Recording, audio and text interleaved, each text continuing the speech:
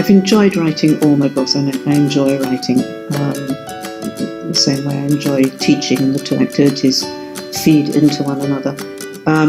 This one was a slightly different experience. It was a very happy one. I really enjoyed particularly writing this book because it was coming out of my own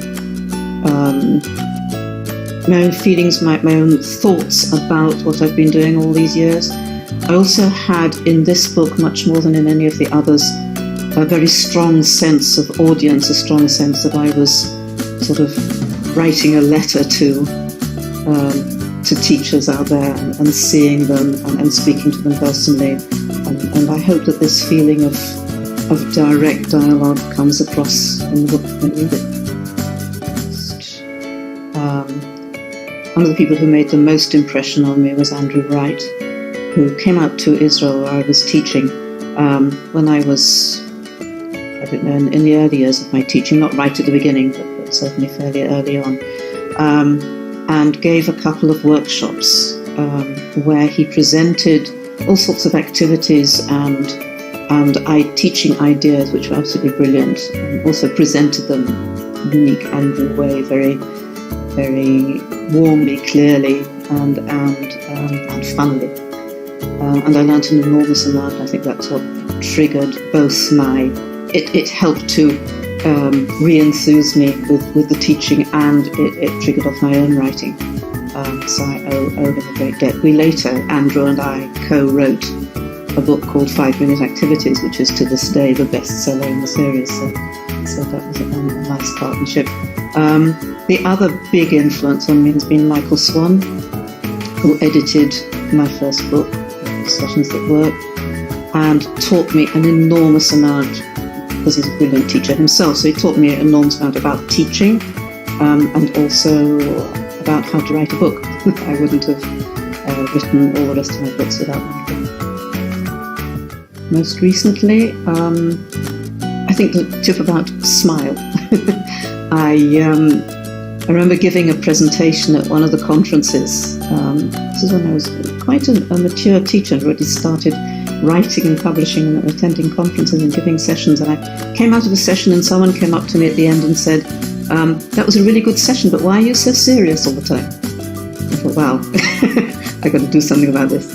And the reason is, of course, that I'm sort of tense and focused on what I'm going to say, and what am I going to say next, and what have I just said, and what words should I use, and I didn't have sort of free time to sit back and smile and relate more to my audience, and that was a real eye-opener. So I tried to make sure from then on, with both in my classroom teaching and in conferences and in interviews like this, I smile as well as be serious.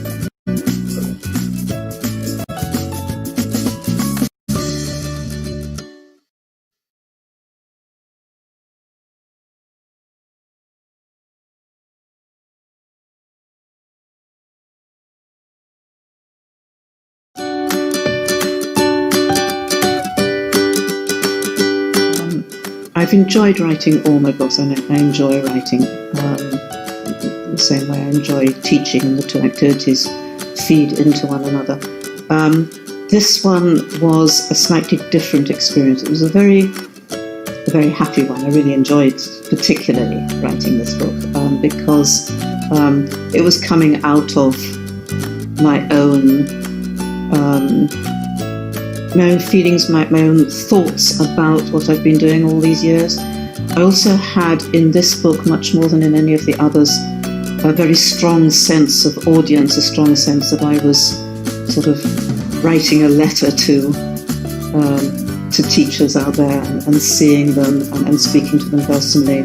And I hope that this feeling of direct dialogue comes across in the book when you read it. One of the people who made the most impression on me was Andrew Wright, who came out to Israel where I was teaching when I was, I don't know, in the early years of my teaching, not right at the beginning, but certainly fairly early on, and gave a couple of workshops where he presented all sorts of activities and and teaching ideas which were absolutely brilliant, and also presented them in a unique Andrew way, very, very warmly, clearly, and funnily. And I learnt an enormous amount. I think that's what triggered both my... It helped to re-enthuse me with the teaching, and it triggered off my own writing. So I owe him a great debt. We later, Andrew and I, co-wrote a book called 5 Minute Activities, which is to this day the bestseller in the series. So that was a nice partnership. The other big influence on me has been Michael Swan, who edited my first book, Discussions That Work, and taught me an enormous amount, because he's a brilliant teacher himself, so he taught me an enormous amount about teaching, and also about how to write a book. I wouldn't have written all the rest of my books without Michael. Most recently, I think the tip about smile. I remember giving a presentation at one of the conferences. This is when I was quite a mature teacher, and already started writing and publishing and attending conferences and giving sessions. And I came out of a session and someone came up to me at the end and said, that was a really good session, but why are you so serious all the time? I thought, wow, I've got to do something about this.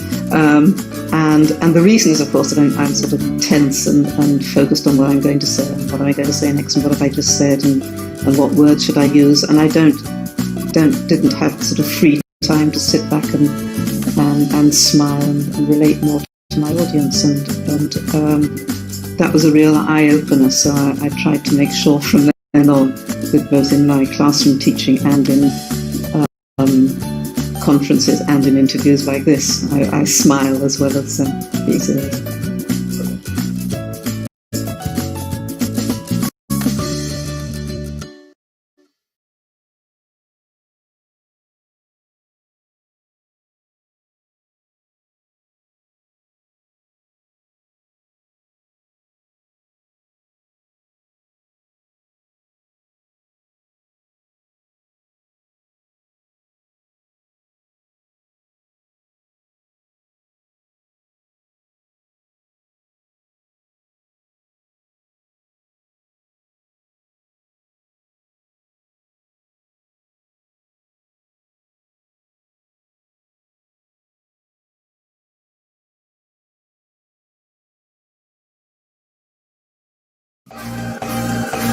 Having an element of choice in class greatly increases motivation and confidence. One of Penny Ear's favourite techniques is to compose or adapt 10 to 15 short tasks. Students can come up and choose which task they want to do. This allows students to work at their own pace and choose activities they are interested in and feel comfortable with. And why not check out our other Cambridge Secondary videos on the Cambridge ELT YouTube channel.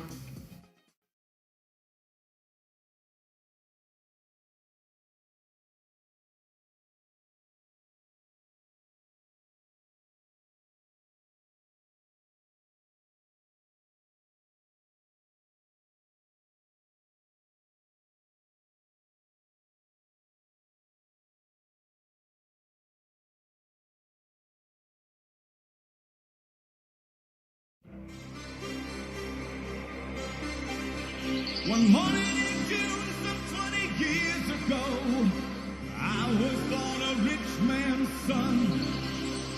I had everything that money could buy, but freedom I had none. I've been looking for freedom. I've been looking so long. I've been looking for freedom. Still the search goes on. I've been looking for freedom since I left my hometown. I've been looking for freedom till it can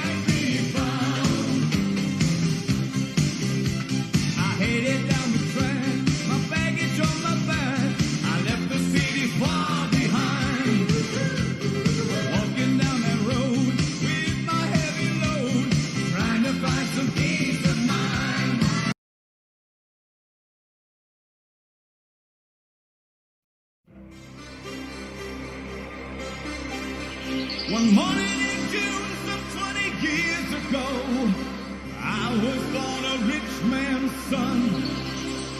I had everything that money could buy, but freedom I had none. I've been looking for freedom. I've been looking so long. I've been looking for freedom. Still the search goes on. I've been looking for freedom since I left my hometown. I've been looking for freedom. Still it can't be found. I headed down the track, my baggage on my back. I left the city far behind. Walking down that road with my heavy load, trying to find some peace of mind.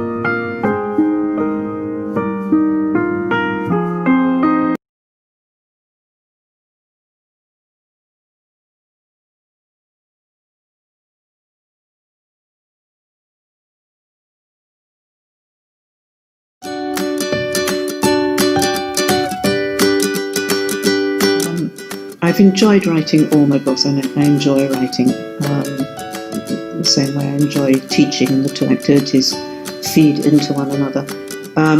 This one was a slightly different experience. It was a very happy one. I really enjoyed particularly writing this book because it was coming out of my own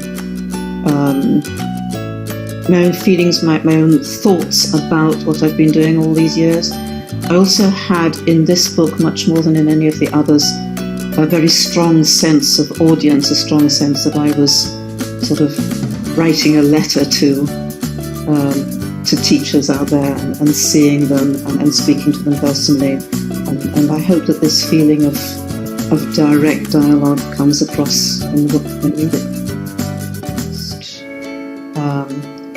One of the people who made the most impression on me was Andrew Wright, who came out to Israel where I was teaching when I was, I don't know, in the early years of my teaching, not right at the beginning, but certainly fairly early on, and gave a couple of workshops where he presented all sorts of activities and teaching ideas which were absolutely brilliant, and also presented them in a unique Andrew way, very warmly, clearly, and funnily. And I learnt an enormous amount. I think that's what triggered both my... It helped to re-enthuse me with the teaching, and it triggered off my own writing. So I owe him a great debt. We later, Andrew and I, co-wrote a book called 5 Minute Activities, which is to this day the bestseller in the series. So that was a nice partnership. The other big influence on me has been Michael Swan, who edited my first book, Discussions That Work, and taught me an enormous amount, because he's a brilliant teacher himself, so he taught me an enormous amount about teaching, and also about how to write a book. I wouldn't have written all the rest of my books without Michael. Most recently, I think the tip about smile. I remember giving a presentation at one of the conferences. This is when I was quite a mature teacher, already started writing and publishing and attending conferences and giving sessions. And I came out of a session and someone came up to me at the end and said, that was a really good session, but why are you so serious all the time? I thought, wow, I've got to do something about this. And the reason is, of course, that I'm sort of tense and focused on what I'm going to say, and what am I going to say next, and what have I just said, and what words should I use, and I didn't have sort of free time to sit back and smile and relate more to my audience, and that was a real eye-opener. So I tried to make sure from then on, both in my classroom teaching and in conferences and in interviews like this, I smile as well as being serious.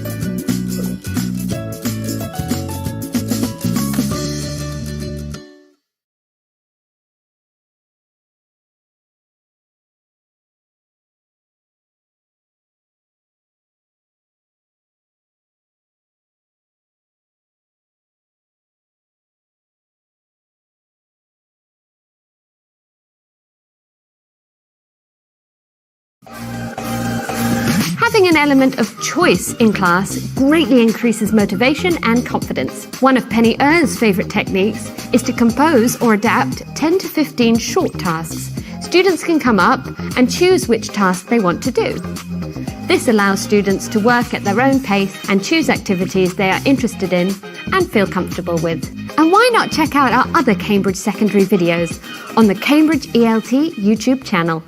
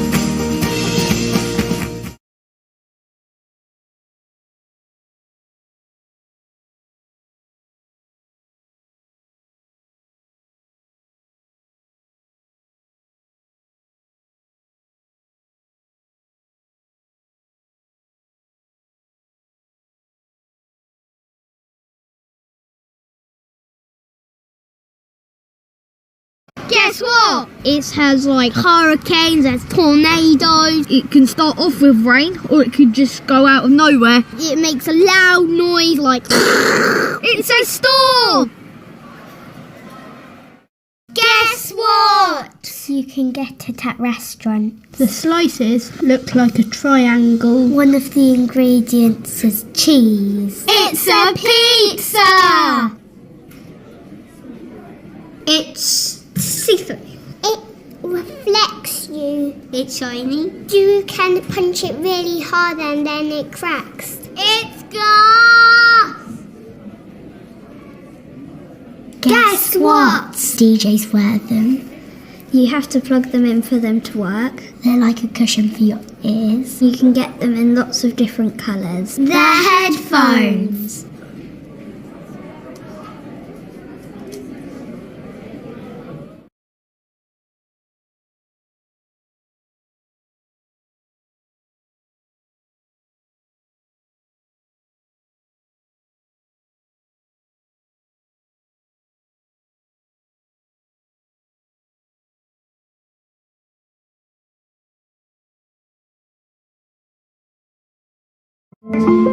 Evolve is the new American English integrated skills course that puts speaking at the heart of the lesson. Learning English requires a focus on many different skills, but we know that students measure their progress in English by their ability to speak spontaneously in real-life situations.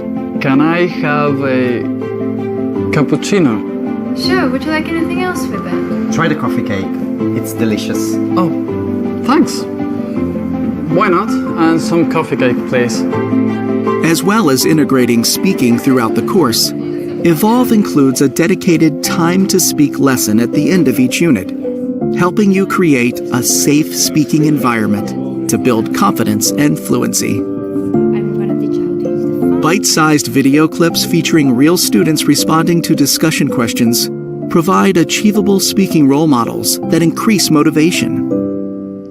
Students can use Practice Extra anywhere for homework and games. And for teachers, this provides valuable data that helps you easily track students' progress. The Teacher's Edition provides busy teachers with integrated tips and inspiration for the classroom, as well as help with your professional development. Whatever your students' reasons are for learning English, with Evolve, you can help them develop the skills they need so they can communicate with confidence. Evolve, because speaking matters.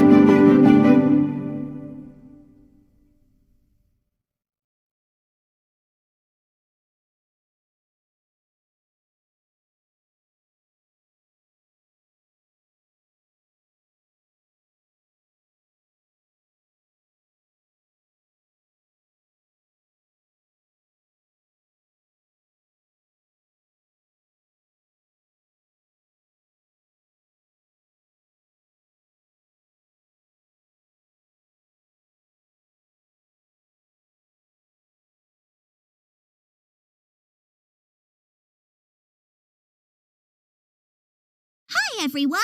Are you ready to join me on a super safari adventure?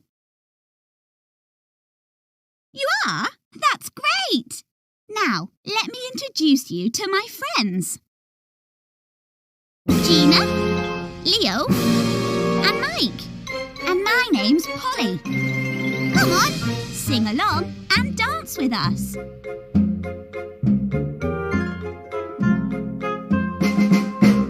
Walking through the jungle, what can you see?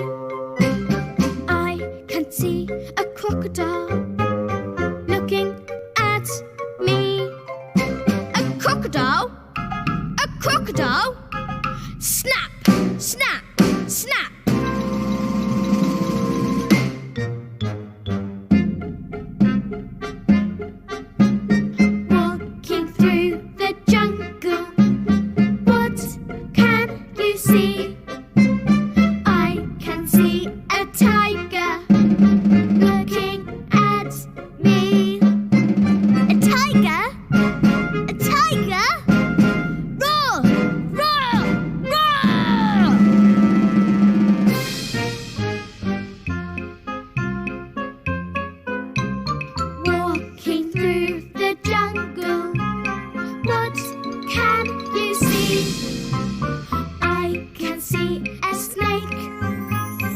looking at me. A snake? A snake? Hiss! Hiss! Hiss!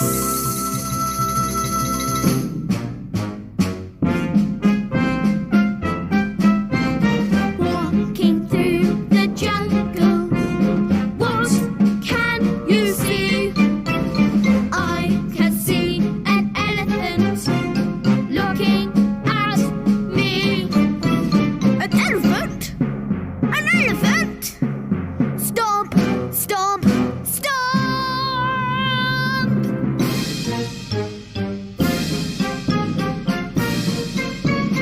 Walking through the jungle. That was great! Keep practicing the song and the moves. And then, when you're ready, your teacher can enter you into our Super Safari competition. Good luck, everyone! Squawk!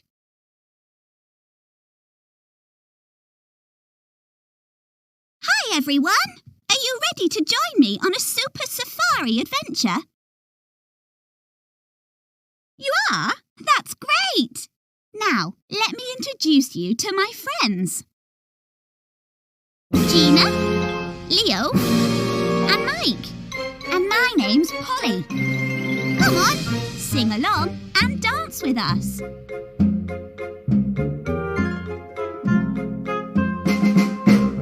Walking through the jungle, what can you see? I can see a crocodile looking at me. A crocodile? A crocodile? Snap! Snap! Snap!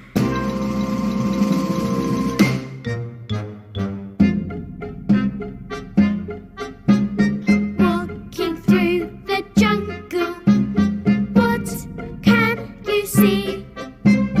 I can see a tiger looking at me. A tiger? A tiger? Roar! Roar! Roar!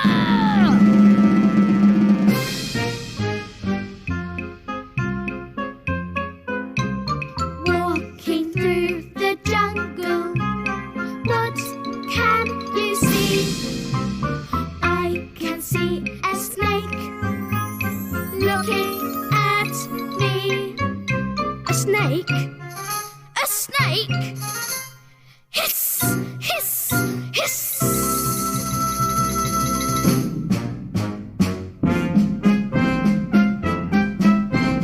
Walking through the jungle, what can you see?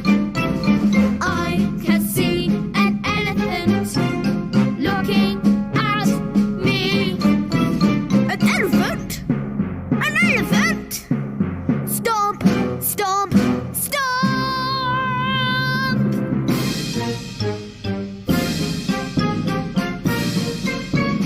Walking through the jungle.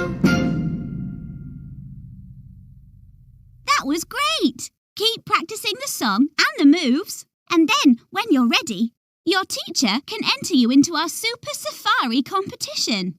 Good luck, everyone! Squawk!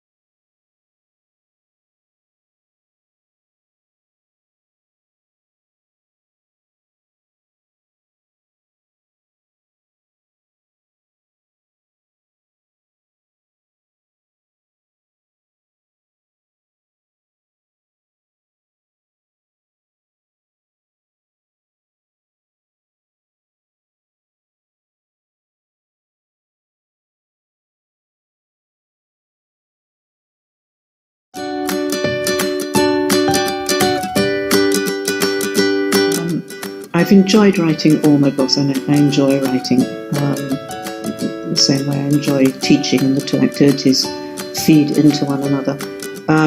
This one was a slightly different experience. It was a very happy one. I really enjoyed particularly writing this book because it was coming out of my own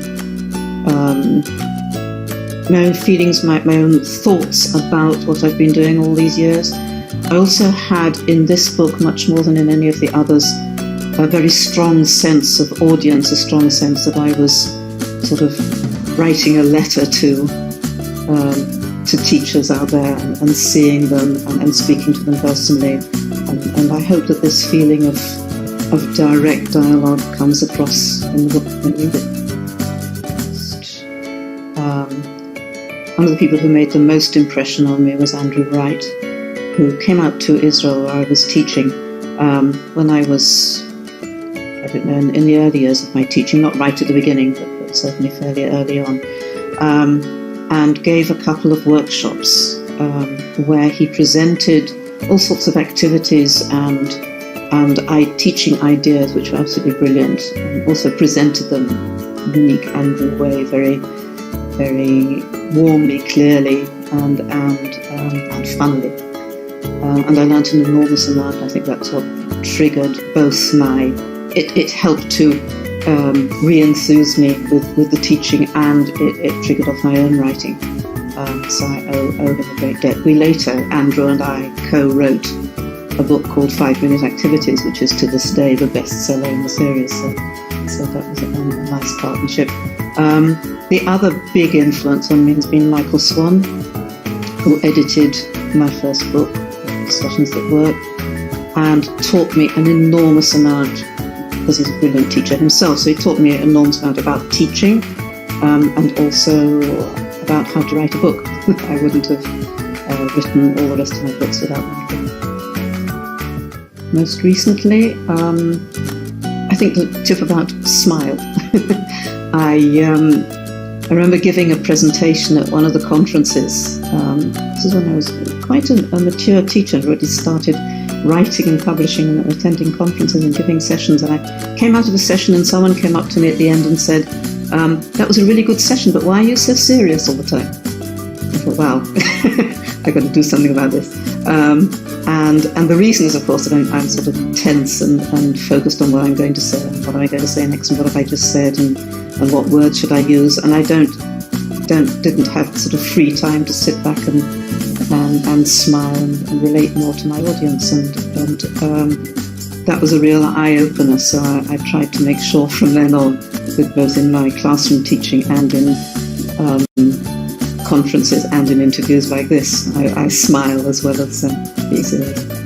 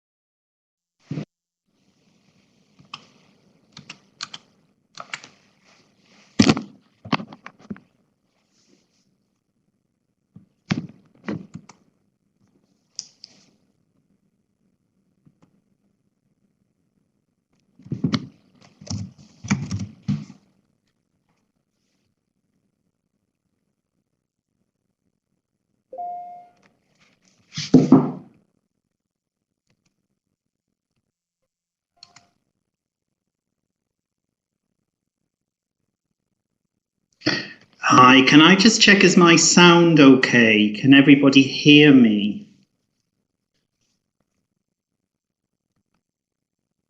Oh, excellent. That's great. Okay.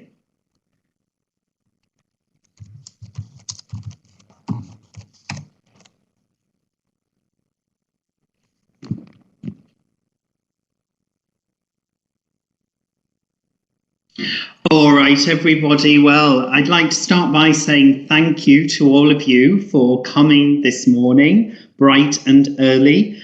I was in Romania last time in February as a face-to-face event for Cambridge, and I'm really pleased to be back today virtually with all of you. And I hope to be back physically sometime in the future in Romania. So thank you very much, everybody, for coming this morning. So what we're looking at today is a fun and physical approach to exam preparation. And I'm going to be using examples from a new Cambridge course, Fun Skills. Okay, let's get started then. So this is my menu for you today. When I'm working with children in the classroom, I always share with them the menu for the day to give them a sense of purpose and a sense of focus. And this is what we're going to be looking at today. First of all, our dual role as teachers. So it can often be challenging when we're trying to balance the roles of being a teacher of English to children and also being a teacher of exams. And that can be a very difficult balancing act. And also not just for us as teachers, but also for children. There can be a number of challenges when they are trying to get ready for these exams and develop their English. So I want us to explore very much today, what are the issues in exam preparation? And then think about best practice in primary English language teaching, and then how we can get the balance right, how we can balance both preparing children for exams and best practice in primary English language teaching. And then we'll move on to look at some sample tasks from Fun Skills. Okay, so that's our menu for today. First of all, then, let's look at that dual role that many of you have. So being a teacher of English to children, but also being a teacher of English to prepare for exams, because it can involve quite different hats and wearing different hats. So how can we do that? Well, first of all, what are the challenges then? Think about some children you teach. So I put some photographs here of children in classrooms. Think about in your mind's eye the children that you teach in your classroom. So you might want to just close your eyes and think about your students. What are they doing in the classroom? What are they thinking? And I want you to imagine, as many of you do, that you are teaching exam preparation. What kind of challenges do the children experience when they're trying to prepare for an exam in English? Can you just type your ideas in the chat box, please? What kinds of challenges do children have in your experience?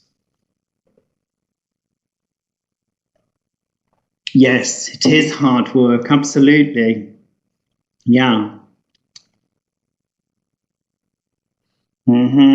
So the traditional way, the different task types, yes, that's a really particular challenge with the exams, isn't it? Getting children familiar and helping children be familiar with the range of task types. Parents' expectations, absolutely.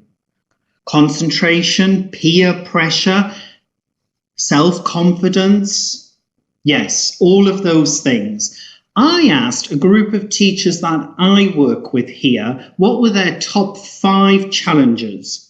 And these are the ones they identified. Okay, so they talked about speaking, that A new thing for the exam preparation classes is the importance of speaking. So preparing children to speak with confidence and clearly. So if we want children to speak clearly, we need to focus on pronunciation. But a lot of teachers said that this can be very mechanical and boring for the children. So that's the first one.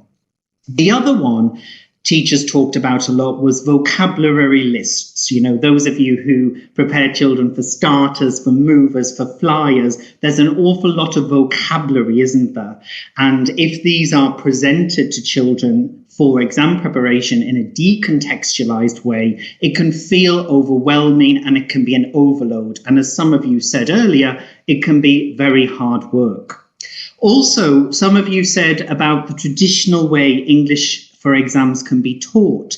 So I often see classes that are very sedentary. The children are, doing book work and they're not active enough. And that's very much what I want to focus on today, is how to help children be more active. Also, some of you talked about cultural background in this exam preparation material and how sometimes for children around the world, and I'm sure it's like this in some of your experiences, they struggle to see the links to their own lives outside of the classroom. And then finally, that upside down one, it's not much fun. So this is very much what today's webinar is about, moving away from these challenges, making it more physical, making it more engaging, and making it more fun. So how can we do that? All right. These are some issues with preparing young learners for exams from the literature. So first of all, we have Andrew Littlejohn. And some of you mentioned the range of task types, and Andrew Littlejohn talks about this. He says that some of the exam task types are very much for the future. So as if the children are rehearsing for something they might do in the future when they're older. So it's not very much in the child's world. And Janie Moon talked about this as well, that the topics, things like jobs, definitely are not relevant to children's immediate lives and their immediate communication needs. So those are both very real challenges. This quote from James Bourke, writing in the ELT journal, he talks about the way language is dealt with. And often in exams, children need to explicitly focus on language, but that's not always a good marriage with how children learn languages and what we know from theory about how children learn. So he's saying we need to package language in a way that makes sense to children. So a whole language approach, whereas exams can often be focused on bits or parts of language. Okay, so let's see then. What can we summarize are the insights from best practice in teaching children, and how can we then apply these insights to our exam preparation classes? All right, so first of all then, we need to get the balance right.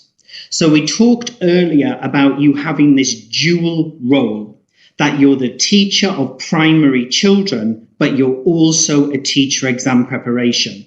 It can be a very difficult balancing act. So how do we get this right? How do we combine the two so that we can be successfully both?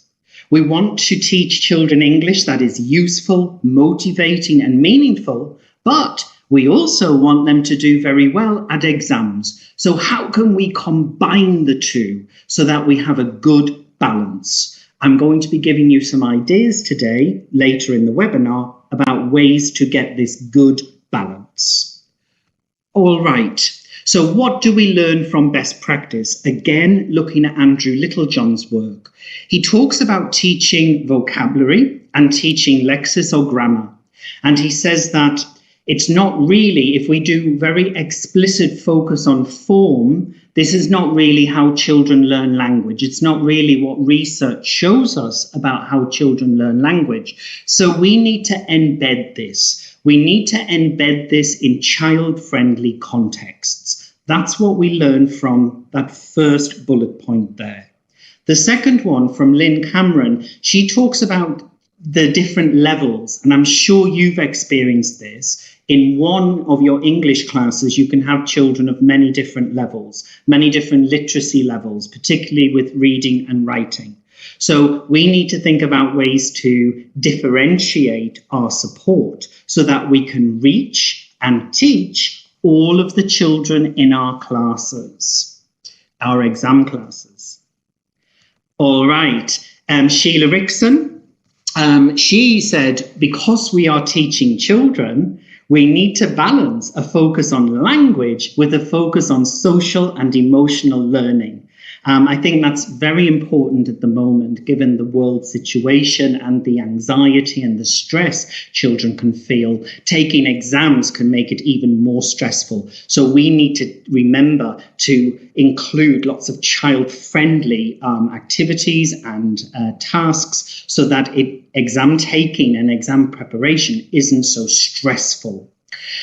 And that's very much what Rico Otomo talks about as well, the stress, that we need to do practice that helps them succeed in the exam, but that doesn't cause stress, that it isn't this traditional learning that you were talking about earlier. Okay, then in terms of the materials you're using, David Hayes talks about the need for the materials you're using to prepare children for exams to mirror or reflect the way children learn language. So that's something very important to remember, that we need to keep remembering in our English lessons for exams, how do children learn language? How can we work with the material in a way that reflects the child development? Then Janet Enevo, she talks very much about motivation, and exam stress and exam preparation can be demotivating for children. So we need to think about ways to keep that motivation very high. Okay, and another quote from James Bourke, again writing in the ELT journal. And for me, this is a very, very powerful quote. And it's an important reminder to us as teachers of children and teachers of exams. So James Bourke says we need to rediscover, so remember, and inhabit the world of the child. So always think about, not the future when they are teenagers and adults, but what about now? What about now for a 9-year-old, for a 7-year-old? So James Bourke says children live in a world of fantasy and make-believe, a world of dragons and monsters, talking animals and alien beings. So I want you to remember those topics he mentions and the importance of make-believe, because in their world there are no tenses or nouns or adjectives. So when we are helping children with vocabulary and grammar, we need to embed that in child-friendly contexts. Okay, let's move on then. So that's very much what we learn from the literature and what the literature tells us about best practice in teaching children English. Okay, so how can we get the balance right, where we want to be child-friendly, we want to be age-appropriate, but we also want the children to do well in these exams? So striking that balance. Well, here I have for you 10 ingredients for success. The first one is to focus on the physical. Exam preparation classes in English should have a lot of physical activity, doing, moving. So it's not sedentary. So using total physical response is a great way to energize and activate, and also help children to focus on meaning in an engaging and child-friendly way. Also, we need to think about the ways in. Now, by ways in, I mean how to introduce children to a task type in a way that is engaging and motivating. So we need to think creatively about our ways in. A wonderful way in is actually by using songs, and using songs that are a little bit wacky, so songs that are a little bit unusual, memorable, playful. So these kind of songs can be a brilliant way in, and then linked to vocabulary development and grammatical development, we can put chunks, so useful bits of language, into the songs to help children notice that language and then use it in their exams. We need to, as much as we're preparing for those exams, we also need to think about how we look at assessment. So it's not just assessment of learning through starters, movers, flyers, but also assessment of learning, that we help children see that they are making real progress in their English lessons.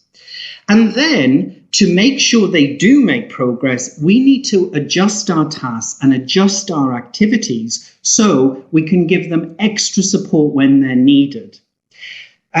So we're not just purely language focused on vocabulary and on grammar. We also need to remember to develop sub-skills, the sub-skills of listening, reading, speaking and writing in a way that supports the exam task types. Very importantly, we need to develop visual literacy. So working with pictures, working with photographs, working with images, because I'm sure, as many of you know, lots of the exam tasks include pictures to be child-friendly. So because they are very full of images, we need to use a lot of images in our lessons. Personalization is so important. Remember the literature saying we need to anchor in the child's world. So we need to do that through personalization in our speaking tasks and in our writing tasks. And perhaps one of my favorites of all, we need to have lots of focus on pronunciation, but that focus needs to be fun and it needs to be child friendly. So rather than phonology, I call this phonology. So we're going to be putting the fun in phonology today. So those are 10 ingredients that help us balance teaching children English and teaching children exams preparation. So how can we do this in a practical way? Let's move on. All right. So I'm going to now share examples with you from the Fun Skills series to make this very clear and very practical. So the first one then, this is starters preparation. Okay, so how many of you teach starters, pre-A1 starters? Just type in the chat box. Who teaches? Okay, many of you. Okay, all right. So this is for you. Okay, so many of you will be familiar with A1 starters part 4. Now, remember, we said we want to engage them. We want to grab their attention, keep their curiosity high through different ways in. And one of my favorite ways in is songs. So here you see, look at the picture there. What do you think is the vocabulary and the grammar we're trying to work on in those songs? If you look at the 4 pictures. Exactly, that's right. Rooms in my house. Exactly. Brilliant. So we've got the bathroom, we've got the bedroom, we've got the living room, and we've got the kitchen. Yes. And also, if you look at the lyrics, there's a bee, there's a snake, there's a tiger, there's a lizard. So we're also, yes, we have furniture, prepositions of place, insects, animals, and it's all integrated and embedded. The brilliant thing about high frequency starters vocabulary through a song is that the children will start singing the song. Before they know it, they are practicing a listening task. And this is listening part 4 in pre-A1 starters. And also remember, we said the need to have chunks of language. So there we have, don't worry, I can help you. So think about how high frequency and how important that is for this period in the world. Don't worry, that reassuring. So very high frequency. And also it reflects what Sheila Rickson said about the need to have the social development as much as the linguistic development. Linked to that, making child-friendly listening tasks. So for example, if you look at the next page, you have listen and do, listen and point, listen and colour. So this is all very, very useful listening and speaking practice. So this is for speaking part 1, where they're describing, they're listening, and then they're describing the rooms in the house and the prepositions of place. But by doing tasks like listen and do, listen and colour, listen and point, it makes it very child-friendly. And remember, we said we want to personalise.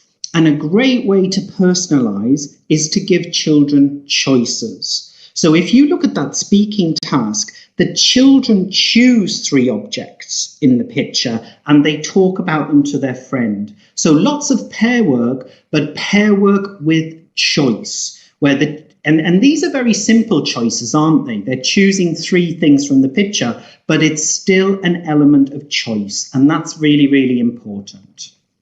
Okay, so that's pre-A1 starters. Yes, they love listen and colour. That's great. Yeah. Okay. Also, pre-A1 starters, this is book 2. The previous one was book 1. So this is reading and writing part 5.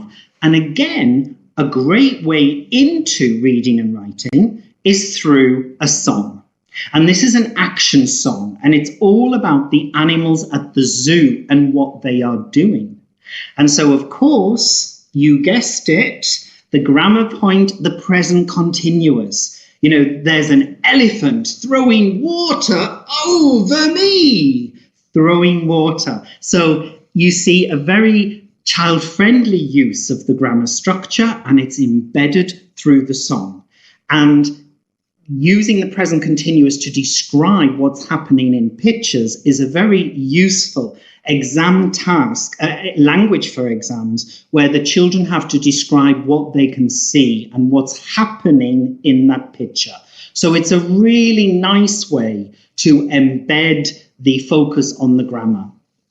Also, we talked about differentiation and how we need to provide extra support to some children, depending on their level, depending on their strengths and their needs. Okay, so this one, the next picture, which is all about questions in the present continuous again, let's do a little game to give children this extra support. So dealing with questions is such an important exam skill, isn't it? Especially for the lower levels.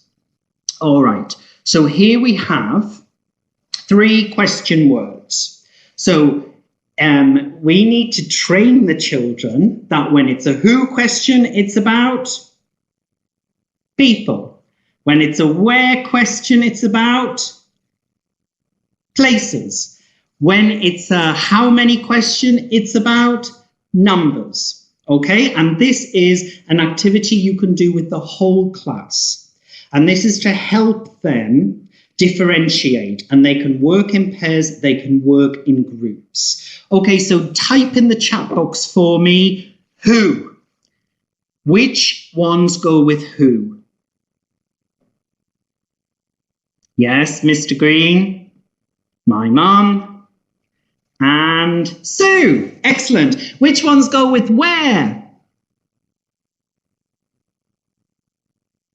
At school.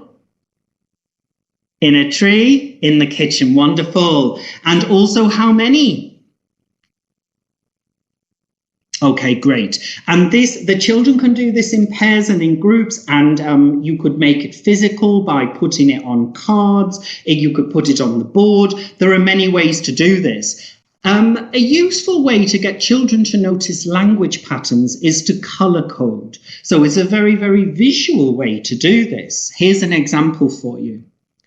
So by colour coding, you see you can say to the children, because we want to encourage noticing skills, we want to help them notice language. So when we say, what do the red ones tell us about people? What do the purple ones tell us about places? What do the green ones tell us about numbers? So the color coding is helping children notice language patterns. Okay, good. All right, let's move on then to A1 movers. How many of you teach children preparing for A1 movers? Right, many of you teach all of them. That's great. Okay, all right. So this one then, this is for A1 movers, speaking part 1. And we are going in through a chant. Now, we are using a very, very visual and a very engaging focus on this chant. And it's obviously parts of the body. Okay, now these are monsters. And because we said we need to develop visual literacy, we want to use images that grab their attention, that as soon as the children open the book, they want to start describing in their mind's eye. And then they look very closely to spot those differences, and that gives them a real reason to use the language and describe. Okay, again, if you look at the next page, also preparation for listening part 1, this is listen and colour. And again, they have personalisation and choice, because if you see the second one, snort, snort and snore, the second one is snore, the children can choose what colours, and then they can describe snore's appearance. So it's a very child-friendly way of getting them to notice and describe. So this is the chant that it's based on. Remember, we said we want to make chants fun and physical. So let's practice that now. I want you to be brave and I want you to be bold. Okay, so let's do the actions. It's got a long moustache. Everybody stand up, be brave, be bold. It's got a long moustache. It's got a curly beard and a long moustache. It's got a long moustache. It's got curly beard and a long moustache. It's got a thin neck, a curly beard and a long moustache. It's got a thin neck, a curly beard and a long moustache. It's got green shoulders, a thin neck, a curly beard and a long moustache. It's got green shoulders, a thin neck, a curly beard and a long moustache. It's got big teeth. Everyone show me your teeth. It's got big teeth, green shoulders, a thin neck, a curly beard, and a long moustache. Well done. Okay, you get the idea. Now, that's a very different, for me anyway, a very different focus from head, shoulders, knees, and toes. I think you'll agree. All right, so that's A1 movers. That is book 3. Hilarious, I know. Okay, let's move on then to book 4. Now, what is a huge topic in movers preparation? School. Now, school is very familiar to children, isn't it? But they don't always like school, and they often dream about different types of school, don't they? So we're using dream schools here where we're appealing to children's love of make-believe. And this is what James Bourke was talking about. So if you look at the pictures, if you can see them there are 4 different children around the world. And maybe they are in a dream school in the jungle. Maybe they have teachers who are pirates. Maybe they have their lessons in the trees. So you see, this is all movers vocabulary, and it's appealing to the children's love of imagination. Okay? And in terms of differentiated support, you can see on the next page, Sage the Squirrel. So instead of all of the tips for exam practice coming from the teacher, it becomes child-friendly because these tips become from Sage the Squirrel. Okay. So, linked to that then, the song then provides support for writing. So you see there the different verses about the dream school. We've got adjectives there, so recycling in a fun and a physical way, because the high frequency movers vocabulary has all been embedded in the song. And the song lyrics then provide scaffolding for the children to complete the sentences. And you know, sentence completion is a key movers task type. So the dream schools of the 4 different children, the verses from the song, provide scaffolding for the children to write about their own dream school. And there you see the child at the bottom is dreaming there about the classrooms in their dream school, who are the teachers in the dream school, and the uniforms, the clothes in the dream school. And as you can see, there are 3 choices. So we said the importance of giving children choices there. Okay. So that is A1 Movers, Book 4. Then we come on to, okay, this is for Book 5. How many of you teach A2 flyers? We're moving on to flyers. Okay, lots of you again. Okay, so we said we wanted to help children notice patterns, and we wanted pronunciation to be fun and, if possible, physical.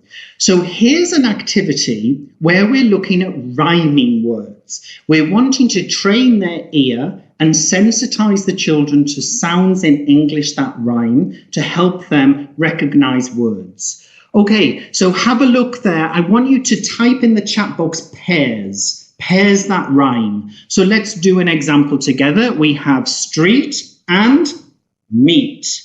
Street and meat. Excellent. Red and bread. Brilliant. What else? Beach and peach. Cat and hat. Boy and toy. Now cowboy, toy, street, cheese, park, shark. Excellent. Well done, everybody. Okay, so the children can do this in groups. They can do it in pairs. You can do it on the board with the whole class. Lots of ways to do this. And I've color-coded them because I think color coding is very, very useful to help children notice. So there you can see. So our orange one's street and meat, red one's now and cow, purple one's shark and park, and so on. Okay, so why are we doing this? Well, we're doing this as preparation for the material. So this is Book 5, and again, it's a song. It's all about me. So this song has a very Hawaiian feel, actually, I think, and which is fun and appealing for children, you know, who are 10, 11, 12 years old. And the thing about this is we have helped them with the rhyming words through that activity, shark, park, beach, and so on, to help them predict. So prediction and listening to check predictions is a key exam task type, isn't it? Especially for the A2 flyers. So we've done that activity to help them predict, and then they are going to then work together, see what they think the lines are, and then listen to the song to check. And prediction and checking predictions is useful for many parts of the flyers exam. Okay, speaking then, we said they need a lot of personalized choice, and the song provides a scaffold as a frame to help them speak. And so we need to always think about ways we can really use our songs to help them with the speaking and the writing. So the receptive skills are helping the productive skills. That's Book 5. All right, this is actually Book 6. And this is, again, using visual literacy as ways to get children curious and ways to get them interested. So another very, very common topic for children is animals. But this is animals with a difference, because these photographs of animals are quite unusual, aren't they? You see the lion with the sunglasses immediately their eyes are on that image. So you're wanting to capture their imagination. And also, a way to get them curious, you see the photographs of the animal footprints. So instead of the usual photos of animals in different habitats, we have the different footprints in the habitats, and then the children have to work together and guess. I think these are lion footprints. I think they are giraffe's footprints. So giving views based on the picture, a key exam task type, isn't it? So this is to help them notice. And we are building up their vocabulary and we're building up their structures through our use of image. Again, images and artwork on the next page. This is for reading part 7 and reading and writing part 7. And lots of teachers say this is challenging for the children and for the teachers to teach as well. So again, using humorous artwork, such as this photo story, this picture story of a trip to the jungle that has humor, really motivates the children to talk about it. And what we know from research is that doing speaking before the writing helps scaffold the writing. Okay. Also from book 6, so this is the highest level book, again, the use of song. And I wanted to kind of demonstrate for you one of the songs in the book. And again, we want it to be fun and we want it to be physical. And TPR, as we said earlier, is a great way to get children using the high frequency vocabulary related to the topic. So this is a way for you to embed the flyers vocabulary and activate children at the same time. So this is one of my favorite flyers topics, going into space. And again, I don't know what your neighbors will think, but I want you to be brave and I want you to be bold because we are going to do this song. So this is book 6 and it's Let's Go to Space. Now, I'm going to show you the actions. So we'll demonstrate the actions and then we'll do the actions with the song. So I hope you can see that there. The first one is I want to be an astronaut. So this is the action for astronaut, walking on the moon. And I want to fly around. So I want to fly around the planets. I want to take a rocket to the stars and take photographs of Jupiter and Mars. So take photographs of Jupiter and Mars. You see how the action is really supporting the children with meaning. Okay, but how will I feel alone in a spaceship, looking down at Earth far away? So looking down at Earth far away, how will I feel? Will I feel sad, alone? But what do I need? A friend. So I want to call my friend to come on my space holiday. Now, very important message for the moment. I think I will be fine. I think I will be fine on my space holiday. Okay, so those are the actions. I want you to be brave. I want you to be bold. Stand up and let's have a go. Okay, I want you to lift off the roof. You don't need to sing. You can lip sync the words. I feel lip syncing is a great technique for teachers of English because it's not you dominating. It's the children who need the pronunciation practice, not the teacher. So let them sing with gusto. Let them lift off the roof. You can mouth the words. Okay, so we're going to do the actions. We're going to lip sync the song. Are you ready then? Okay, ready? Stand up. Be brave. Okay, good. Excellent. Ready?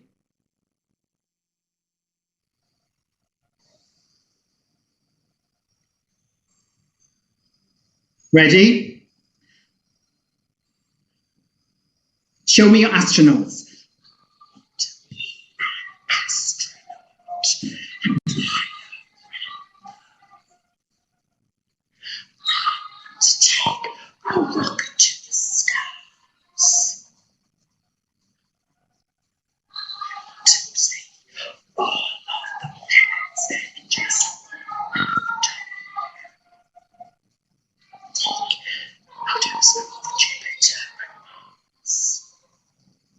Ready?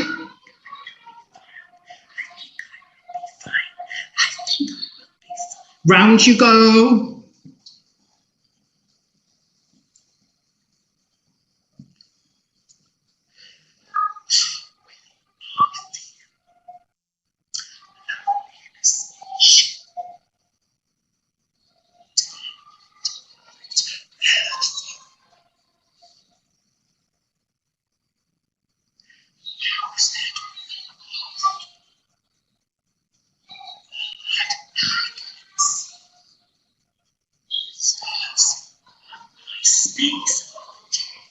Ready?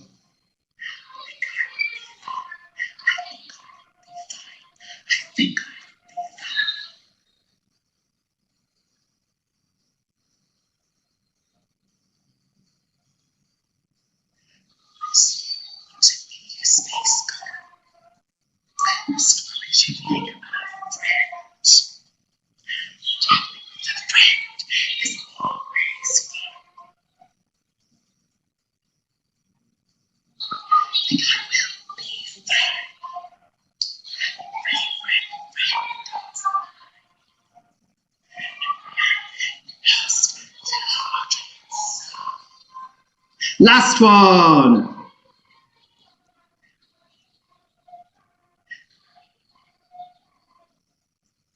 And the final.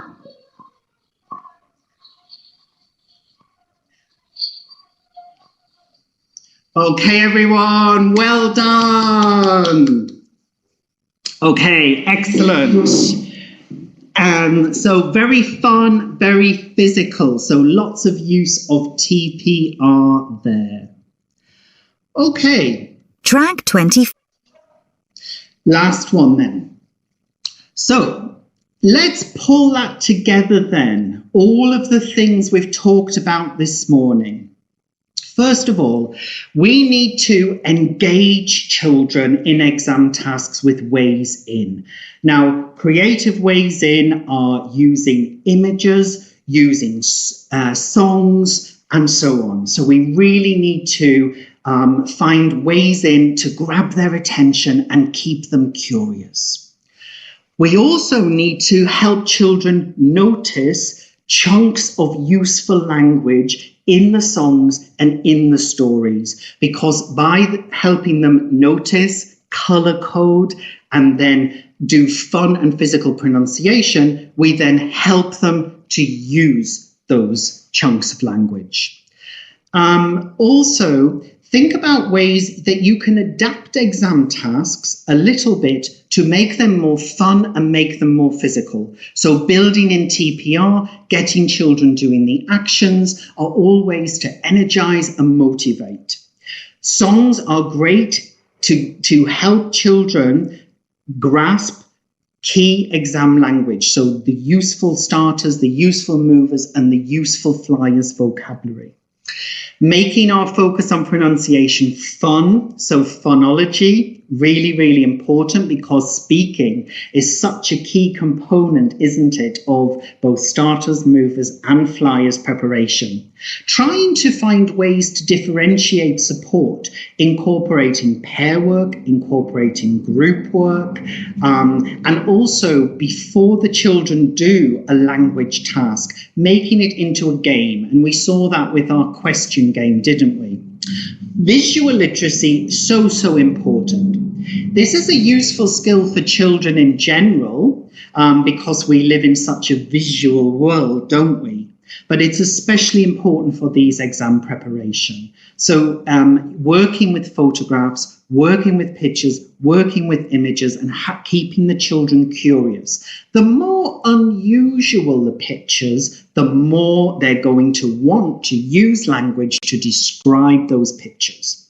Crossover preparation refers to useful tasks that help with different skills. So we saw lots of examples there of scaffolding where the song was helping with speaking, and then the speaking was helping with writing. So very integrated skills approach. And very, very importantly for children, even at the youngest of ages, is giving lots of choices where they can choose according to their preferences and their interests really, really helps to motivate and keep that engagement high. So personalization is so, so crucial.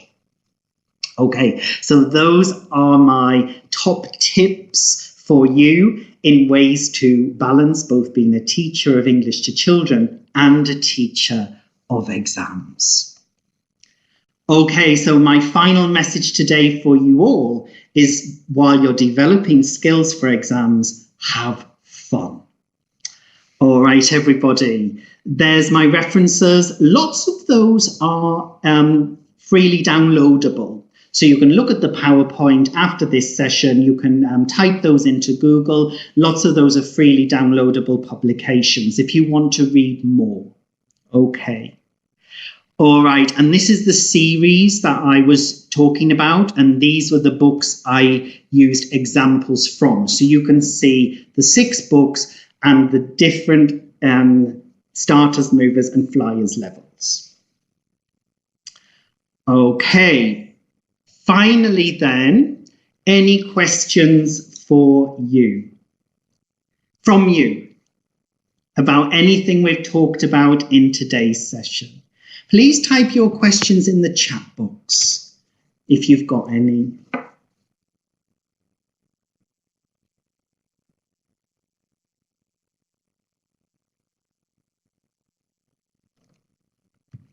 Hopefully it was useful, and when you go back to school, you'll be able to use some of these, and also when you are teaching online as well, you can adapt these tips for online. So here's a question from Iona. Some children from the upper levels of primary consider songs childish for them. This is true. This happens in a lot of contexts when they feel that course book songs are too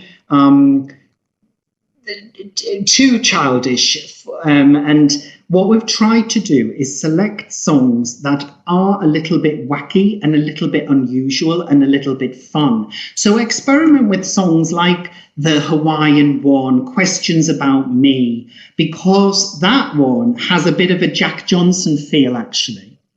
And also, I think you can try and experiment with authentic songs and really adapt the task types for the starters, movers, flyers for these songs. It depends how old the children are. Need to be a little bit careful with lyrics because sometimes they're not appropriate for children, are they? But there are child-friendly versions of authentic songs that you could ask the children, what songs do they like? What are they listening to? And then think about with your colleagues, could you use these songs for exam practice for the listening tasks, and then share your ideas together.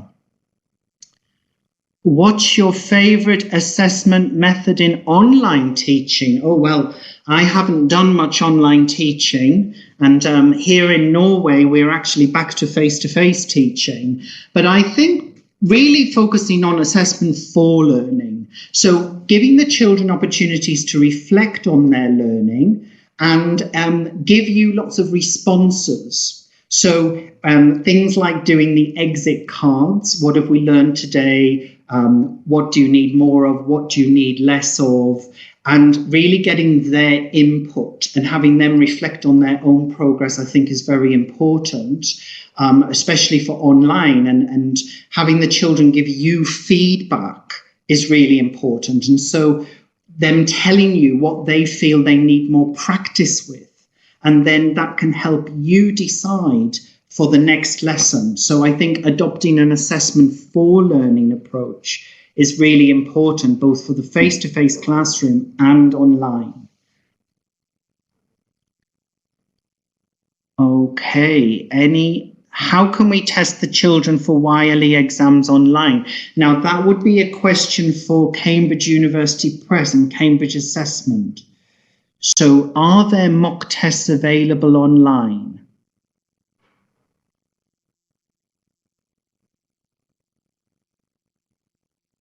That I don't know. We'd have to check with CUP and let you know.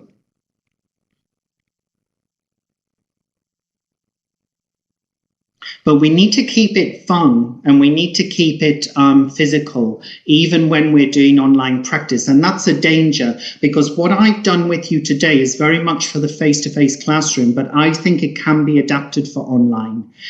We need to keep the physical and we need to keep the fun, whether it's online or face-to-face. That's very important. And there is the danger that when we move online, we lose the physicality. So what we've tried to show you today is, encouraging the children to be brave and to be bold, to do the chant, to do the songs, etc.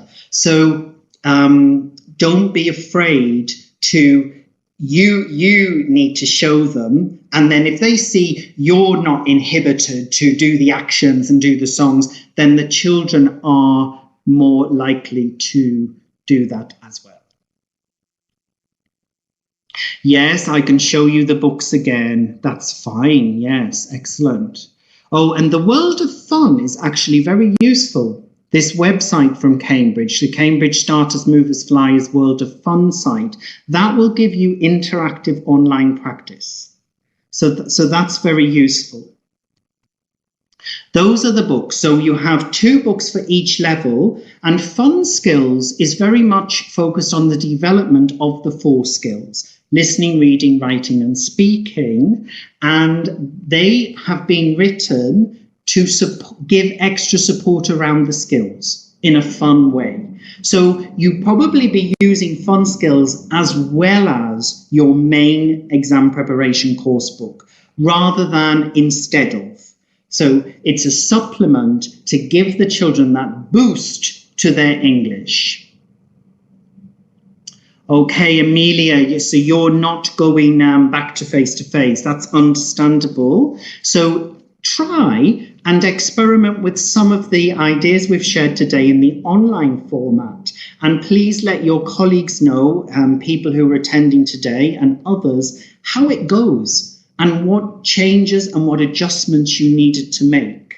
But I think you can actually use a lot of the ideas, the visual literacy ideas, working with images, working with pictures, can be done both virtually and physically. Any other questions?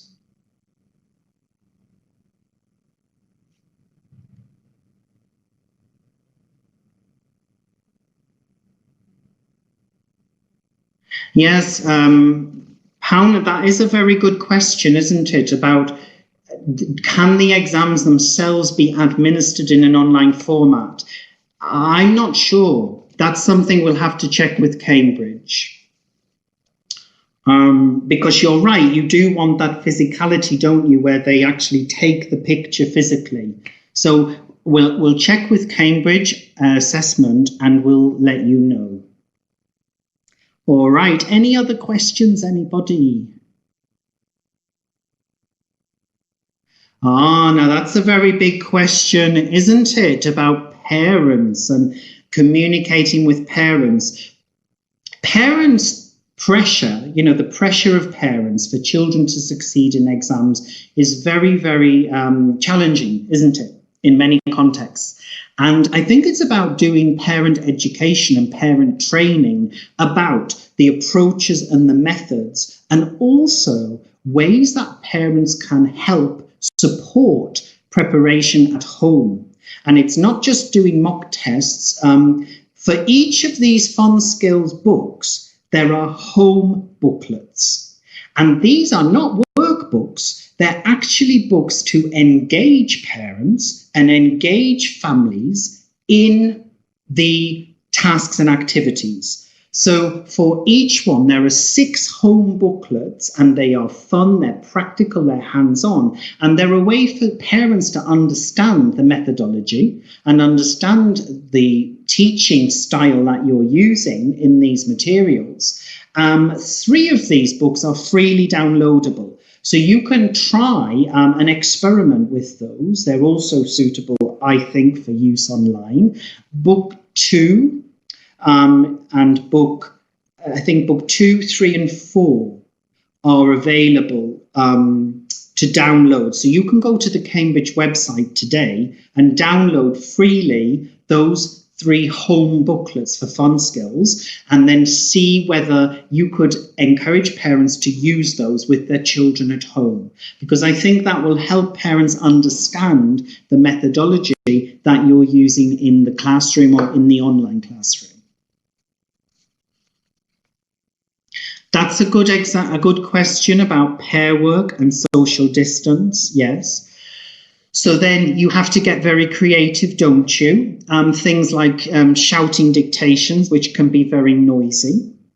But if you do that at a set period, not all day and not every day, but you have set periods when you do things like the shouting dictation. And also thinking about ways to have children, if you're going back to the physical classroom, thinking about ways to have children move around.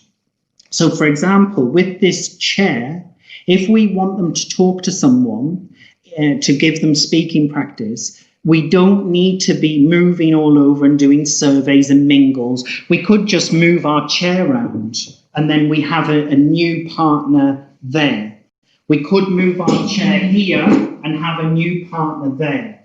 Move our chair around, a new partner. So we're wanting to minimize movement, but we do need to keep a communicative classroom.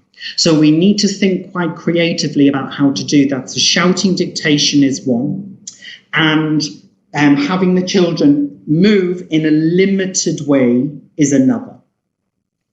They could just stand up and move, but it minimizes movement rather than these mingles and surveys where they're all over the classroom mingling with many different people.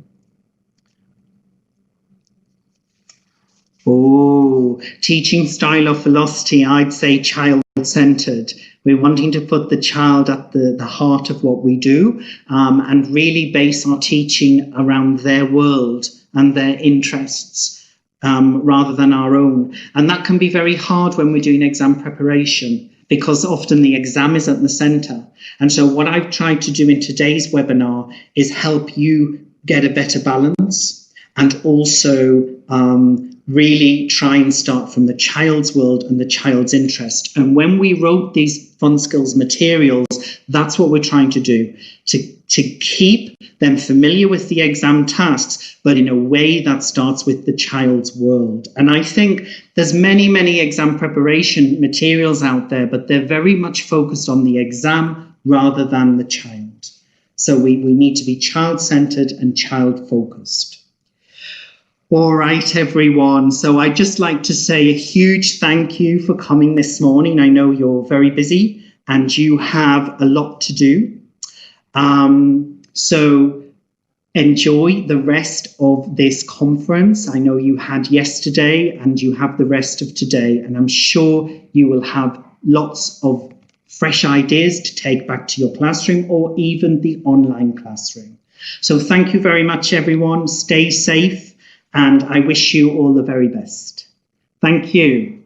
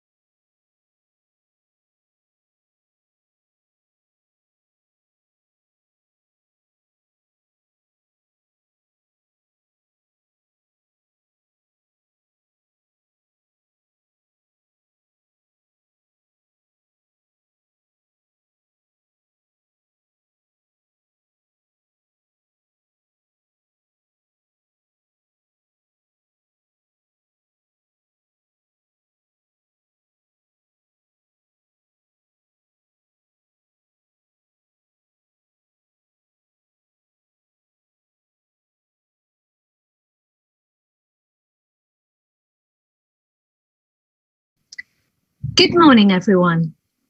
My name is Alexandra Green, and today I will be speaking for Hamilton House Publishers about the Activate and Reactivate writing books at B2 and C2 level.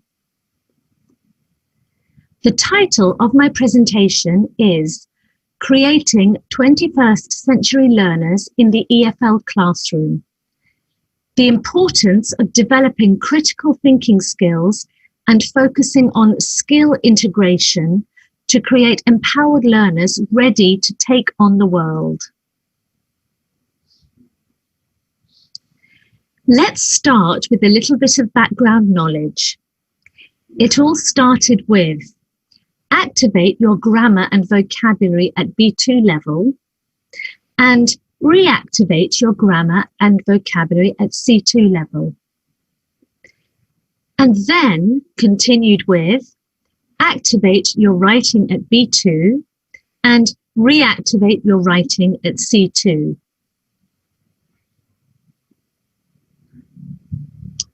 Let's now take a look at certain factors that need to be taken into account when creating a book for writing.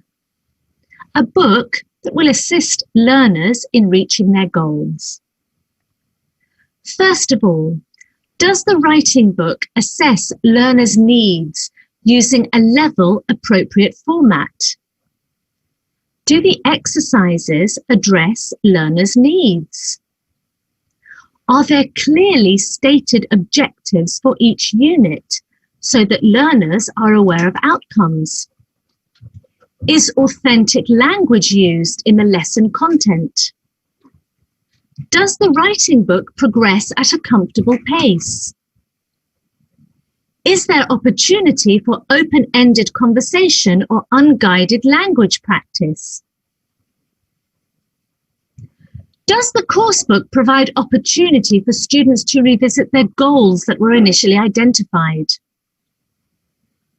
Is the learner required to apply skills or knowledge in appropriate activities and/or exercises?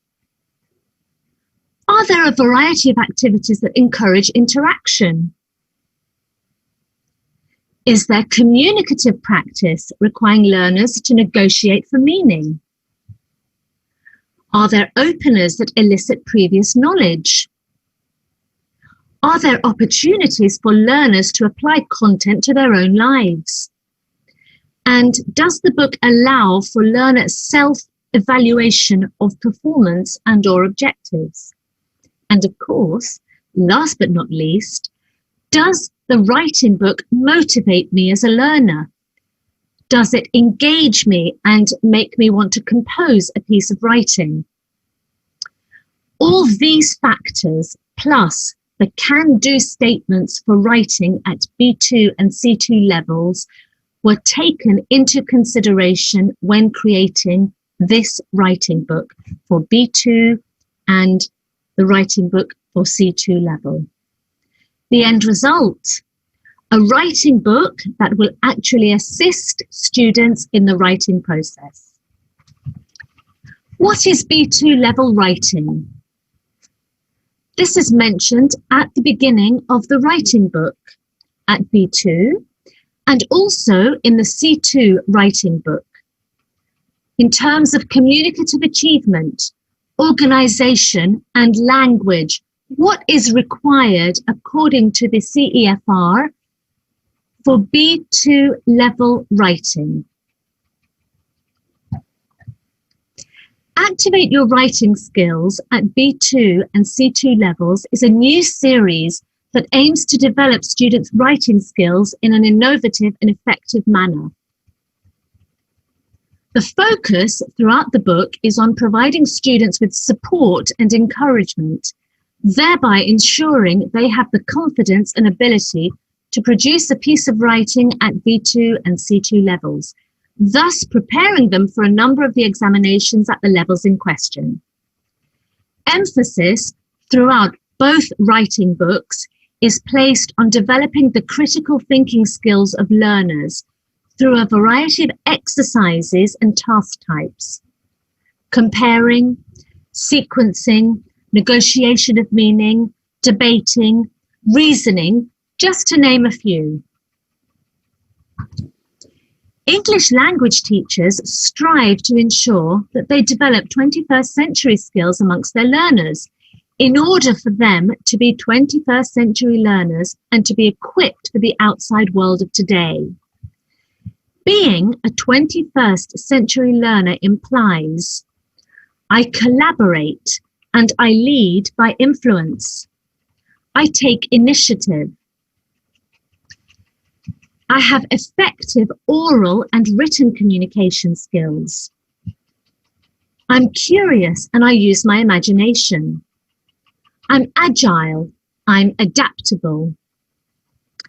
I have developed critical thinking skills and problem-solving abilities. And I can assess and analyze information. These are the skills, in other words, that are required for students to master the preparation for success in a rapidly ever-changing society. These skills are analytical reasoning, problem-solving, and teamwork, as previously mentioned. Skills that, in other words, are not merely content knowledge-based.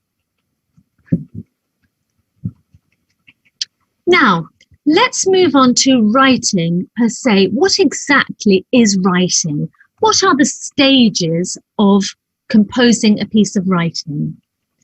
There is, of course, the pre-writing stage, the drafting of the piece of writing, the revision, the editing, and last but not least, publishing, presenting the piece of writing, whether that be to a teacher, a fellow student, or an examiner. Let's take a look at the pre-writing stage. During pre-writing, ideas are generated. Students determine the topic and opinion for the target audience. Students develop an outline and organize their materials in order to complete the task. Pre-writing activities, in a nutshell, prepare learners for a final writing task and activate, review, or build sub-skills that assist the learner in completing the main writing task. The activities often focus on the audience, the content, and the vocabulary necessary for the task. How, therefore, do we tackle the pre-writing stage? Well, there are a number of ways. Brainstorming, free writing, clustering, pros and cons, mind maps, asking simple questions, or outlining, for example. Let's look at the brainstorming stage. We can use a list.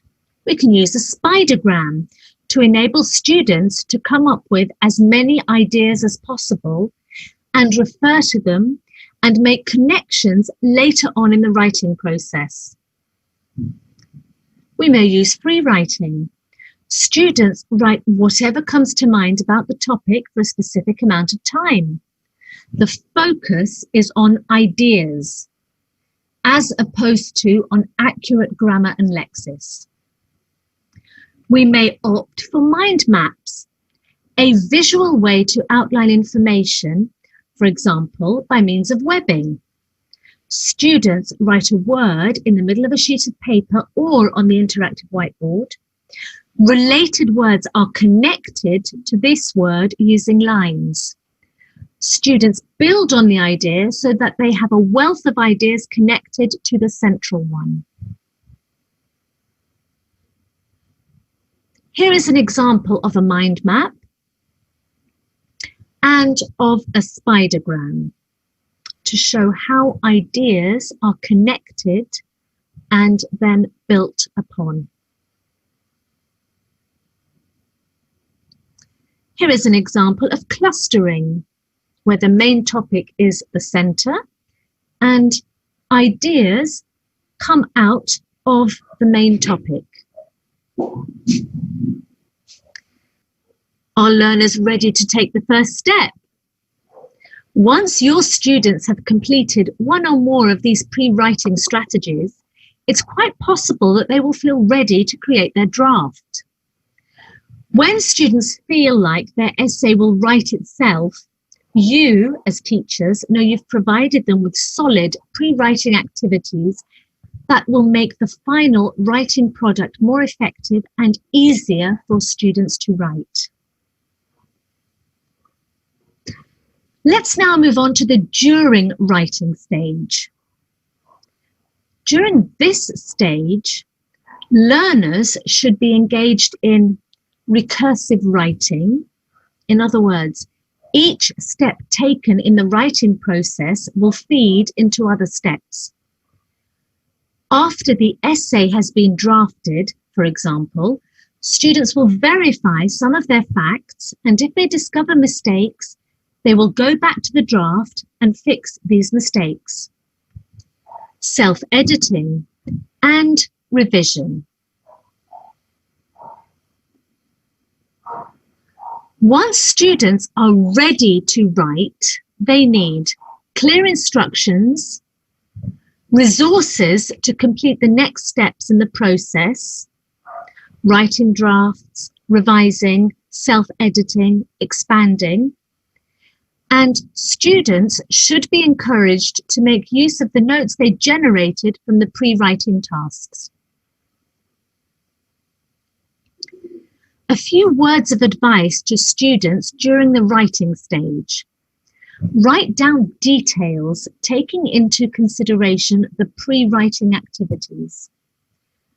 Revise your first draft, paying attention to ideas, opinions, and rewrite it, taking changes into account. Proofread your second draft, focusing on spelling, grammar, and punctuation. And then you're all set, ready to go. We'll now take a look at the post-writing stage. This stage is the step in the writing process where the written text is shared with other audiences, such as a peer editor, their teacher, an examiner. Post-writing activities help students polish their work. Many writers look at post-writing and rewriting as where the real work of writing begins. Teaching your students to complete post-writing activities with each assignment will help them to grow as writers and gain confidence in their writing skills. In a nutshell, the purpose of post-writing activities is to help learners reflect on and revise their writing based on feedback from an audience, such as peers and/or their teacher, and also to allow for sharing or publishing of the final product. The fundamental components of post-writing activities are as follows. Reread your piece of writing, making sure your sentences are comprehensible. Add phrases that make, for example, your story flow smoothly. Cohesion markers, pronouns, conjunctions. Eliminate any details that are redundant and irrelevant. Proofread for spelling, vocabulary, and grammar. And edit your piece of writing. Last but not least, of course, share with your audience, whoever that may be. So, in a nutshell, the pre-writing stage, brainstorming ideas, writing, write out those details. Later, you'll make your improvements. Revise. Revise your first draft, paying attention to vocabulary, content, and organization. Rewrite. Rewrite the draft, including your changes. Proofread. proofread your second draft and correct conventions such as spelling, grammar, punctuation mistakes, and of course, publish or present your piece of writing. Taking all the aforementioned into consideration, the writing books Activate Your Writing Skills at B2 level and Reactivate Your Writing Skills at C2 level were created. Let's now take a look at the methodology behind the course books, behind the writing books. Skill integration is advocated throughout the books. In order for students to express their ideas in an effective manner, they need to be involved in brainstorming with the aim of clarifying their thoughts and forming opinions. With the intention of ensuring quality writing, students are guided to become empowered learners and are as such provided with intrinsic motivation to learn. Through empowerment, learners recognize and act upon their abilities. Let us take a moment to ask ourselves, what is learner empowerment and why is it so important? Learner empowerment denotes the process of becoming stronger, more confident. Denotes becoming an effective reader, an effective listener, and then an effective writer. Learner empowerment enables one to learn on one's own, according to one's learning style. Visual, auditory, kinesthetic, tactile. Learner empowerment denotes making choices, something extremely important in learning. And it also means assessing one's progress. In other words, focusing on self-assessment. Empowerment is about how students approach learning in a motivated way with confidence and eagerness to tackle a task. Empowerment is the process of creating intrinsic task motivation by providing an environment and tasks that increase self-efficacy and energy. Through empowerment, our learners are brought to the center of the learning experience. They are guided to recognize and realize their abilities, and they take ownership of the language. And this results in motivated, engaged, and effective learners. As teachers, we need to ensure that emphasis is placed on self-directed learning, thereby ensuring that the responsibility for initiative, the process, and the outcomes of learning are in the hands of the learners. Learners, as such, need to be provided with intrinsic motivation to learn, tasks that encourage critical thinking, which are present throughout the writing books, and autonomous decision-making skills. What do we mean by intrinsic motivation to learn?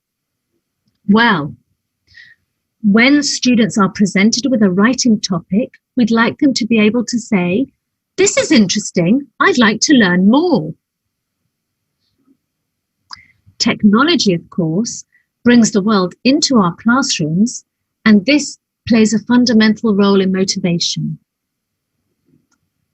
Activities that focus on critical thinking, such as listing, categorizing, matching, sequencing, comparing, decision-making, memory games, should be implemented throughout the learning experience and are present throughout the writing books.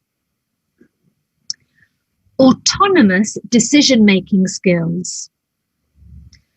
A learner should be able to say, I have to complete these tasks. Which one do I want to start with? Through empowerment, therefore, learners are guided to develop the skills for teamwork, cooperation, participation, opportunities for which we can see throughout our B2 and C2 writing books. Learners will then be able to listen actively, communicate in a clear manner, think critically, be curious about the world around them, reflect upon and consider things from a different perspective, and of course, become autonomous learners. Let's take a look at the 4 dimensions of learner empowerment taken into consideration when creating the Activate and Reactivate series. The first dimension is meaningfulness. This refers to the value of the task with regard to the beliefs and preferences of each individual student. In other words, the task should mean something to the student in order to generate motivation. The second dimension is competence. Empowerment derives from the feeling of being capable of performing the task in question. In other words, our goal as teachers is for students to say, I can do that. So when discussing, when brainstorming, and when looking at model pieces of writing, we want students to be able to say, yes, I can do this. I understand the task type. I have the lexis. I have the grammar. I have the ideas. The third dimension is impact. The more impact a student believes he or she will have on the lesson, the more motivation there is to work hard to make an effort. As humans, we are empowered to do things we believe will make a difference. And finally, we move on to choice, perhaps the most important of the dimensions of empowerment. This concerns whether the learner has the opportunity to determine the task goals and how to accomplish them. The more choice one has, the more empowered he or she will feel. Let's now proceed and look at the structure of the writing books. We shall start with B2.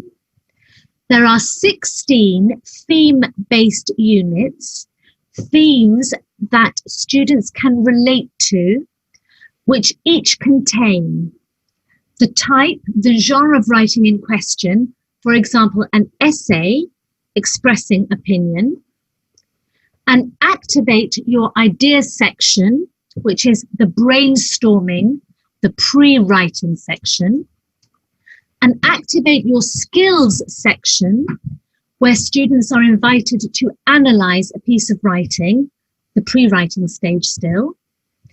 There are exercises that will elicit key lexis and grammatical structures. There is the activate your writing section, putting pen to paper, the during writing section, if you like. There is a writing checklist, the post-writing section. And there is a model writing section for teachers. In the C2 level, there are 15 theme-based units. The structure of the writing book is the same. Here we have an example of the unit. It's Unit 3. The title is Health Matters. It is a formal email of application. Here we can see the Activate Your Ideas section. Students are invited to look at the diagram and then discuss in pairs Then they will categorize which things they do daily, which things they should do more often, and which things they never do. Categorizing, as previously mentioned, an activity that encourages students to develop their critical thinking skills. We also have an example here of the Activate Your Writing section. Students read the task and complete the writing plan, thereby assisting them to structure their writing properly. And they then have their writing checklist. It is an article. In their article, do they have a catchy title? Check.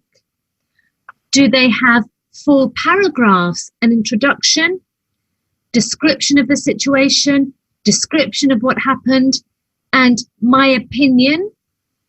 Check, check, check, check. Did they use adverbs? Check. Did they use adjectives to describe feelings? Check. Did they use idioms? Check.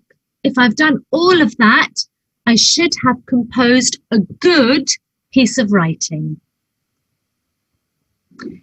Here we have another example of a topic, a formal email asking for information. Again, the Activate Your Ideas section. Read this statement and discuss as a class. Do most people agree or disagree? This encourages interaction and it encourages students to express their opinions. Read these statements about going abroad to learn a foreign language and list them in order of importance. Again, an activity that focuses on the development of critical thinking. Listing. That's order of importance for each individual student. So it is personalization. And there is also pair work that follows. This is an example of the Activate Your Skills section. This is where students view a piece of writing and analyze it. They circle, they underline. In a nutshell, let's take a look at the goals of the writing books at B2 and C2 levels. The goals are to provide students with the support and encouragement they need to produce a good piece of writing at those levels. The goals are also to ensure that students have the confidence and ability to produce a piece of writing at those levels. The goals are to make writing a natural, engaging process and to enable learners to develop their critical thinking skills through a variety of exercises and task types, as previously mentioned, such as comparing, sequencing, negotiation, debating, reasoning, just to name a few. My question to you now is, are you ready to activate your writing skills? Thank you very much, and I wish you the best of luck. Goodbye.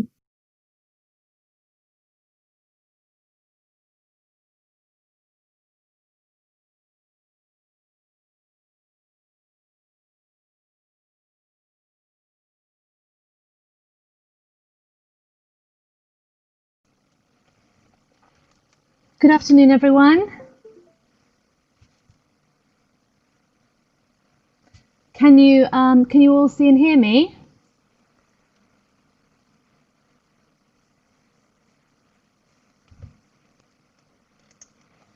Hello?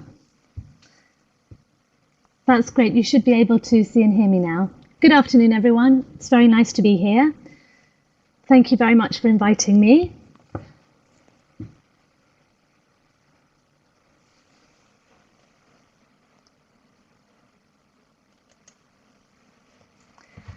So I hope you enjoyed the presentation about activate and reactivate your writing skills.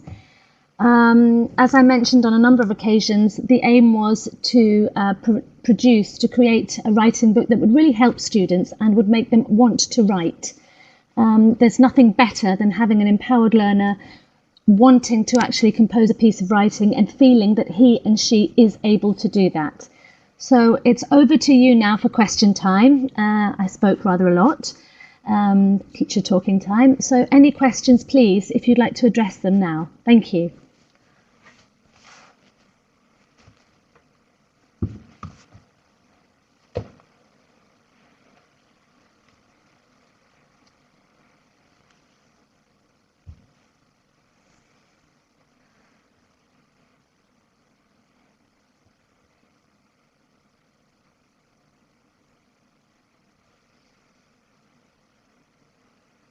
I shall put my glasses on so I can see better.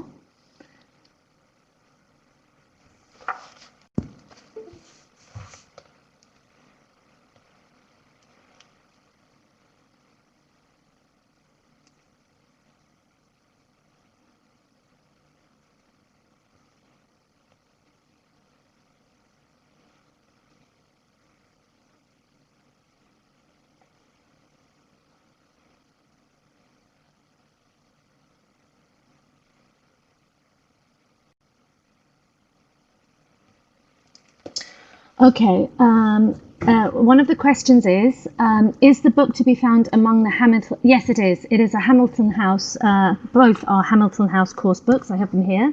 So let's start with the B2. This is Activate Your Writing at B2, and it's Hamilton House Publishers, and this is Reactivate Your Writing at B2. Once again, Hamilton House Publishers. As I mentioned at the beginning of my presentation, it all started with the activate and reactivate your grammar and vocabulary, and then it moved on to the writing. Yes, so this is, these are both writing books available and published by Hamilton House. So your classroom rules, how do you... Okay, I have a question here about classroom rules. It's an interesting question. What do you do? How do you make students familiar with the rules? I presume this is a question asking generally about classroom rules.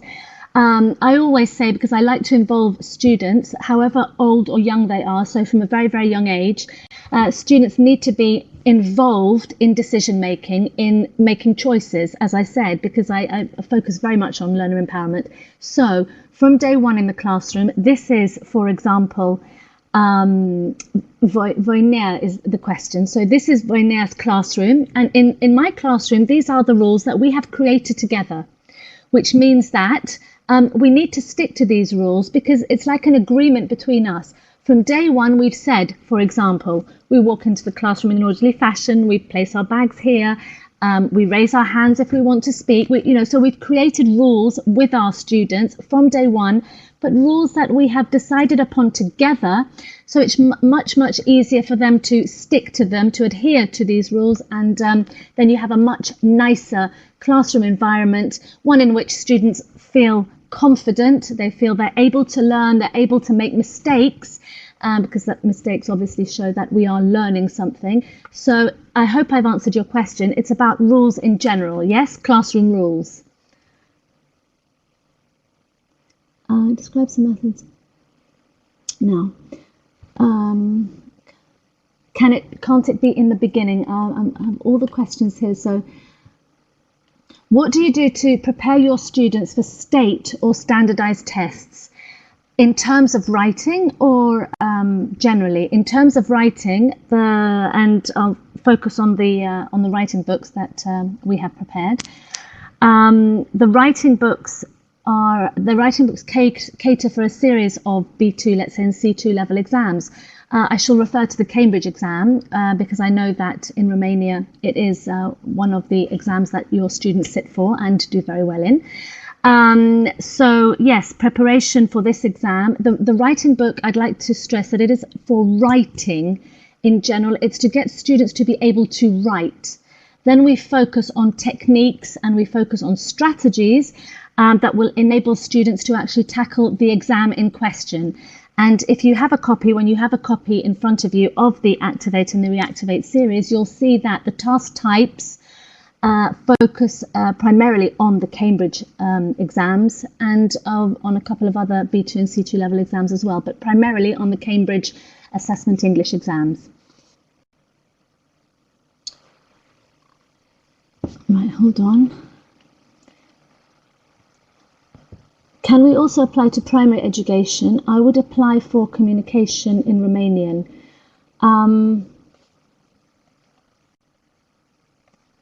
Primary education, do you mean, are you talking about learner empowerment? Because if you are, if you're asking me if we can also apply learner empowerment to primary learners, absolutely so. And skill integration from day one is something that we like to advocate in the classroom. Right from the beginning, it's important that students learn the mother tongue learn the target language as if it were their own.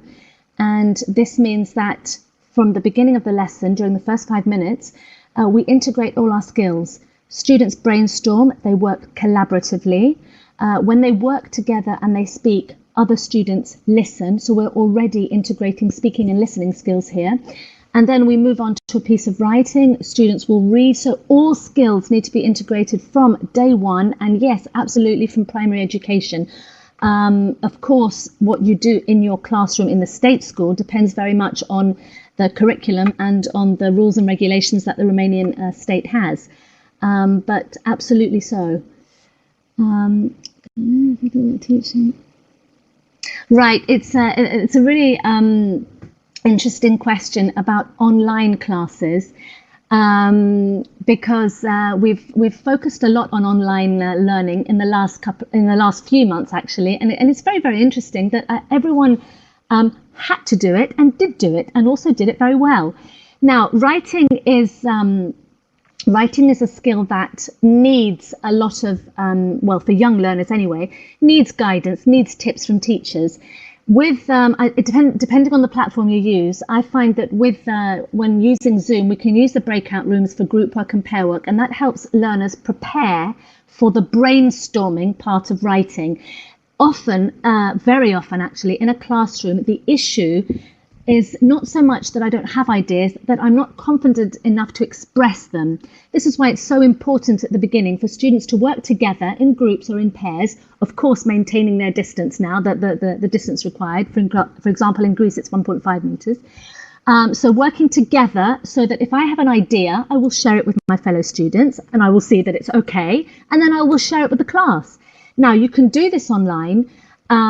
With breakout rooms, you can get students to work together to brainstorm their ideas, and then we follow the process.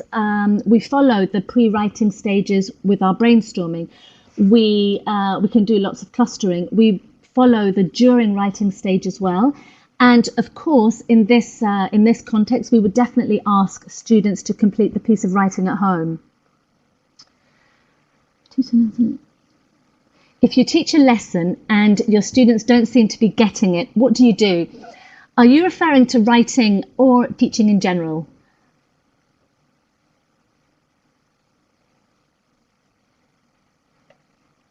General, yeah. I mean, okay, it's the same really in any case.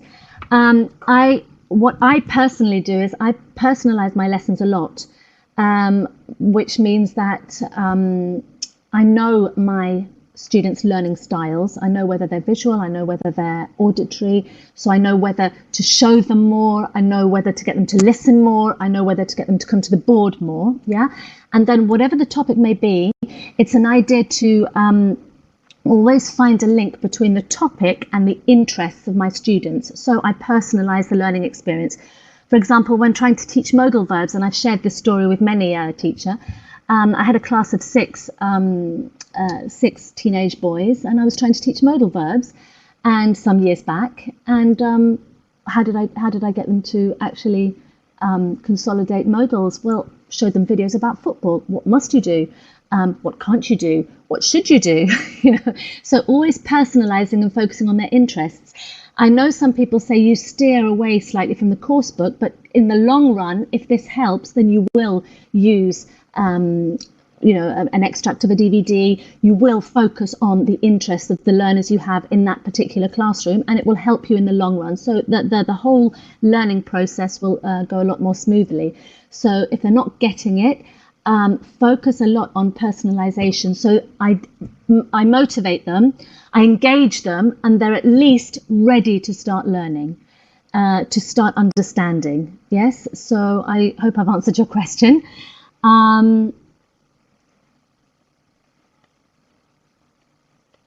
I don't think there are any questions that I have missed out.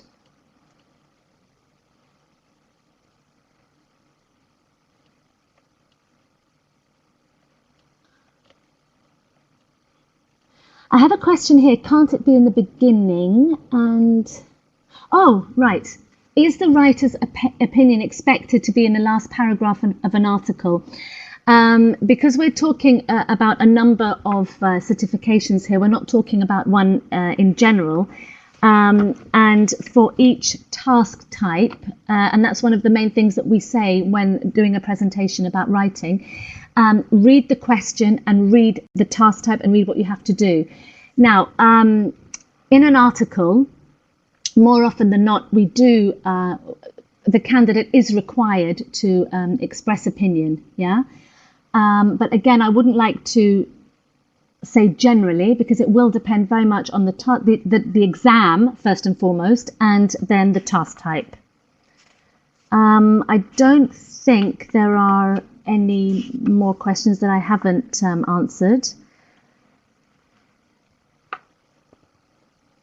For example, in the Cambridge Assessment English exams, first for schools, you will express your opinion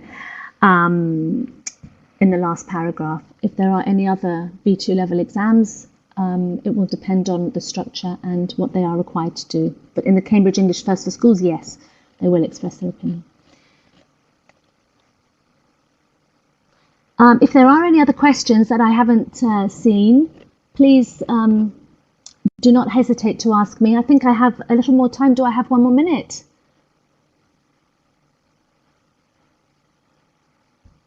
Right, thank you. I'm using your course books. Okay. That's a lovely comment. Thank you so much for that. That's a really, it's always lovely to get it's always lovely to get some good feedback. How can teachers reach out to the community? I think as teachers we do reach out to the community from a very, very young age, from a very young let's say level. Teachers are there. Teachers are there to not only to teach foreign languages, not only to teach a new target language, but we also provide students with values from a very young age, don't we? We say to them, these are age-appropriate values for this age. We're reaching out to learners as they progress and as they get older. I think teachers in the classroom showing that they're interested in what students have to say, having a brief discussion, even if that's in the warm-up of the lesson, because in the warm-up of the lesson, you can ask them, so how was your afternoon yesterday? What did you do this morning? What did you do before coming here? What are you going to do when you leave here? That's showing interest to our learners, and that's what they need. Because parents are very, very busy, aren't they? They're very busy. They don't have very much time for extra things aside from parental duties. The teacher is the role model. The teacher is there. So I think we already do reach out to the community with the values we share with our students, with the interest we show in our students' learning, with trying to give meaning, and this again comes back to empowered learners, give meaning to what we teach, giving students choice. I think we are actually there. I think we're there, and I think we do reach out to the community. Thank you all very much. As I always say, it's always a pleasure to discuss and to share ideas with Romanian teachers. Always a pleasure. I'd like to thank the conference organisers very, very much. Thank Fisher very much. Thank all of you for being here. And look forward to being with you again. So thank you very, very much, everyone. I hope I've answered your questions. And hopefully we shall meet in person, COVID permitting. Thank you very much, everyone.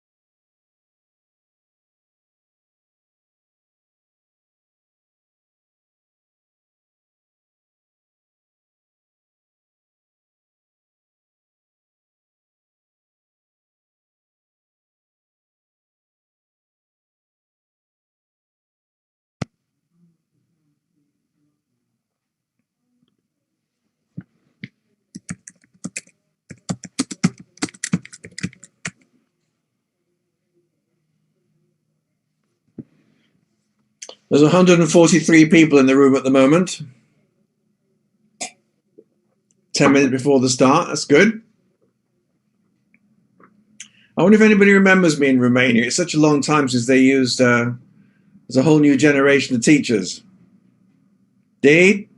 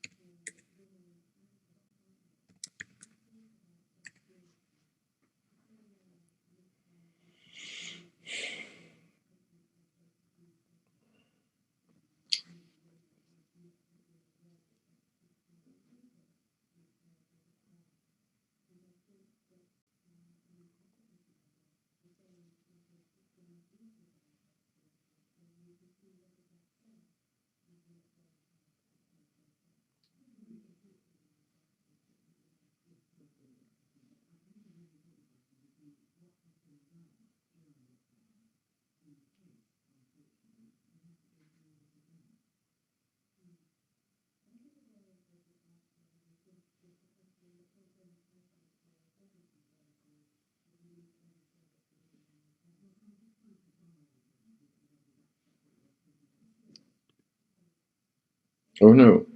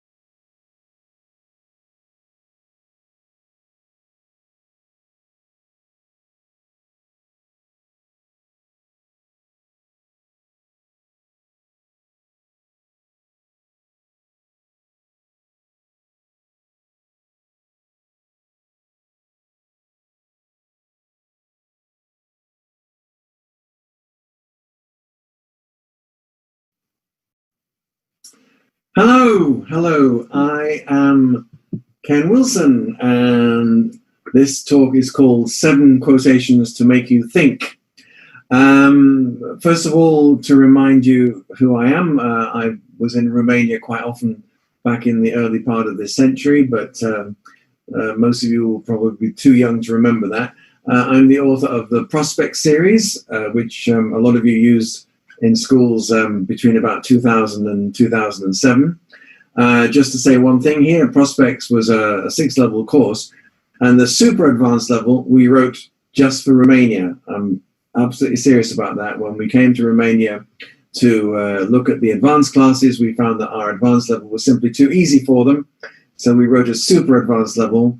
And Romania was the only country where the super advanced level was used. I'm also one of the authors of the Move Ahead series, which I think some of you may have used way back in the past. So my talk is called 7 Quotations to Make You Think. What I've done is I've taken quotations from famous people to help us reflect on how we teach. The quotations themselves are not necessarily anything to do with education, but I've turned them into some thoughts on the way we teach. Here are 3 of the people who I will quote later on. You can probably work out who they are. Now, if this was a real talk, it is a real talk, if it was a talk in a room with real people in front of me, I would say what I always say at this stage, which is, look, if I ask you any questions, shout out answers and really don't worry if your answer is right or wrong. And I think this is something I carry into my teaching. I think students get so anxious and nervous about saying a correct answer, giving a teacher a correct answer when she asks them a question.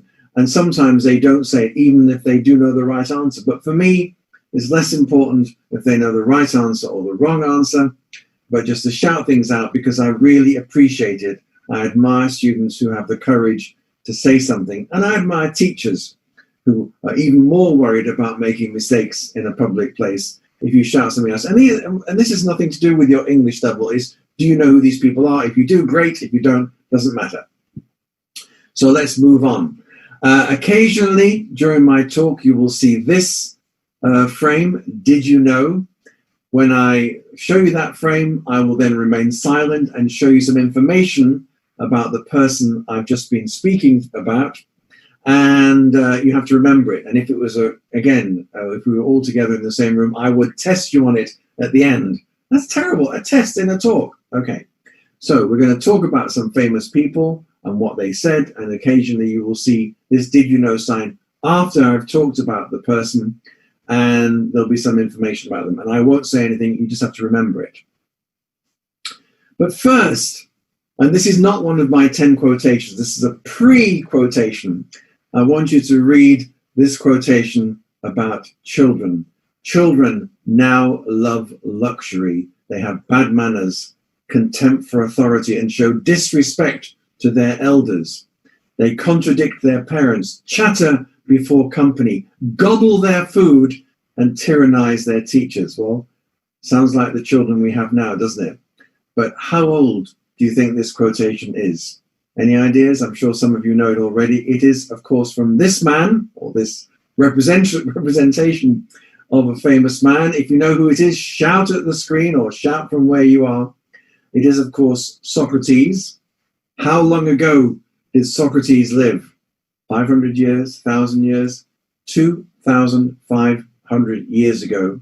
So we now know that children were a problem in those days. Now, for some of us, I think it's very good. I think children should contradict their parents. They should contradict their teachers, not tyrannize them, and they shouldn't show disrespect. But contradicting, arguing against what you hear is not disrespect.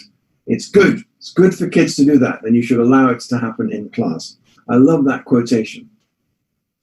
Chatter before company. That's an interesting expression, using before as a preposition of place. Quite unusual, in fact, these days, quite rare.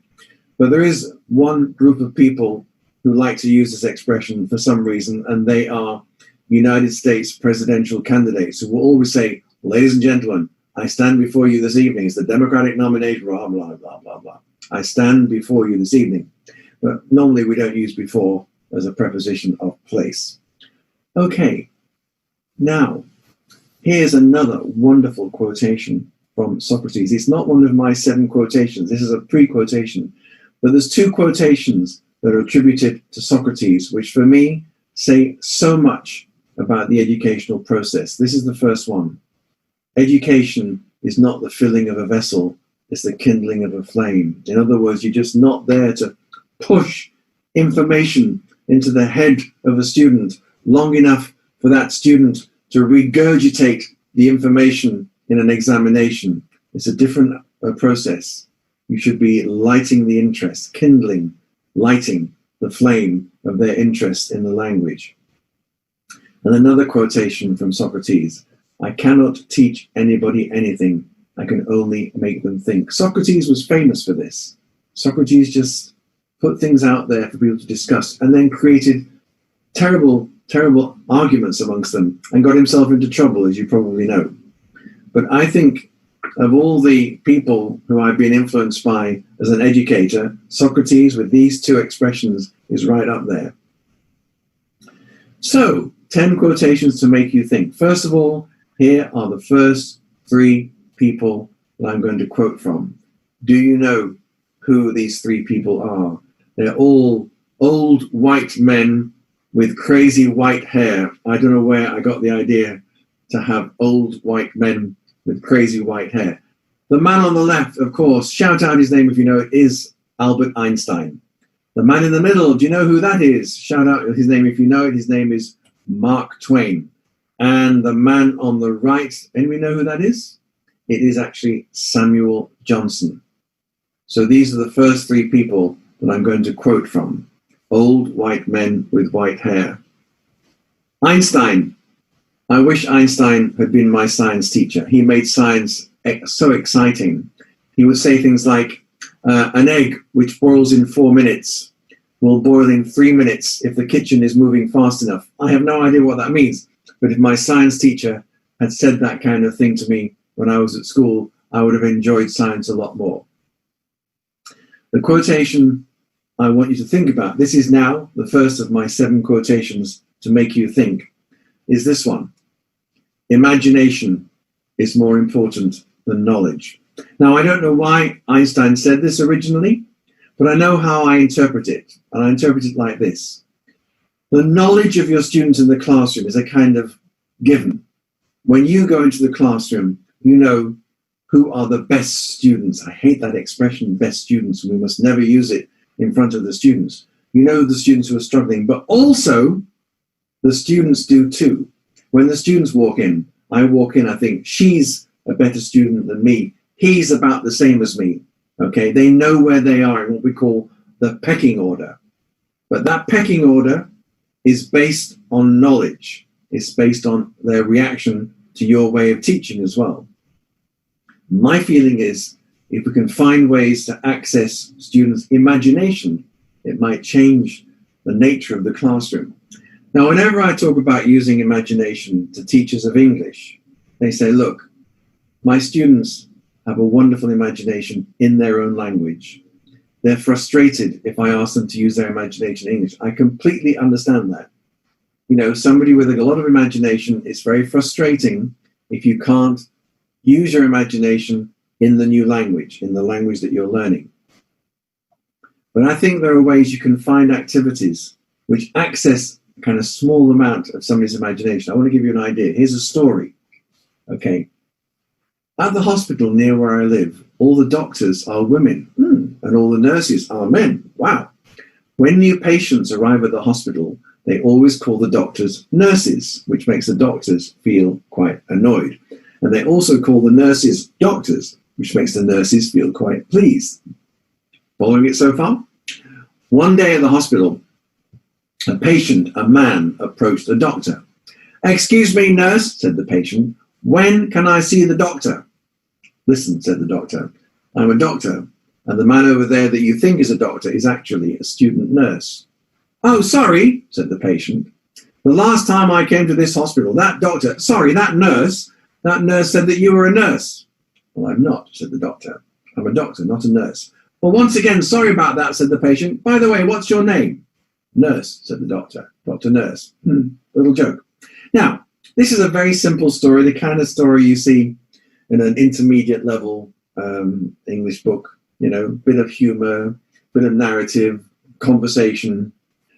But let's go back to the beginning. I remember when I use this story with students, I say to the students, I'm going to ask you questions about this story, but the answers are not on the page. It's interesting because they go and they start looking at the page in a bit of alarm. I say, no, I mean, for example, and I remember doing this with a class of students in Budapest, Hungary, your neighbors over there, okay? They were 16 years old. And you know, Hungarians have this wonderful way of speaking very high and finishing very low. And so I said, as an example, at the hospital near where I live, where is the hospital? And one of the boys said, near where I live. I said, near where you live? He said, near where you live. No, it isn't near where I live. He said, I don't know. I said, well, I don't know. And he said, if you don't know, how can I know? Okay, look, let's start again. I don't know who wrote this story, okay? But let's assume they're from a British English-speaking place, okay? Because it's in English. So it could be anywhere, but in the English-speaking word, where is the hospital? And eventually somebody says, Oxford. I said, great, Oxford. And the rest of you go, how did she know that? I said, it's your story. This information is in your heads. I don't know what the answers are. This can be very confusing for a student to start with, but soon they get the idea. At the hospital near where I live, it's in Oxford. Is it an old hospital or a new hospital? Old hospital, says somebody. Good, how old is it? Okay, 5 years. No, look, they say it was an old hospital. And they start realizing they have to listen to each other and build up the story together. It's an old hospital. It's 100 years old. That means it was built in 1920. How many beds? How many floors? How many doctors? How many nurses? This information is not in the story. This information, as soon as the students start thinking about it, they can shout out a number. Okay, shouting out numbers is not great imagination, but then we can move on. What's the name of this patient? Smith. What's his first name? Joe Smith. What's wrong with him? Nothing too horrible. And we build up a picture. We build up a picture of the nurse as well. And then we say, and for your homework, go home and write the bigger story. So that, for me, is giving students a chance to use their imagination in a controlled fashion. I like it when activities do that. Use your imagination, but in a controlled fashion. I have a cup of tea here, so I'm going to drink some of it. Okay. Oh, did you know about Albert Einstein? So I'm going to just leave this and test you on it at the end.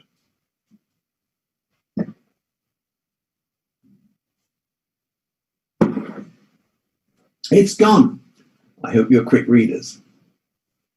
Here's my second old white male with white hair. Interesting man, Mark Twain. Not his real name, of course. And there's one quote. This is not the quotation I want you to go away with, but I just love this quotation from Mark Twain, who said once, "When I was a boy of 14, my father was so ignorant I could hardly stand to have him around. But when I reached 21, I was astonished by how much the old man had learned in 7 years." I think that says so much about relationships between teenage boys and their fathers.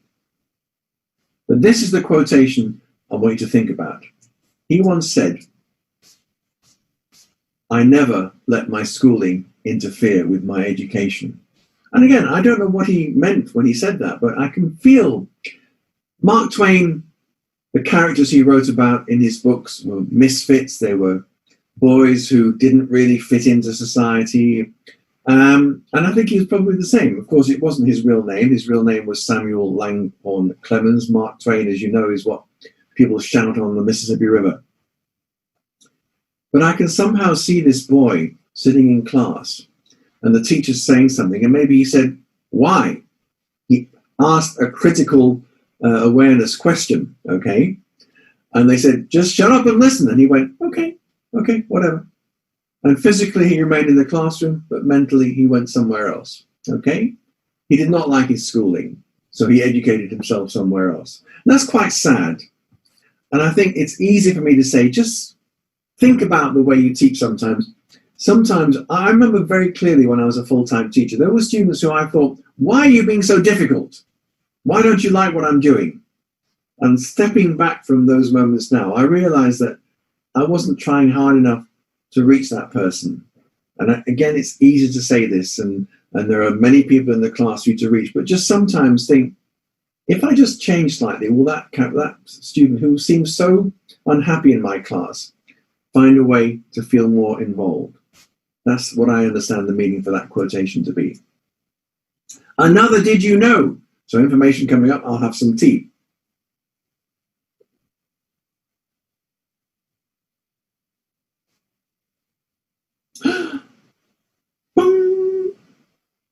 Wow, I will ask you about that later on. Who is the third old white man with white hair? It is, of course, Samuel Johnson. Samuel Johnson, the man who wrote what we consider to be the first dictionary of the English language. He lived in the 18th century. He's the only reason I would like to have been alive in the 18th century. He was amazing. We have this wonderful expression, Samuel Johnson bestrode the London literary scene like a colossus. Bestrode, an unusual verb. It's the past tense of bestride. What does bestride mean? Like a colossus? Well, maybe some of you know what the Colossus of Rhodes looks like. Apparently in the city of Rhodes, or on the island of Rhodos in Greece, they say in the old days there was this massive statue which boats had to sail through when they went in. So the Colossus, huge, and it bestrode the port of Rhodos, of Rhodes, okay? Anyway, that's what they said about him. He bestrode the London literary scene like a colossus. And he would go to coffee houses. In the 18th century, coffee was more important than tea in London. And there were some very nice coffee houses, and there were places where people would go and talk about politics, talk about literature. And one day he walked into a London coffee house and he said, "I have in my hand a new glossary of the English language, and it is ridiculous." He opened it and he said, "Look at this definition, the definition of the word horse." The definition of the word horse in this glossary was an animal well known to man. An animal well known to man. That was the best the person who compiled this glossary of the English language could do in terms of defining a horse. And apparently Samuel Johnson said to the people, I'm going to write a dictionary of the English language. I think it will take me 7 years. 7 years. Well, this is what it looked like. There were 2 levels of this, and that's how big it is. It was quite an ambitious thing. It actually took him 31 years to compile the first dictionary of the English language. But back at the beginning, when you first walked into the coffee house, everybody said, you're mad. It's impossible to do. The language is too diverse. It's impossible to do a dictionary of the English language. To which he replied, nothing will ever be attempted if all possible objections must first be overcome. The reason I'm putting this here as a quotation for you to think about is that when you go to conferences like this, online or real, you see some ideas, you think, yeah, but not my class. Why? Why not try it? If somebody comes up with an idea at this conference, you think, that's a bit crazy in my class. Try it. Don't try it once, try it twice, try it 3 times. And then if it doesn't work, fine. But always give a new idea a try. Because if you keep saying it won't work in my class, if you keep bringing up possible objections, you'll never try anything new. Good quotation from another old man with white hair. Okay, that's my last old man with white hair. I'm going to come up with one more man. He's much younger. He doesn't have white hair. You know who this man is? Of course, it's Mark Zuckerberg.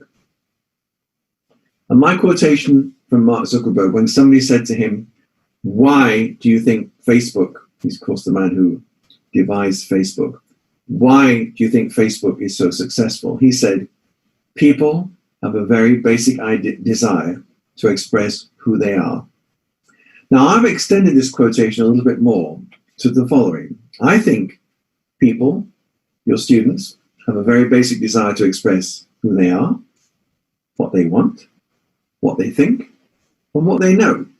In other words, their identity, who they are, I'm Ken, I'm English, what they want, I'd like to visit China again one day, what they think, you don't want to know my opinions about Donald Trump, and what they know. I know about Donald Trump. Okay, identity, ambition, opinion, and knowledge. These are 4 basic things about expressing yourself. And all I suggest is that when you prepare your lessons, that you have that there in front of you. Whatever you're practicing, you look at the fantastic practice you're going to do of the present perfect tense using Simpson 4 or whatever. You've got this great lesson all sorted out with an idea for a grammar idea, some vocabulary, some skills work. And then step back and say, have I offered my students a chance to do at least one of these things? Talk about their identity, their ambition, their opinion, or their knowledge.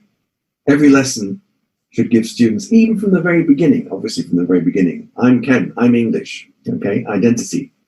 Every lesson should have an opportunity to do one of those things. If you've done this wonderful presentation of the present perfect tense using Simpson 4, but there's none of those things, then what's the point? What is the point of the lesson? Oh, did you know? I'll have another cup of tea while you look at this information about Mark Zuckerberg.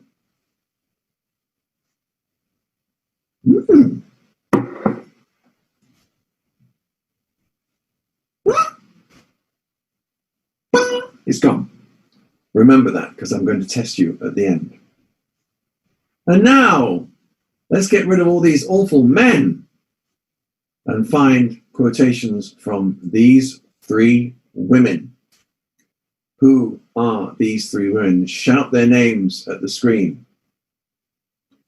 Everybody knows that's Audrey Hepburn. I'm sure some of you think that's Greta Garbo. It's actually a woman called Tallulah Bankhead.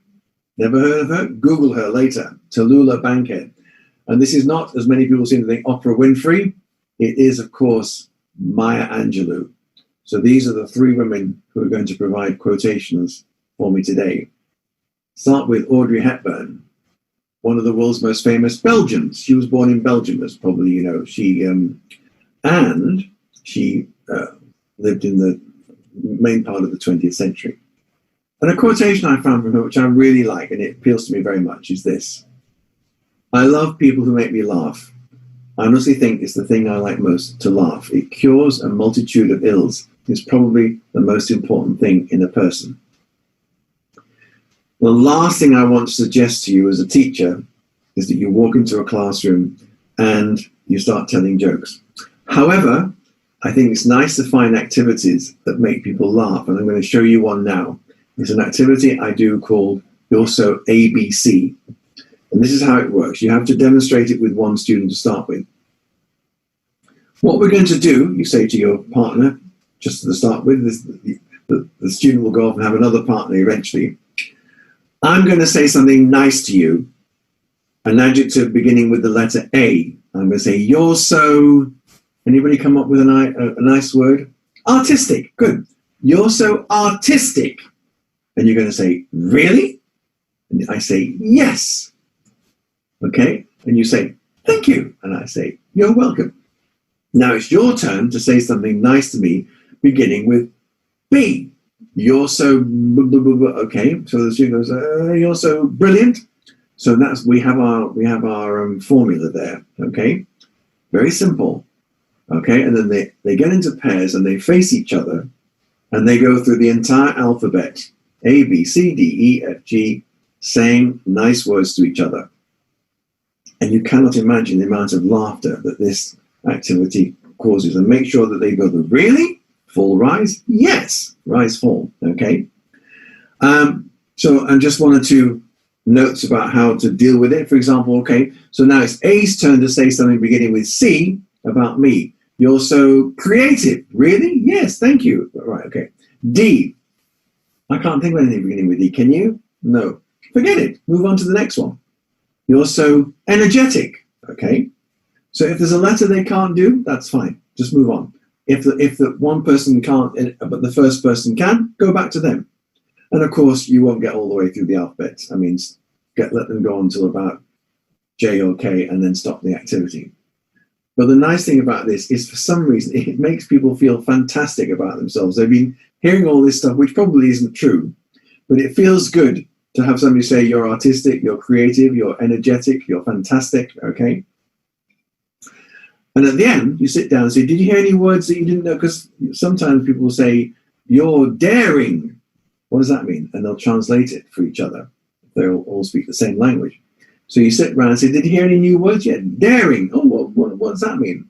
Oh, okay. And if it's right, leave it. If it's not right, maybe just check on it. But it doesn't matter if occasionally words come up that the students get the meaning slightly wrong. It's a wonderful activity. It makes people laugh. Laughter is a good thing in the classroom, although the teachers teaching mathematics next door might not agree. That's one of the activities from my book, Drama Improvisation. There's about 70 activities in there, but the bad news is you can't buy this book. It's out of print. Okay, but I put together, if you ever get a chance to see this book somewhere, there's lots of nice drama activities, fun activities in there. Now then, Tallulah Bankhead. Has anybody ever heard of Tallulah Bankhead? Really, you haven't heard of Tallulah Bankhead? Well, that's extraordinary, because in the old days, she was top of the bill. Look at this. This is a film called Faithless. I think it was made in about 1929. And Robert Montgomery, big Hollywood star, but he is second on the bill below Tallulah Bankhead. She was a big star. She was also big trouble for the studios. In fact, this quotation, this is not the quotation I want you to remember. She once said, cocaine isn't habit forming. I should know. I've been using it for years. But the quote I want you to remember of hers, I really, really like, is this one. If I had to live my life again, I'd make the same mistakes, only sooner. I'm here to talk about mistakes. I've already mentioned this, okay? I love it when students make mistakes. Students make mistakes for all kinds of reasons. Sometimes you can say, that's a fantastic answer. It's wrong, but let me tell you, that's a very, very clever wrong answer. If you can big up, if you can make it really important, how nice it is to come up with an answer which isn't right, but it was such a clever way to try and get the answer, to make students realize, oh, he doesn't mind that I've been trying to get this answer and not quite getting there. Okay, I want to tell you something. Oh, then if you don't think that's a very a nice quotation to have, then more is the same from this man who I'd never heard of before. Samuel Smiles, an author and reformer, and he said something similar. He who never made a mistake never made a discovery. Making mistakes is crucial to learning anything, any subject whatsoever, and particularly languages. And if you look at a student as if you've had an electric shock every time they forget to put an S on the third person singular, for goodness sake, who cares? Who cares about getting the S right every time? Trying to say something, give students a chance to say something. I want to tell you about this boy who is my grandson. Now, he's 12 years old now, so it's a long time ago when he was about 5 or 6 years old. And he was showing me how to use my own mobile phone, how to get this effect on it. But he's half Irish. His father is Irish. His mother is my daughter, and his father is her Irish husband. He goes to Ireland a lot, and he's got the Irish ability to tell stories. And I said to him one day, what did you do in Ireland? And he gave me the most wonderful answer, which I immediately made a note of. He said, I go to Neve's house. Neve is his cousin. And I meet her friend and I speak to her. Look at that. He has, in one sentence, given examples of all the 3 endings of regular past tense verbs. Good, meted, speaked. The only problem is the verbs he's chosen are not regular verbs. Okay. And I remember we were sitting there and his father, his Irish father, said, it's not gold, it's went. He didn't like it. And Senan looked at him and said, I'll worry about that another time. And that, if we can instill that kind of attitude in our students, I'll try and tell you what I want to tell you, and then we'll work out if it was right at the end. Don't stop your students every second when they make a mistake. Let them try and express themselves in any way they can, roundabout ways, using the wrong forms, okay? You can correct them afterwards, but don't correct them while they're doing it. And here are 2 more of my grandchildren. That's Sadie on the left and Morris on the right. And Morris, he invented a word one day. I was helping him get dressed, and he had a pullover, and he was having a problem with his pullover, and he said to me, can you uninside out it for me? Can you uninside out it for me? It's a natural thing to do for children when they're learning their own language. And it should be equally natural for students who are going to English via their own language. They might try and invent a word that they think might be similar to their own language. And you can see what they're doing. If you speak the same language as them, you can see what they're doing, okay? And it's such a nice thing to do. Can you uninside out it for me? Enjoy. Don't encourage mistakes, but enjoy mistakes and tell people, that's a fantastic mistake. That's so clever. I see what you did there. That's a very clever way to try and solve the problem. I make a big noise about this because I think it's really important. The things that I see when I observe classes that worry me most are when teachers go, no, and they look like I've had an electric shock just because somebody made a mistake. The wonderful Maya Angelou, okay, a writer. She died about 15 years ago now. Oh, it says 2104. It shouldn't say 2104. It should say 2014. Sorry. I didn't notice that. It's not 2104. It's 2014. She died 6 years ago. And she once said, I've learned that people may forget what you said. They may forget what you did, but they will never forget how you made them feel. I think you should think about this as a teacher. The atmosphere you create in the classroom stays with students a lot, okay? It stays with students a lot. I love this quotation, and you should think about it a lot. I want to just tell you a quick story about myself. I come from a town in the north of England, a city in the north of England, which is famous, was made famous by this painter. You might not know who he is, but he's quite famous in England. The city is called Salford, and the painter is called L.S. Lowry. That's a self-portrait by L.S. Lowry. And he was from my town, or he was born near my town, grew up in Salford. And he was worried about the effects of industrialization, how these factories were turning people into machines. And so all his paintings, the people are just kind of stick figures, and the buildings are powerful and monstrous. He was very much against the Industrial Revolution, dehumanizing people. That's where I was born. I'm very proud to be from there. I went to a grammar school, and sorry, let me just look at that picture again. That's me at a grammar school. I don't I don't really approve of grammar schools, of selective schools anymore, but I went there, and that's, I enjoyed the education I had there. Now, this is a picture of a lot of the teachers who were my teachers, but in the middle, and I want to talk about that man in a minute, that's Mr. Nutter. What a wonderful name for a teacher, Mr. Nutter. But this person at the front was probably the most famous old boy of our school. He's actually the actor Albert Finney, who you might have seen in films.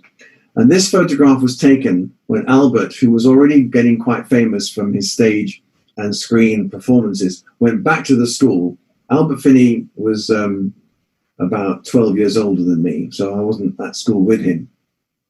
But all of these teachers here, every single one of them, was still a teacher by the time I got there. I had all of those teachers, and I liked pretty much all of them. But the one I have pointed out, Mo, is, for me, Mr. Nutter, we called him Mo, was the most important teacher in my life.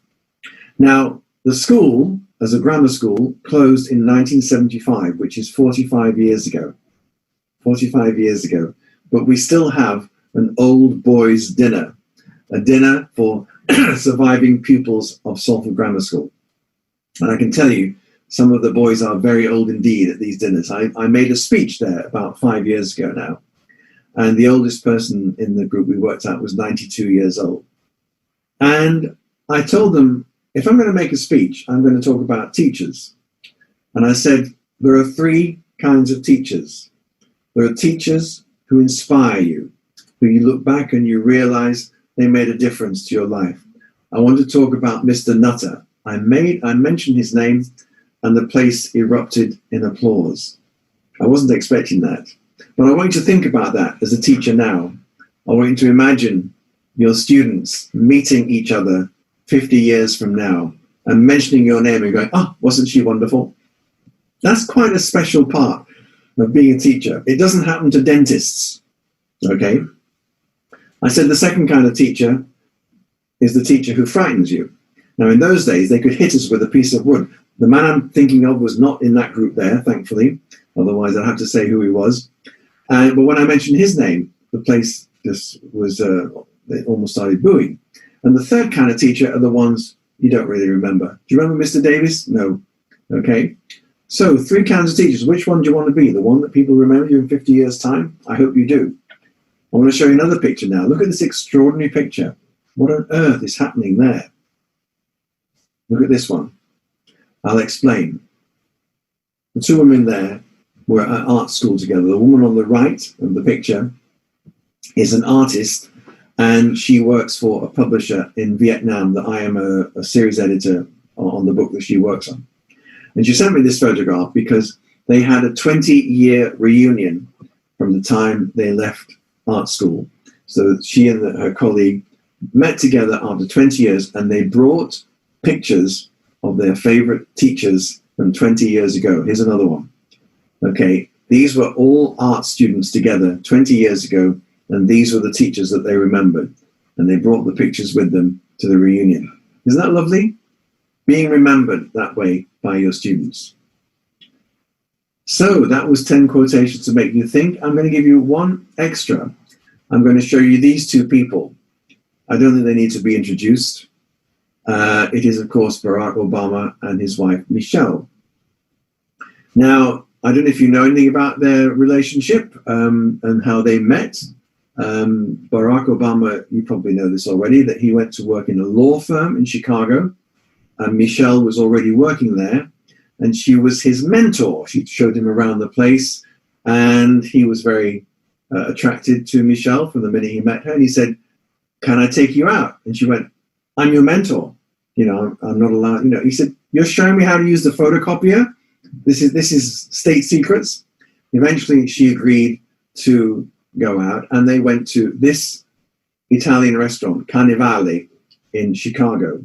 They went there, had their first meal. And 25 years later, when he was president, he said to Michelle, "Let's go back to Carnivale for a reunion of 25 years since we met." And so, of course, they went for a nice, quiet dinner with about 127 security men around the place. And they were sitting at the table, and the manager of the restaurant came up and said, "Mr. President, Mrs. Obama, I hope you're enjoying yourself. And they said, yeah, thank you. It's really good. He said, Mrs. Obama, Michelle, maybe you don't remember me, but I took you to the high school prom when we were 17. High school prom, big, very, as you may know, very important in high school. And Michelle said, oh my God, yes. And he said, but Mr. President, may I say, thank you. You've made a great choice of wife, and I hope you have a nice evening. And he went away very quietly. And Barack said, wow, imagine if you'd married him, you'd be the owner of this really excellent restaurant. And what do you think Michelle replied? No. If I'd married him, he would be president of the United States. Now, I'm just giving you that quotation. It's got no other value except to think about ambition. I miss those people like mad at the moment with the crazy things that happen in the United States. So, back to did you know about those first three people? Can you remember, what did I say about Albert Einstein? Do you remember what I wrote? Can you remember? That the nurse who was with him at the time he died didn't speak German and so couldn't remember what he said. And he said, ach, ich muss etwas sagen. She said, sorry, mate, I don't speak German. Je ne parle pas allemand, je parle seulement français. Okay, and what about him? Wow, that he decided to do something different age 25. And the first year he learned Chinese, which apparently he speaks, he's got a Chinese wife now, I think. And the second year he learned to kill his own food. And finally, this wonderful one about Mark Twain. He was born during a visit by Halley's Comet. And during his life, he often predicted he would go out with it. And he died the day after the next appearance of the comet in 1913. Wow, bit of extraordinary history there. Ladies and gentlemen, that's the end of my talk. Thank you very much for joining me today. If you want to read any of the stuff I write on my blog, I don't blog very often these days, but I do put up materials for people to use, including some materials from my drama book, absolutely free and available online. Also, I put up there a lot of songs that I've written, English language teaching songs to download with word lists and a teaching idea. If you want to follow me on Facebook, that's the way you can find me, because a lot of people called Ken Wilson. Oh, it stopped. Called Ken Wilson on Facebook. So ladies and gentlemen, thank you very much, and that's all for now. So thank you so much, and I hope you enjoyed the talk. Okay, can people hear me if I speak now? Anchor, can you hear me?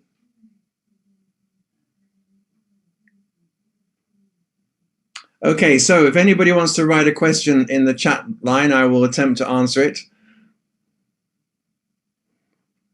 I'm loving all the thank yous, but I'd love to see a question as well. What is the universe? What is the universe? That's the first question. I think I'm not quite able to answer that one. Okay, thank you ever so much. You've been a lovely audience. But would anybody like to ask me a question in the chat line?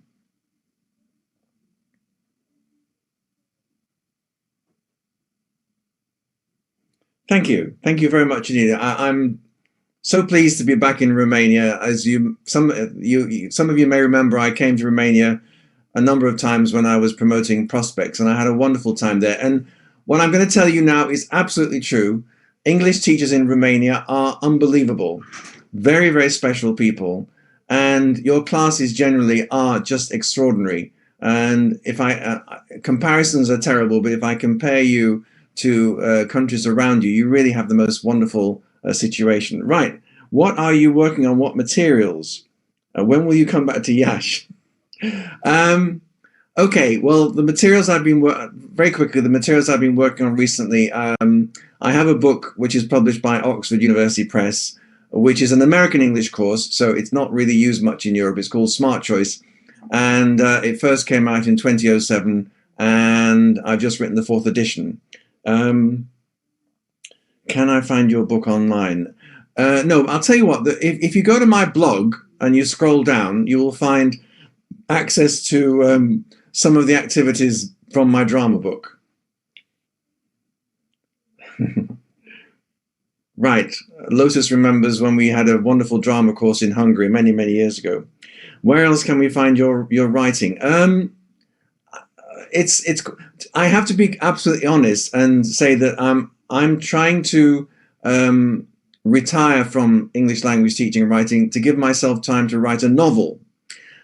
I've almost finished my novel. It's a little bit too long, and so I will make known on Facebook if and when it ever gets published. Can you recommend a book for teachers in hard times? Can you explain what you mean by a book for teachers in hard times? You mean a course book to be used online? Can I just say at this stage, since March, I've been doing a lot of training online, and I'm also learning languages online. So I'm trying to pick up on the online experience.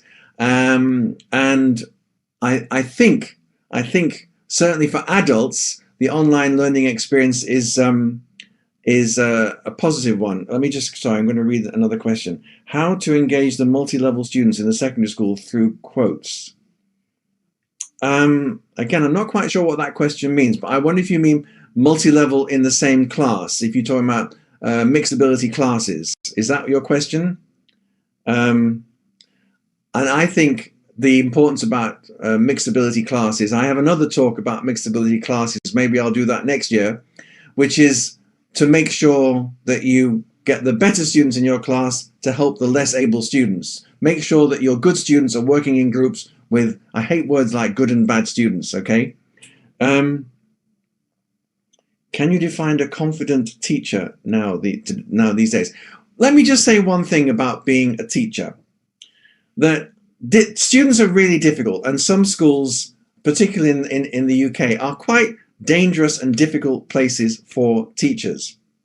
But in my experience of working in Central and Eastern Europe particularly, I think there's a great opportunity for teachers to have a bond with their students simply by being as positive as you can. It's very hard to be a positive teacher all the time. I'm still trying to...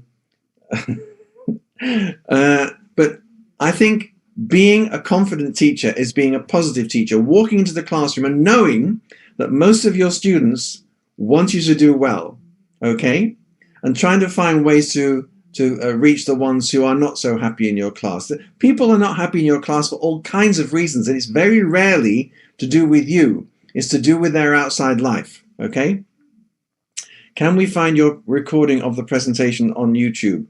I have a YouTube channel, Ken Wilson 2020. If you go on YouTube, I have got some old lectures and things which are up on my YouTube channel. So please, you're very welcome to go and watch those as well. Anchor says all these presentations can be found on, yeah, so Ken Wilson 2020 is my, but if you type in Ken Wilson ELT on YouTube, you should come up with some of the things I've done.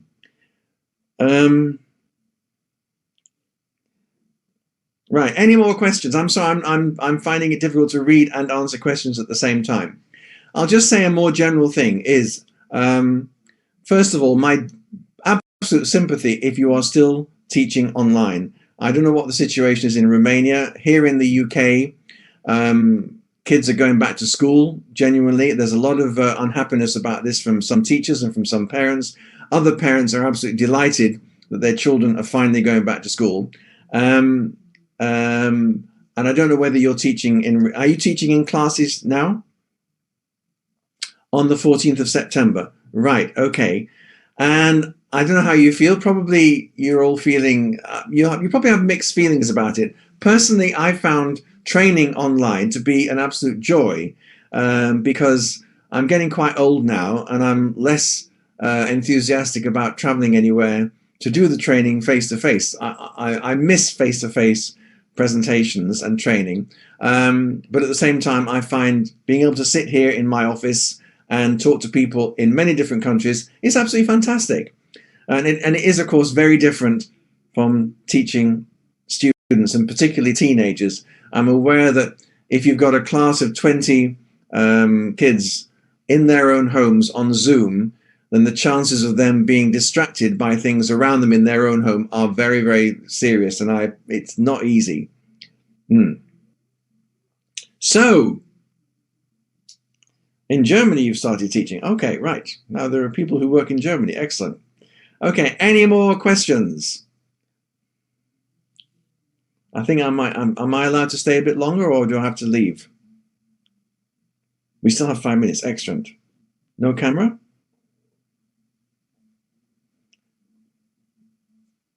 Oh.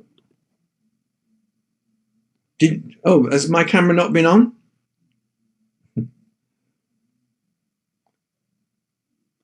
So I probably didn't. Is my camera on now? I beg your pardon. I'm sorry. There's me. I thought I was visible to everybody. So apologies. Okay. What about my personal quotation? My personal quotation at the end of the day is to say how important teachers are. And I think that Bill Gates, the guy who runs Microsoft, was once asked about, how he felt about educational technology, because there are some amazing aspects of technology which are very useful in the classroom. But Bill Gates said, the teacher is more important than the tool. And I still believe that quite strongly, that, a few years ago, I met a young South African boy who was 19, who had just left school. And in grade 12 in South Africa, they had introduced classes where everybody had a screen in front of them. They weren't warned about this. They came back from in South Africa, the school year is January to December. They came back after Christmas, New Year, and they found that they all had screens. And he said it completely changed his relationship with his teachers. This is not the time to be talking about technology in the classroom, but the reality is, however much technology is involved, or however little technology, the teacher is still the most important person in that situation. Okay, and it's the teacher who can bring out the best in the students, can make them work together, and do all those things. But at the same time, you are really important, and remember that. That's all I wanted to say. Okay, do I have to stop? Where can we find your songs? Well, that's a nice thing. Well, thank you very much for mentioning that. Just if you go to my blog, over the last 25, 30, no longer, 50 years, I have studio recorded about 200 songs for English language teachers. A lot of them are for primary in Asia, so they're not really that relevant. But I'm putting up free the words and the audio file to a lot of my teaching songs. So if you go to my blog, which is there on the screen still, I think, kenwilsonelt.wordpress.com, you will find audio files and words of the songs and ideas. Okay, there's about 5 of them up there. It's absolutely free. As far as I'm concerned, all my drama stuff, all my music stuff, I did it a long time ago. It's all out of print. I want to make it available for free to anybody who wants to use it. So go and look at, there's some nice songs there, nicely recorded and nicely sung. So I expect to see a few people on my blog. Download it all. Okay, there are 5 there at the moment. There'll be another one this weekend.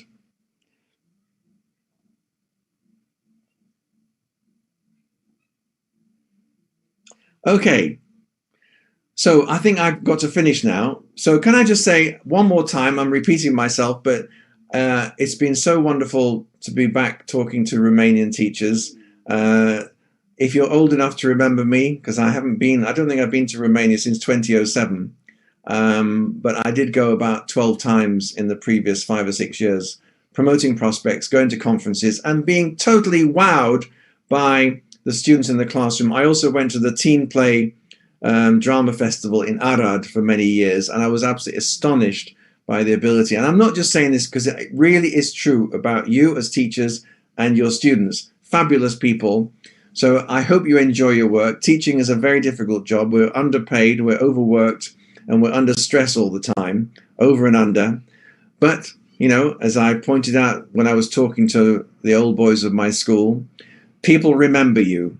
In 50 years' time, when your students are sitting around drinking coffee together and they remember you, they will have smiles on their faces. And as I said earlier, people don't talk about their dentists the same way. So,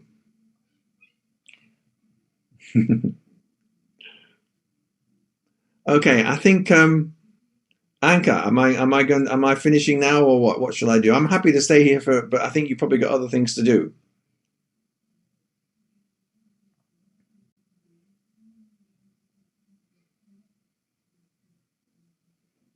Yes, I wrote prospects many years ago. Okay, gang.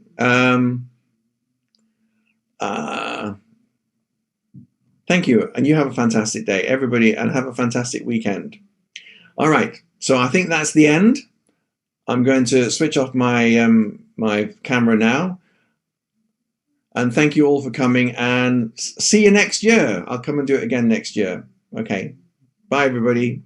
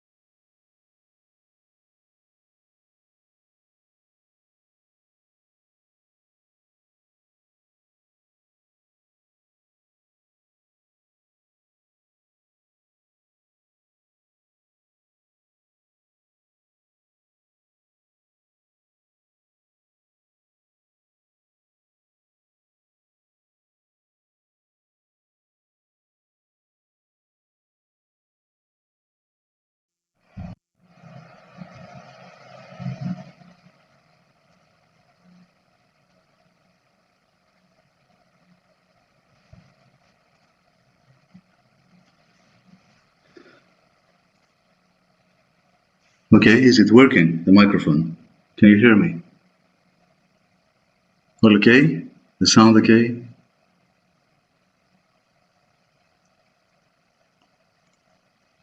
So I think we're all set. Everything is working. Okay. So let's start then, since we're all everything works.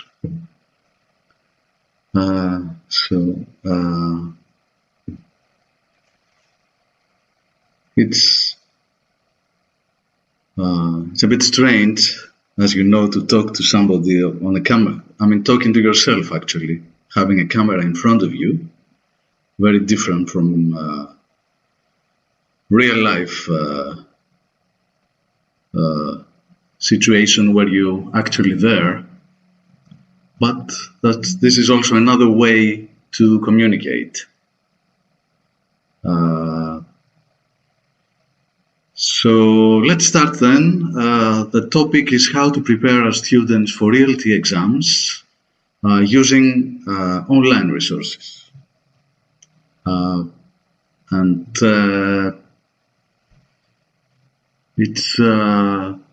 I think we all have to do it now. It's the new reality. And a few years ago, people were saying that maybe books will be replaced by tablets, laptops, and everything will be online, but we're still using the physical printed books. So they're still here, books. We still use books. But this new reality made us rethink and try to incorporate the new technology. So now let's move on. So just to begin with, online learning, internet have changed the way we teach and learn a foreign language. We have so many resources. For example, pronunciation. We can go online and listen to how a word is pronounced. I mean, if you remember in the past, that was very difficult to do. So many different resources, videos, listening, etc. And of course, a lot of interactive websites where students can do exercises, and so there's so many different options. And of course, the rise of the online learning during the COVID-19 pandemic made us more aware of that. So we started searching of what's available to use. All of a sudden, we all had to spend time trying to find resources. That probably, as busy teachers, we didn't have the time to go online and search because we have the books to use, so that meant more work for us. So all of a sudden, the online part of teaching became so important. And now, coming to exams, we even have now proctored and computer-based exams. I mean, we had computer-based, but now we even have proctored exams, and we'll talk about it in detail. And of course, the global online learning industry is booming. There's so many different sites. It's amazing. I mean, you have so many different options. Skype, Zoom, so many different software available. So let's move on and talk about in detail about online learning. First of all, let's try to clarify and put everything into, try to have, to put them in order, like to make it easier for us to talk about and have different categories. Now, the different types of learning, so we will talk about this in detail. Then we have to answer this question, which type of learning is more appropriate for us, teaching a foreign language, and especially teaching exams. Then we will talk about advantages, disadvantages, what's available, so many online learning tools, and actually every day there are more and different and new things that we can use online. And then about the new thing, which is the proctored exams, which actually is taking the exam at home. And now, thanks to the new software, there's a way to check whether you're cheating or not. I mean, if it's possible, if it can be done. Okay, so now let's move on. The various types of e-learning. So maybe you are all familiar with that because there's so many different talks, presentations about e-learning, online learning, distant learning, and this is the new reality.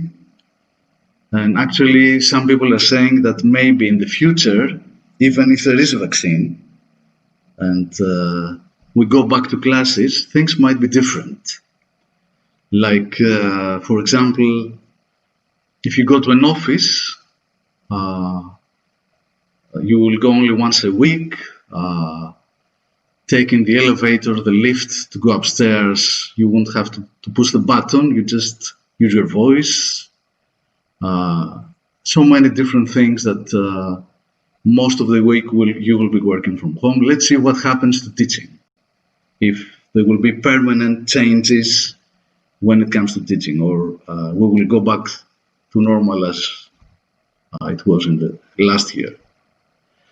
Okay, so one thing is the synchronous online learning, asynchronous, fixed learning, adaptive, interactive online learning, and collaborative online learning. I think you guess from the word actually what this is about, what most of these types of e-learning are about. I mean, you get an idea, but let's talk in detail about all these things. Now, synchronous online learning is when the learning takes place at the same time, live. So you're talking to students like using a software, Skype, Zoom, online chat, video conferencing, like we're doing now in real life, in real-time synchronous online learning. So you have to use online chats and video conferencing. And of course, it's in a way, it simulates a real-life classroom, because actually you have the students in front of you, you can see them if you have a webcam. And in a way, it's closer to a real-life classroom compared to all the other types of e-learning. Of course, it has limitations. Good internet connection is important. Everybody needs, all the students need to have a laptop, a camera. They have to be all well equipped with all these things. Now let's move on to the next slide, which is the opposite, asynchronous online learning, which is the opposite of what we talked earlier. It's having your students study on their own at different times and places from each other. So there is no real-life communication. I mean, they might be studying anytime they want, during the day, at midnight, very early in the morning. But this, which seems to be a disadvantage, on the other hand, it's also an advantage because it gives flexibility. So it's like working from home. I mean, when we work from home, we can start proofreading even 1 o'clock in the morning, or very late, very early. So, but again, you don't have, there's something missing, the communication, the real-time communication. And you don't have any interaction with other students. So the classroom is complete. There is no classroom anymore. It's just you studying on your own and getting feedback later on. Now, the fixed e-learning. Another type of e-learning is, again, that all students receive the same information, same activities. So it lacks one of the big advantages of e-learning, which is that you can cater to individual students' needs. With fixed e-learning, they all do the same. So you don't adapt to individual students' needs. Because the nice thing with e-learning, online learning, is that you can get a lot of information about individual students and then decide what to teach, where to put the emphasis on. So have a more individualized kind of, more student-centered approach when you teach. So it misses that element. They all get the same. And then the adaptive, which the exact opposite again, which thanks to all the data, the information we get using computers, online learning, we can decide how to adapt to each individual learner. And then, which is a very nice thing, change the way we teach. And actually, ideally, that's the goal of our lesson.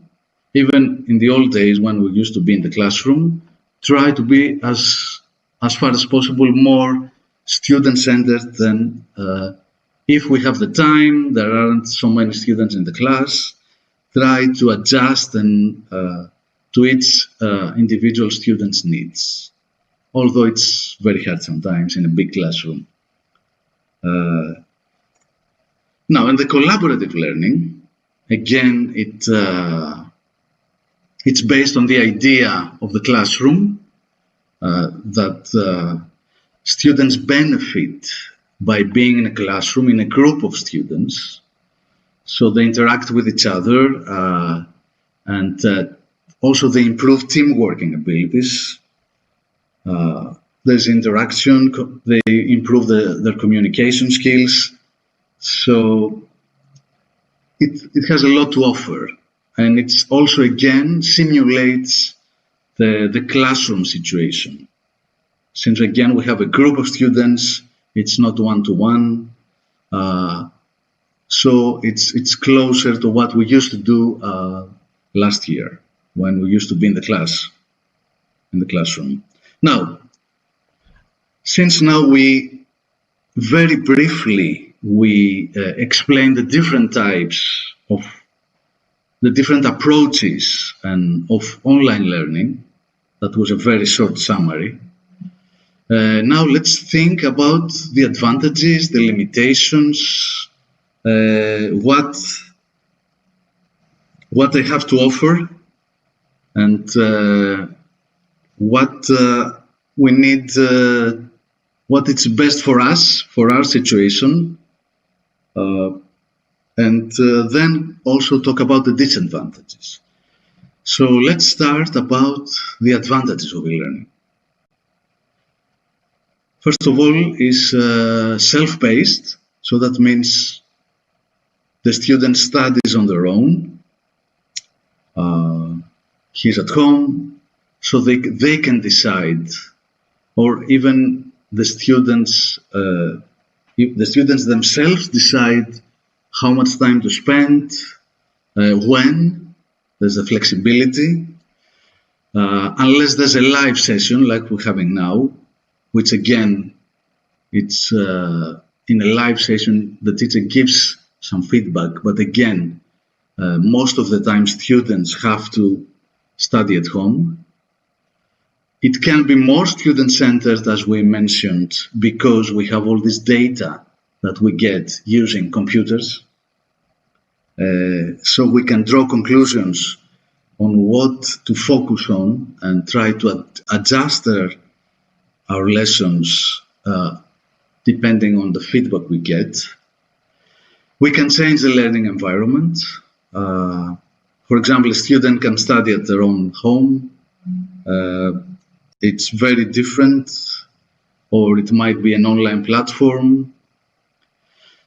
And the data that I mentioned, we get analytics, we get a lot of details. For example, how often do they go online, what they do, especially if there's an online platform. We get feedback and details about how often do they do the exercises. Sometimes we get a score graded, they're automatically graded, so we get just an email with their score and their performance very quickly. And also time efficient. They don't have to, you can do it at home. You don't have to drive or to take the bus to go somewhere to have your lessons. You're just in your room. And then you decide to have an online lesson. So it's really a very time efficient procedure. So have all this in mind. Maybe many of these, if you already started teaching online, they're obvious. I mean, maybe you're already aware of all these things. But it's nice to have them all organized in front of you. Now, let's go in detail. They plan their own time at their convenience, and again, deciding the way you want to study gives you more satisfaction and you're more motivated. And it's a less stressful,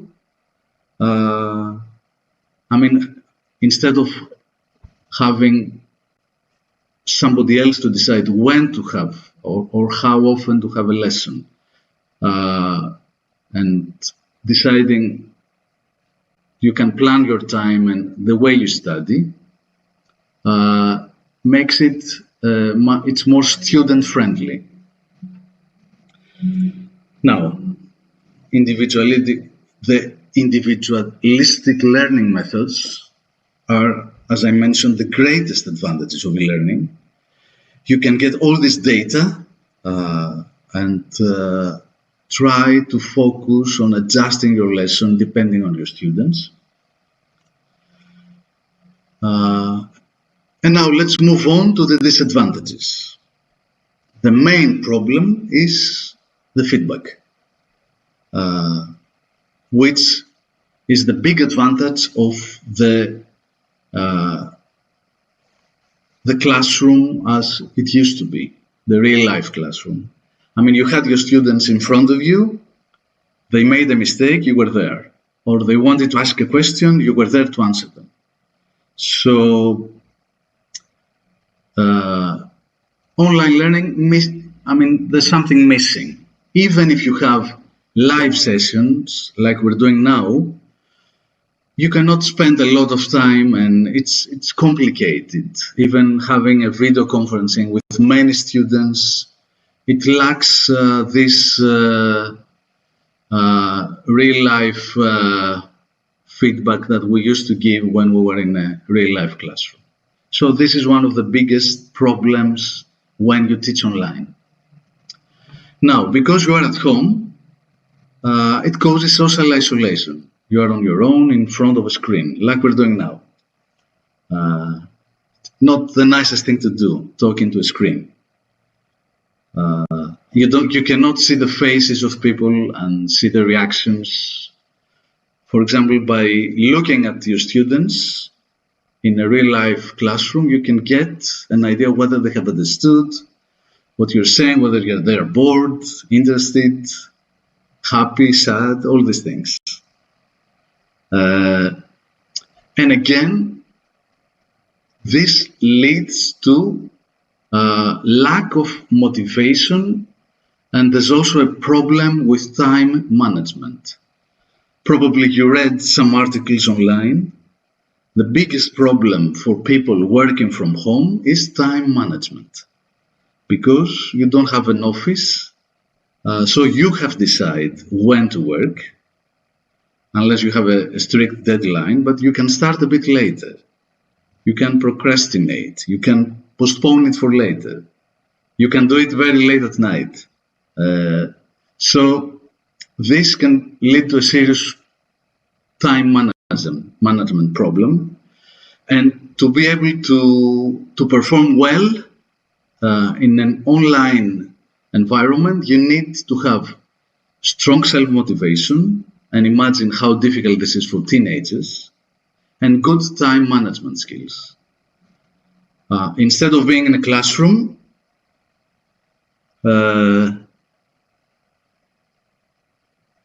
you're at home.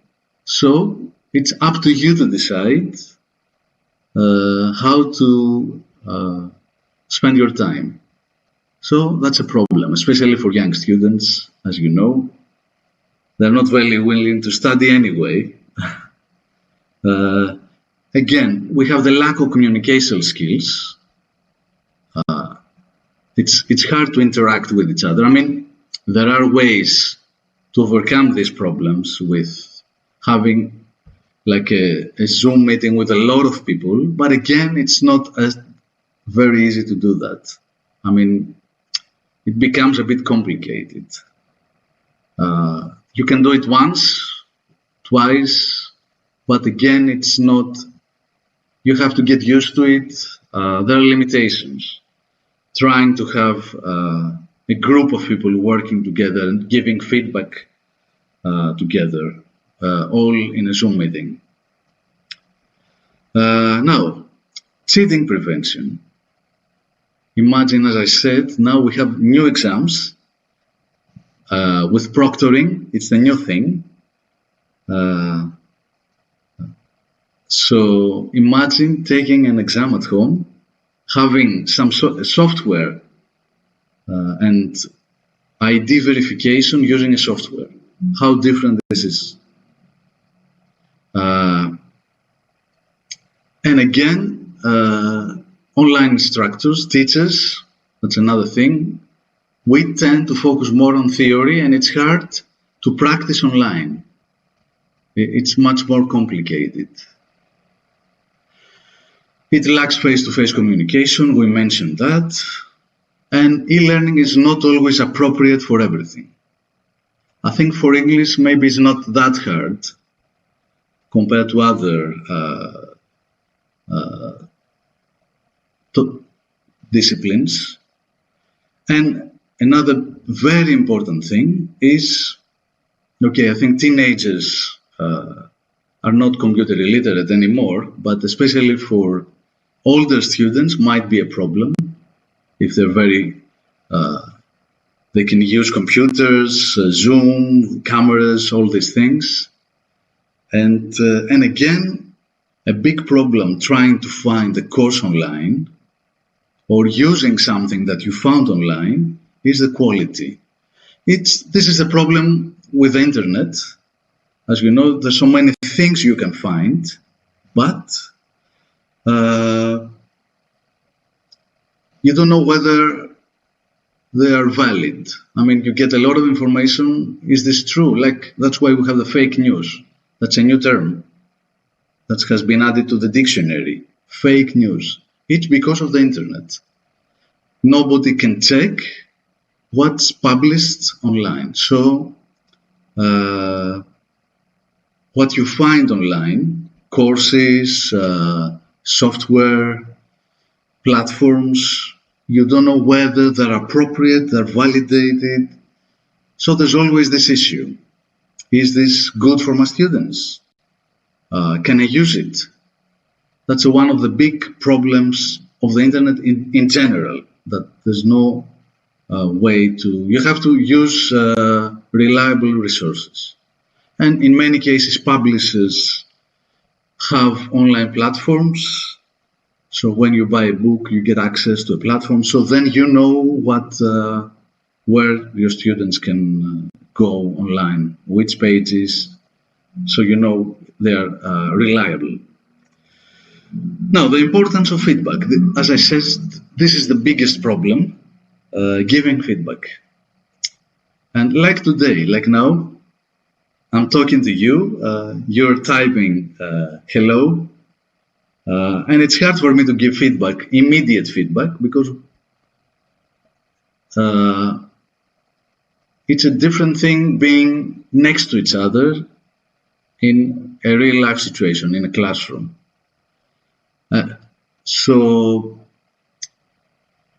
Like rewarding efforts, guiding your students, it's much harder doing it from a distance, using a camera. I mean, you can smile being on a camera, but it's a different thing being next to somebody and explaining something, but in person. Of course, a nice thing that we get in many online websites is the computer-graded assignment.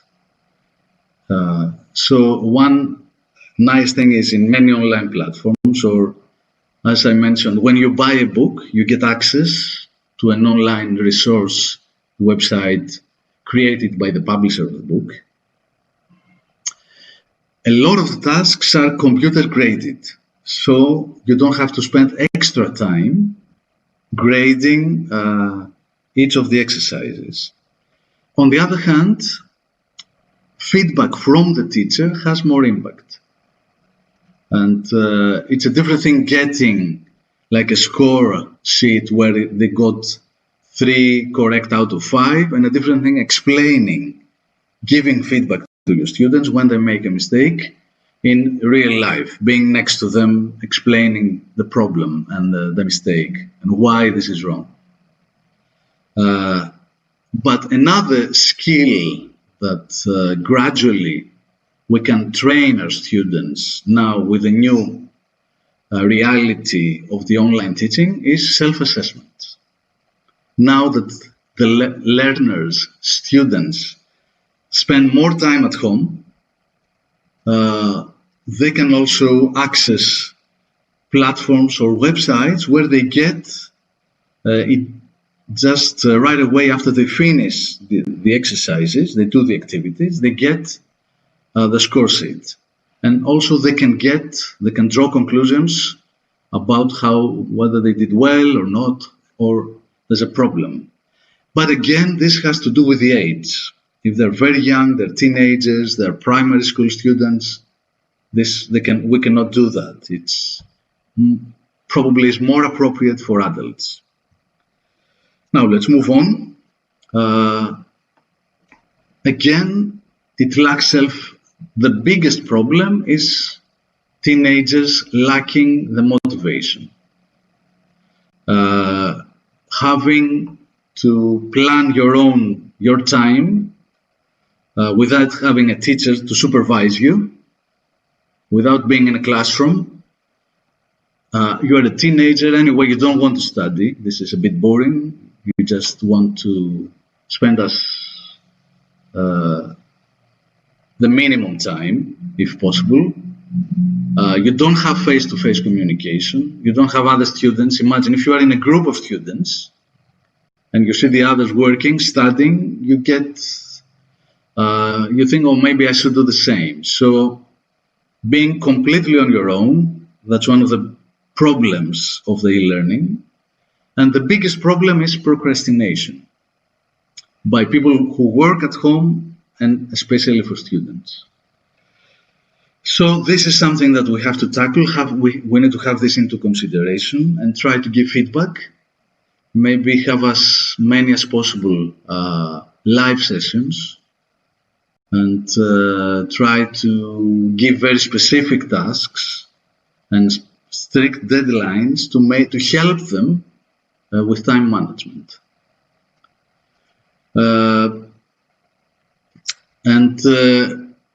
Again, not having a teacher to supervise you can lead to abandon your studies more easily. Okay, there's a social isolation. We all had social isolation the last months, 6-7 months. We were all at home. But especially that was a bigger problem for students because they had lack of pressure. Nobody to start complaining and being strict why they haven't finished their exercises. So But of course, trying to have more live sessions can help to deal with the negative effects like this isolation, the lack of pressure, which this pressure, I mean, is something you feel it, it's not something like, I'm not saying that you have to be very strict, but just it's something that you feel while in a class. When everybody starts studying, you feel that you have to do it as well. So that's an element which is missing from online teaching. And we mentioned that again, online schools, unaccredited, we need to be. We have to make sure if we're using publishers' websites. I think this is safe, they're reliable sources. But if we have found any sources online, we have to be careful whether they're appropriate and reliable for our students, especially for teenagers or even younger. So have this in mind anyway. Now, online tools, probably most of you are already aware of this. I mean, we had to find out what to use all these months to improvise, and we had to get used to all this. I mean, maybe we have used one of these in the past.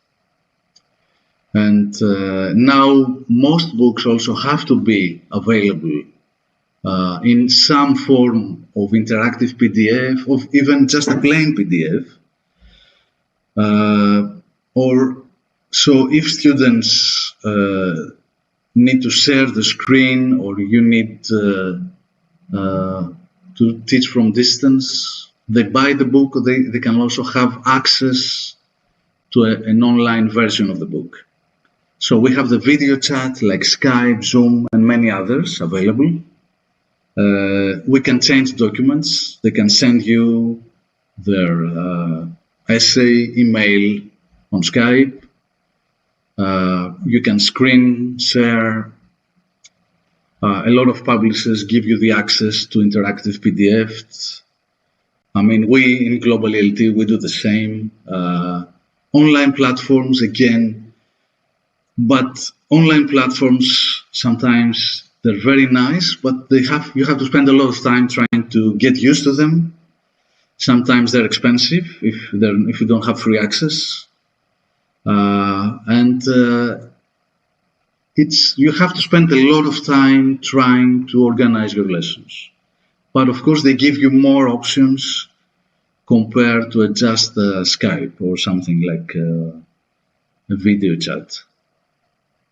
So have all these things in mind when trying to decide what to use and what is best for you.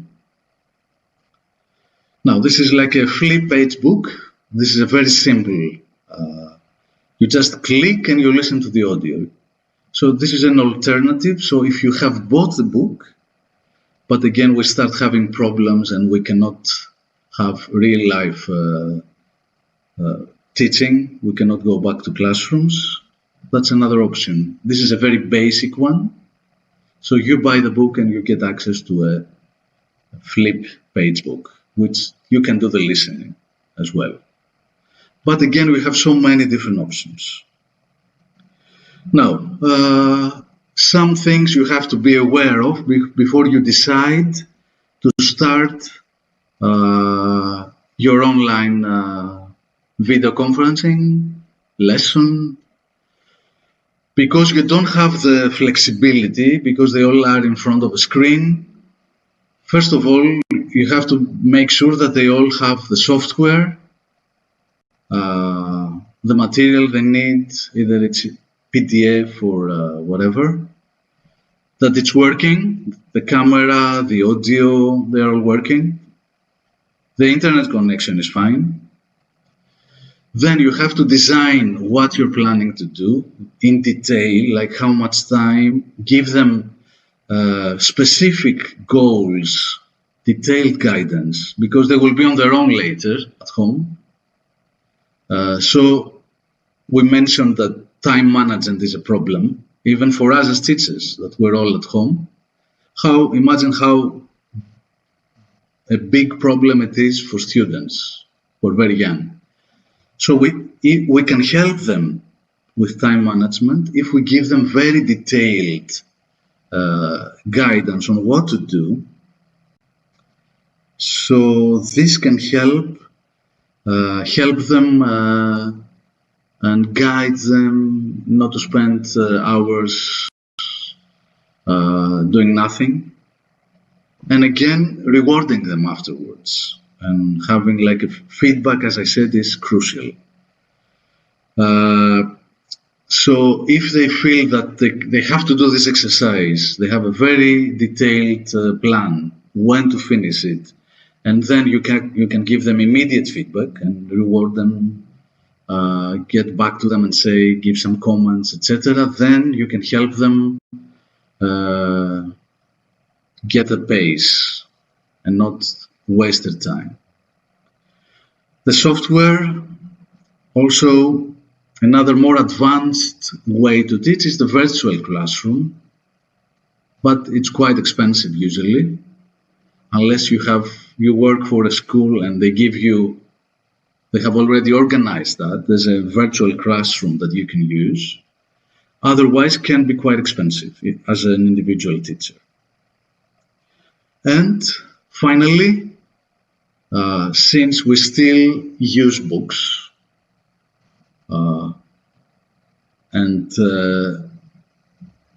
we need to find a solution that really works, that combines the old and the new, the old reality and the new reality. So we can start thinking of activities where they can use the book and also do a video session with us online, and we can help them on how to use the book and give them feedback, which is called blended learning. I'm sure you have heard this very trendy term that everybody's using, blended learning. Using it, which is actually what we do in real life. We use a little bit of everything. You always have to blend things to make something nice. It's like cooking. You have to blend many different things, like audio, video, printed books, interactive elements. They can all get together, and also our physical presence, which is missing, through a video conferencing software, something like that, like we're doing now. It's like a substitute in a way of being in a presentation in a seminar room. So it replaces that in a way. But there are things missing. Now, how to prepare for exams? First of all, you need to decide which one is best for you. Can you do a lot of synchronous online learning? Again, you have to blend. You can do both. You can do sessions, video conferencing. You can have fixed, you can give something to everybody. You can also use the asynchronous online learning approach, where you give something to them they can do anytime they want, at midnight or whatever. They can access a website having the password that they are provided anytime during the day. If you have time, you can try and have individual online learning, have a more self-centered, student-centered approach. If you have the time again and the resources, you can also use collaborative online learning, have a Zoom meeting with many students at the same time being online. So you can do a little bit of everything. You can use all the different approaches. And the good thing with exams, because exams are very specific, you have very specific tasks, so it's easier to organize your... so if you're doing a very specific exam course, There are things that you can use. So you can teach exam skills, but actually teaching exam skills, it's like teaching generally. You just actually paying more attention to some specific details that students might find in the exam. So it's not that different. So as I mentioned, you have to think of how to combine the book with the online resources. For example, depending on the age of your students, how big your class is. Is it a one-to-one lesson? Do you have a big class with a lot of students? So you have to ask yourself all these questions. Can the students do the tests at home, or they will start cheating and trying to find the answers online? And do you want to have like a mock exam session where you will have the time exactly as in the actual exam? The time frame will be exactly the poses, so they can feel that how it is when they take the exam, or you want them to just practice at home? Again, if they're very young, probably you want them to do most parts of the tests with you, so you can supervise them. If they're older, then probably you can let them free.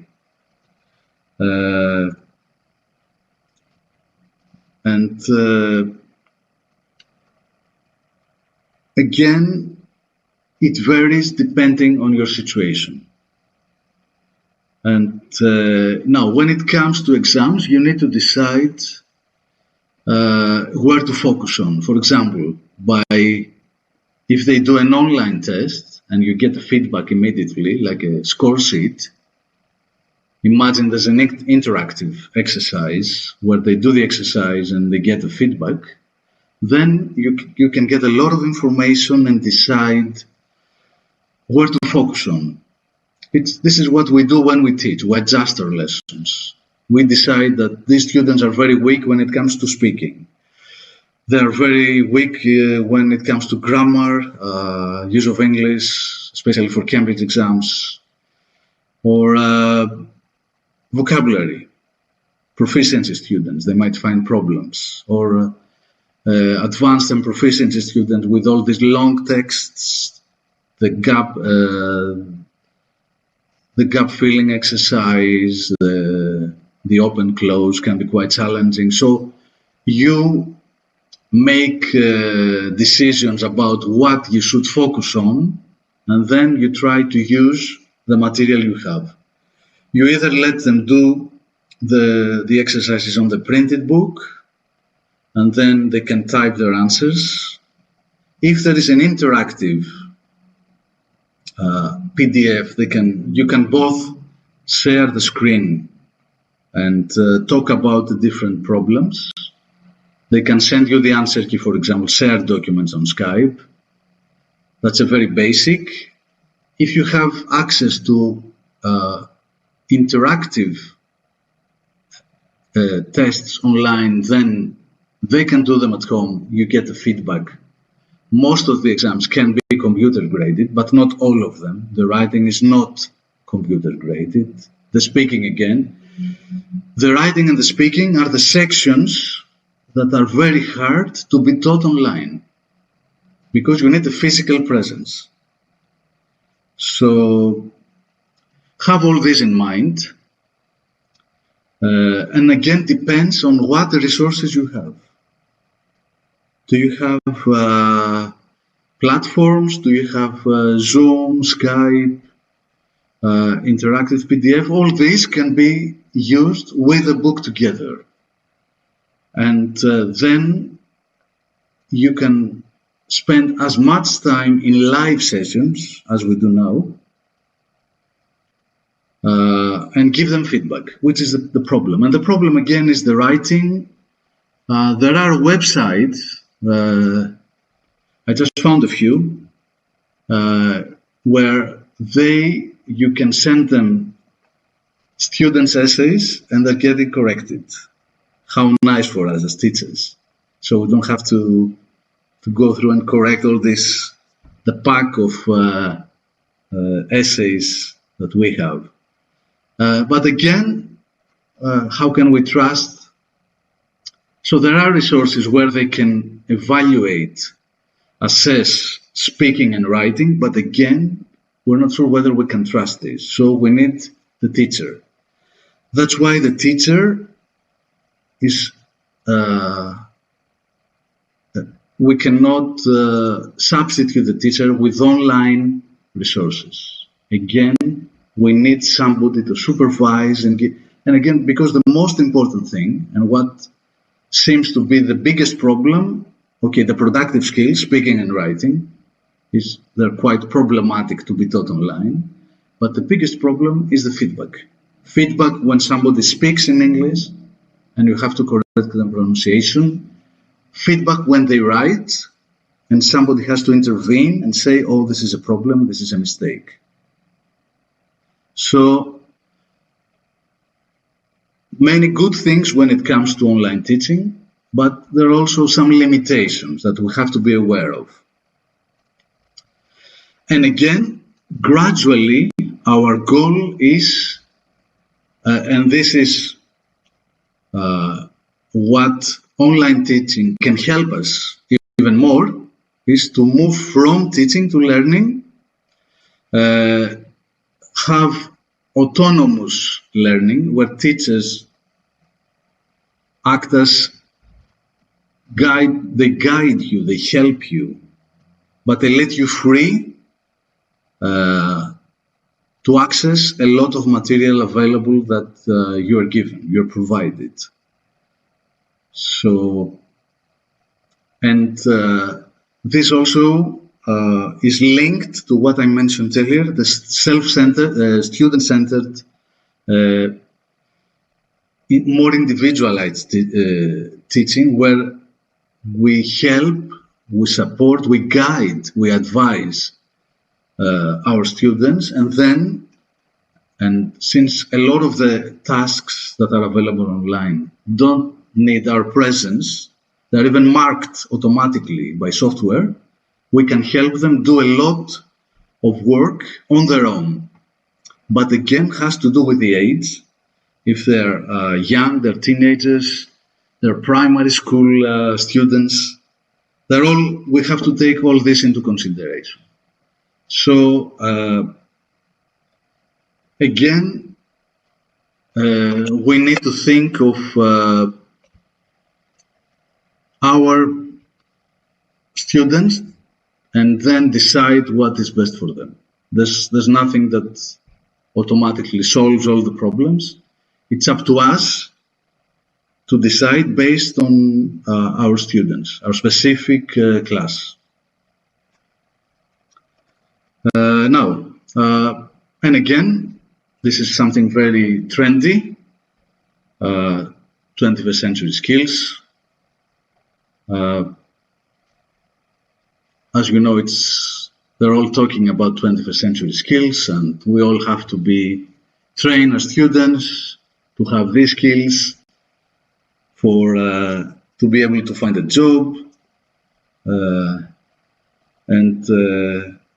But again, there's so many different skills that you need, and probably before they come up with this term, 21st century skills, I think we were all aware that we need to acquire new skills, and this is life. Every year you have to start learning something new. Maybe in a year there will be something else that we need to learn how to use. For example, now we have to use smartphones. Imagine a few years, we have mobile apps. So this is a 21st century skill. We might then have imagine having a classroom and having a mobile app where you publish the timetable. We have classes and they all get a mobile app. So there's so many different things. And of course, Now, with the pandemic, this became even more important. The IT skills, computer literacy, it was already very important, but now has become even more important. I mean, even if you are a teacher, if you had studied literature,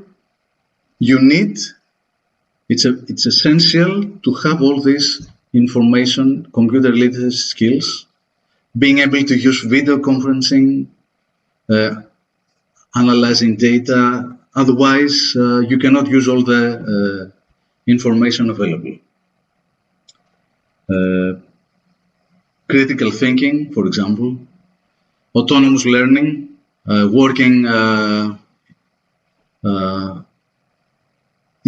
as a team, self-discipline, presenting, public speaking, all these things, collaboration.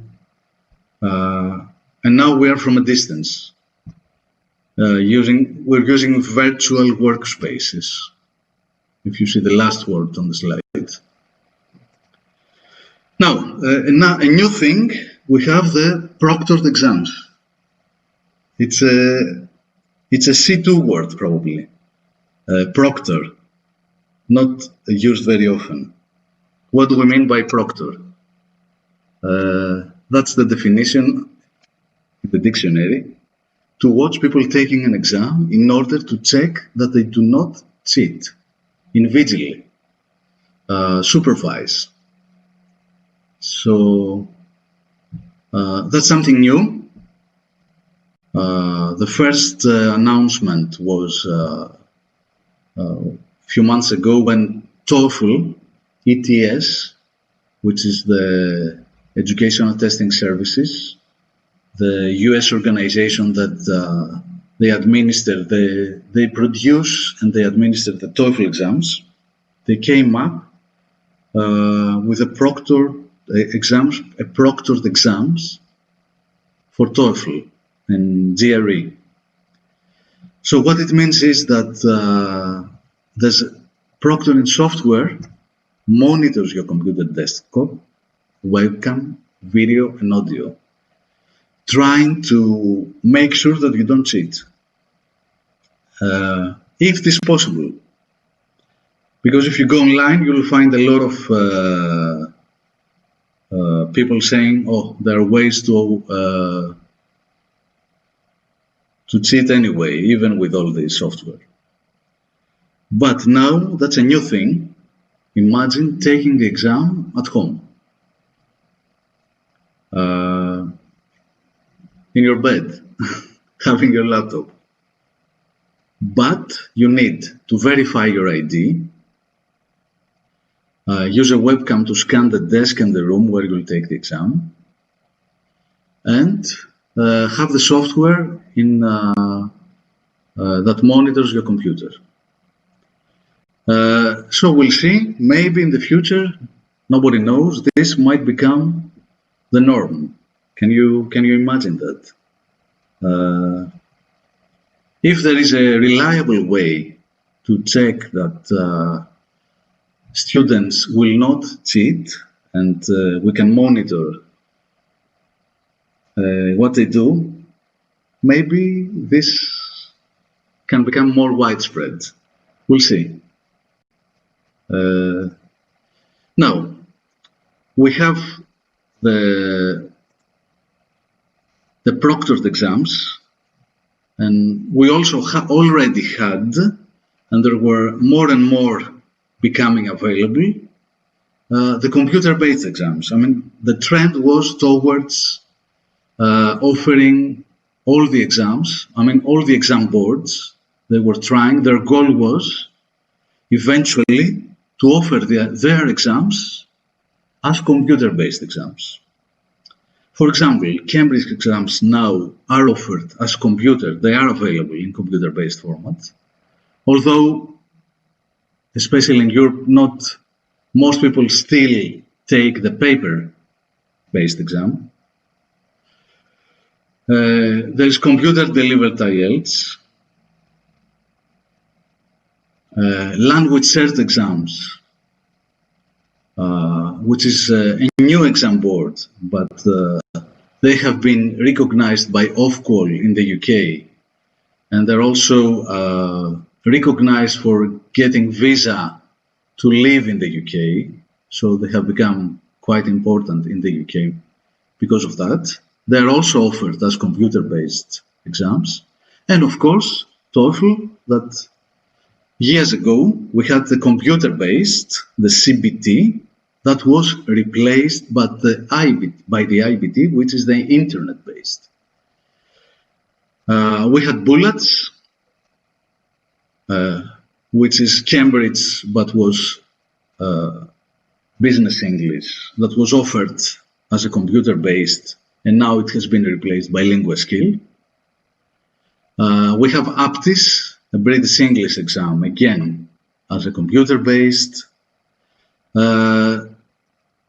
So there are more and more exams.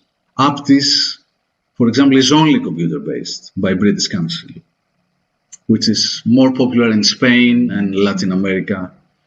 But you can find it in other places as well. LinguaSkill is only as a offered as a computer-based exam.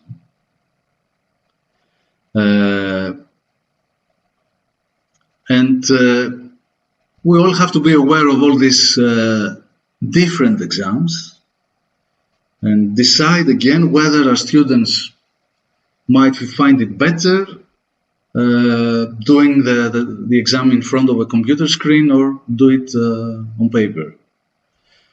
There are some things they have to be aware of, like you have to go, when you go to the next screen, sometimes you can not go back and change your answer. There are some differences, minor differences, compared to taking the test as a paper-based exam. So we all have to be aware and make the right decisions for our students. And again, it's up to us and whether, but seems that still, especially in Europe, most people take the paper-based. Maybe now with the pandemic, there's a shift towards to the computer-based format.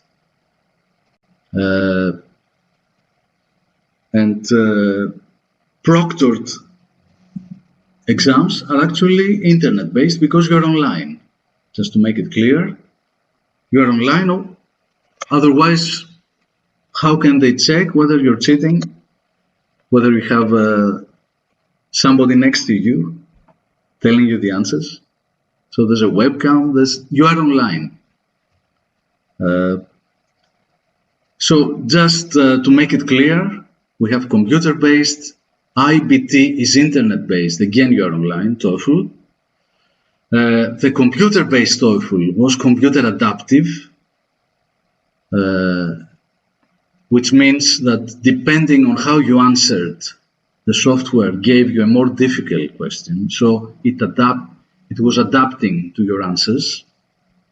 But again, as you know, a lot of students now, they think it's easier if I do something online. It's like playing a video game. Let's take the test in front of a computer screen. It's faster.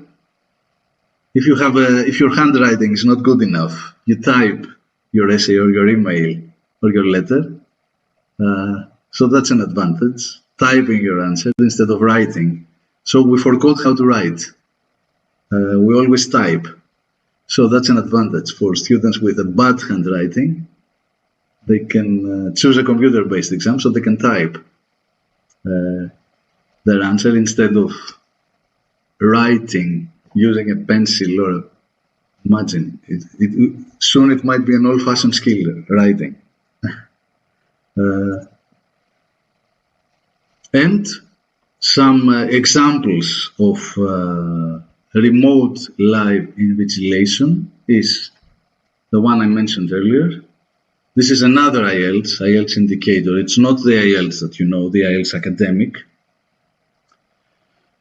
but actually the one which is a quite popular and very well-known test, TOEFL IBT, is available as a proctored exam. So this is something new. We have to adjust to the new reality. We have already adjusted, actually, the last few months. Let's see how it goes. But again, I think a lot of the things I mentioned, you actually learn by doing. I mean, you have to improvise. Depending on your resources, your classroom, how big your class is. You have 20 students, 25, 10, 5. You can choose the best option. And when it comes to exams, maybe you can combine the book, the online version, think of ways to combine both. And of course, technology has limitations. You need very good internet. The battery is not working. Your laptop is not working. Sometimes the book has there's some advantages using the book. So have all this in mind. And finally, as a conclusion, just to recap, online learning was the only way and probably is if things go wrong, because in many places still there are problems with the pandemic. We might still continue teaching using online resources. Advantages and limitations, we have to be aware. There's nothing, again, we have to decide based on our situation. And as in most things in life, cooking, as I mentioned, you have to blend things to make something nice. So you have to combine printed books, online resources. Try when you use only the online, you don't have any other option but to contact your students, to get in touch with your students. The only solution is the video conferencing, Skype and all the software available, Zoom, etc. Try to plan your sessions, because it can be challenging if you haven't decided in advance what you're going to say, because you will have the screen, your books, your notes, many different screens, people talking to you, so you have to plan everything. So I think mainly, very briefly, I just gave you a brief idea of what's available and my thoughts on that. I don't know if you have any questions or any feedback, but I think we will learn by doing. Being teachers, we have to improvise and think what's best and use the available resources, because we don't have everything. We don't have an amazing online platform with many to transform and move to a virtual way of teaching completely. We still need to use books. We have to think of how to use the books with the online option. So I think this is it.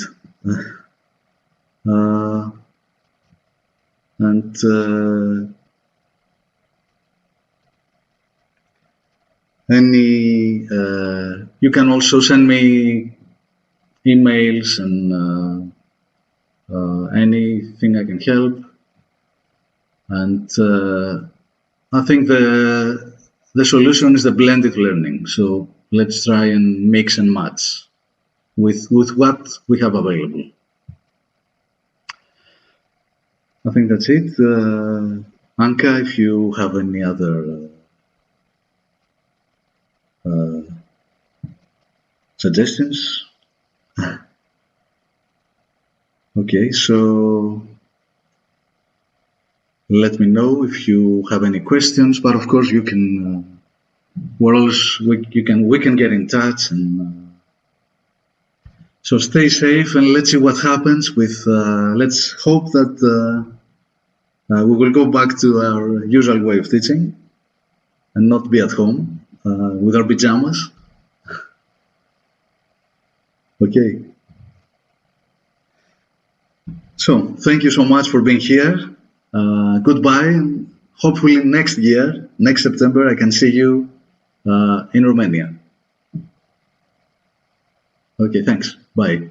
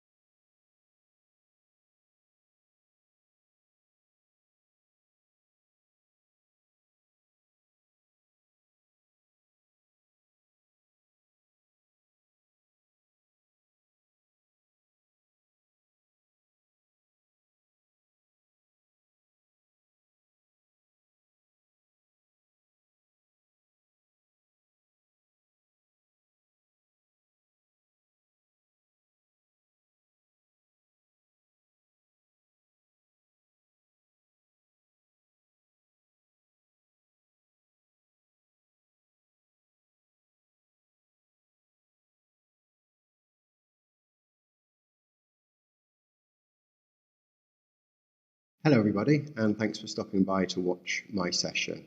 It works online as well as in the classroom. Briefly, for those of you who don't know me, my name's Sam Stevenson, and I've been working in English language teaching for almost 20 years now, here in Romania, but also in the UK, in France, Poland, Vietnam, Bahrain, Qatar. I think that's all of them. I've been a teacher trainer, academic manager, and examiner. So I've had quite a wide range of experience in that time. First of all, I think I'd just like to say thanks to everyone at Fisher and the British Council, for me personally anyway, for bringing us all together in this way and giving us the chance to meet and learn from each other at the beginning of what is almost certainly going to be a very challenging academic year for us. And in common with probably all of us here, wherever we are, since March things have changed a lot, and there's been very, very little, if any, face-to-face teaching and a lot more remote or distance online teaching and learning. And a lot of what I've been doing since March has been online work. So today I thought I'd spend a little bit of time going through things that I found which work and things which perhaps don't work so well, and how you can make your online lessons as painless as possible, both for you and the participants. The majority of my teaching has been online since March, and for the most part I've been using Zoom with a Mac, an iPhone or an iPad, but I've also used Teams and Windows computer as well. So there's no reason why anything that I'm saying here won't or can't work on other systems. It's just sometimes I may not have the exact answers on how they work on all of the systems. I think there's going to be a little bit of time for questions and answers at the end, which is going to be live, I believe. So maybe I'll be able to help guide you with some things then, or maybe find out someone who can help you. I've called my session "It Works Online as Well as in the Classroom," and I've used both meanings of "as well" here. So saying that it works also in addition to the classroom, but also that it's as, hopefully, some of the things we'll be looking at.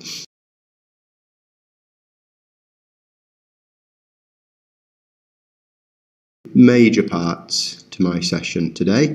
In the first part, we'll be looking at just a little bit of the basics in terms of hardware and setup that you might want to consider before having online lessons, and then we'll spend the second part of the presentation looking at different activities and materials that I found to be successful in class. Start by having a little think maybe about the actual technology and the setup. Okay. You need a computer, a laptop, a phone, something with a camera, something with a built-in microphone, of course. One thing you might want to do is think about where you position your camera. Webcams on computers especially are nearly always, when we have our laptop in our normal working position down in front of us, then the webcam is probably below our eye line. And as you'll know from taking selfies taken from beneath the eye line or beneath the chin are not always the most flattering. So you might want to consider raising the level of your screen up a little bit higher, or a separate webcam if you've got one. I'll just take a quick photo here, and you can see that my computer is there resting on top of the printer. And it's important, although perhaps obvious, that you're not going to be disturbed for the period of your class, and they're right on cue. The baby starts crying. Excuse me.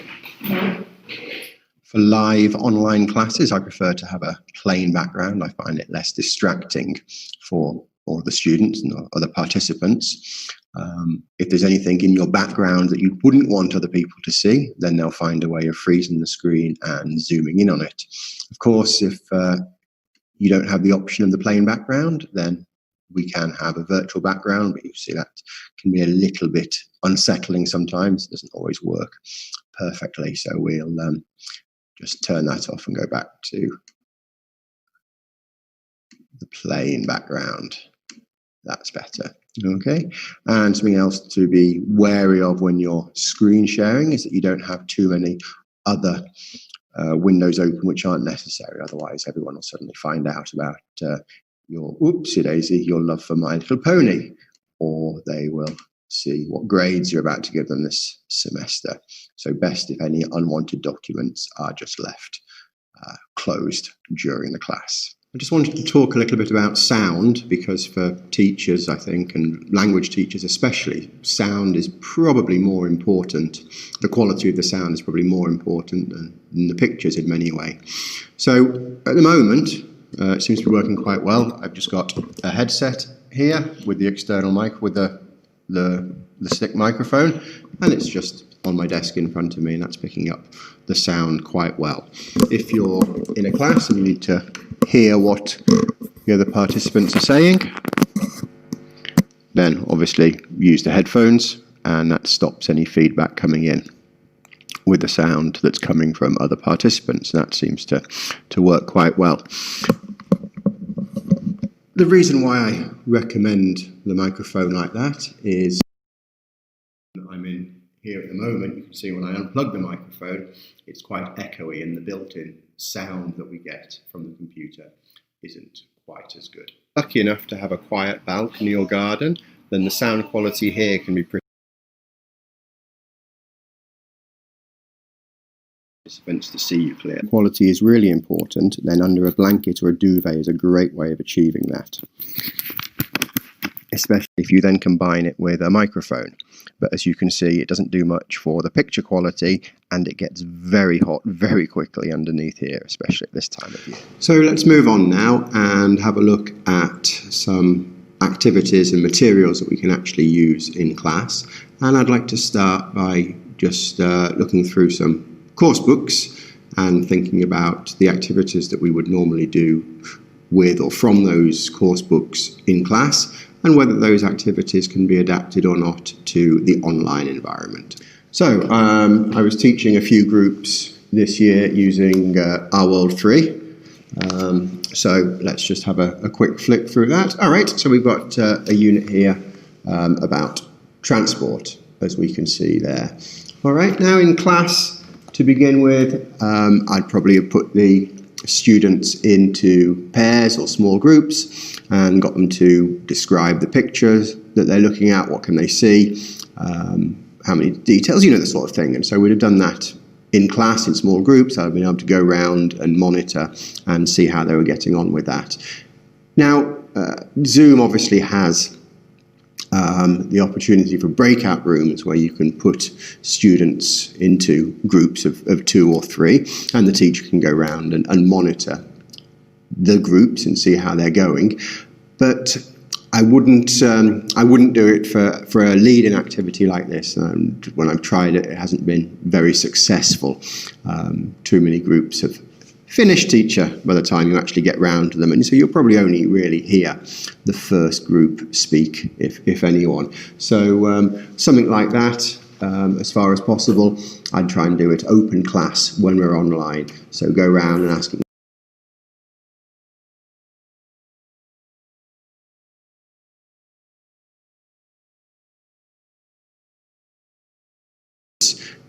but points aren't awarded if somebody gives a duplicate answer of something that's already seen. And as you can see, it's the students will more than likely have the book, so even if you don't have a scanned copy of it or it's difficult to show on the screen, it's quite easy to draw someone's attention to a particular part of the picture and ask them, so what exactly is it we can see there, Mate, for example? And if we move on to the next page in that same unit, we can see we've got the presentation of vocabulary related to transport. Okay. Now, in the class, you might do that with flashcards, perhaps, or a poster. If you've got access to the presentation software that we would use with an IWV, then you can just as easily do that online, sharing the screen. And what I found here that's particularly useful as well is that many of the games and activities that you find in the Our World series you can just let the students have control of your screen, and then they're able to play the games at home as they would have done with the interactive whiteboard. I think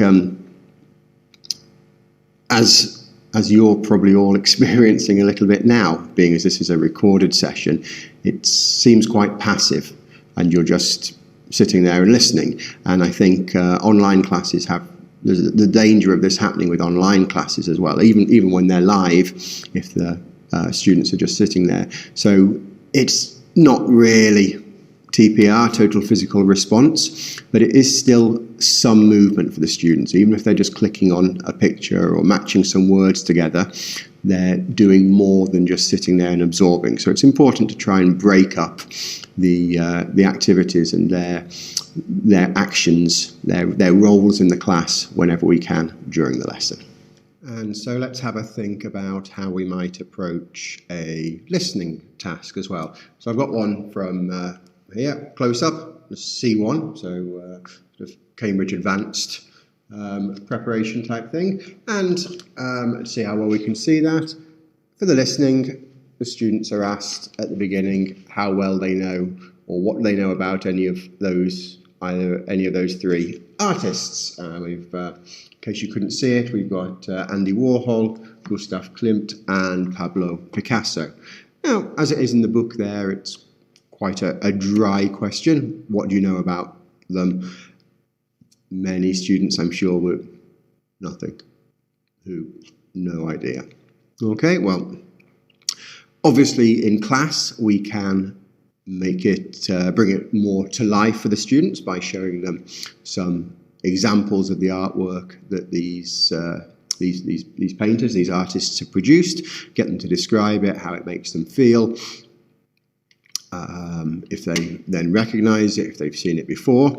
And of course, when we're online, this just becomes much easier because the pictures are easily searchable on the internet. We can find them and we can display them and share them very easily with our students. So the necessity of being online means that it's easier to bring things to life for the students.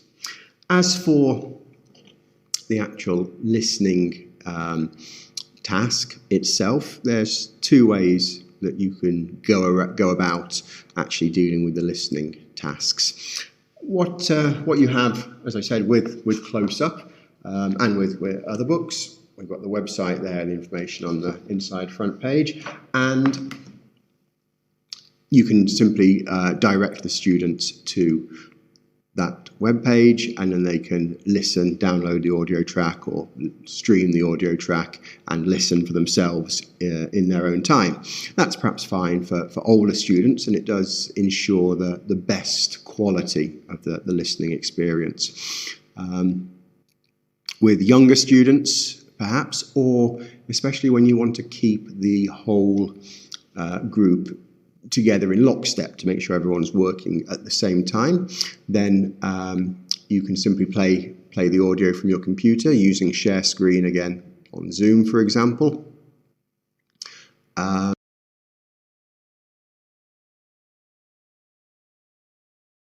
Screen, which I'll just show you what to do to make sure is working, and I'll show you how to do that now. I've had to record the voice separately here, so please try not to worry too much if my lips don't match my voice. So we go into share screen on Zoom, and down there at the bottom we check the box share computer sound. Okay, that's checked there now. And that means that the sound will come straight from the computer through the Zoom channels and onto the participants, onto the students' computers. It doesn't come out of the speakers and then go through the microphone. So that just means that you're going to get the best possible sound quality.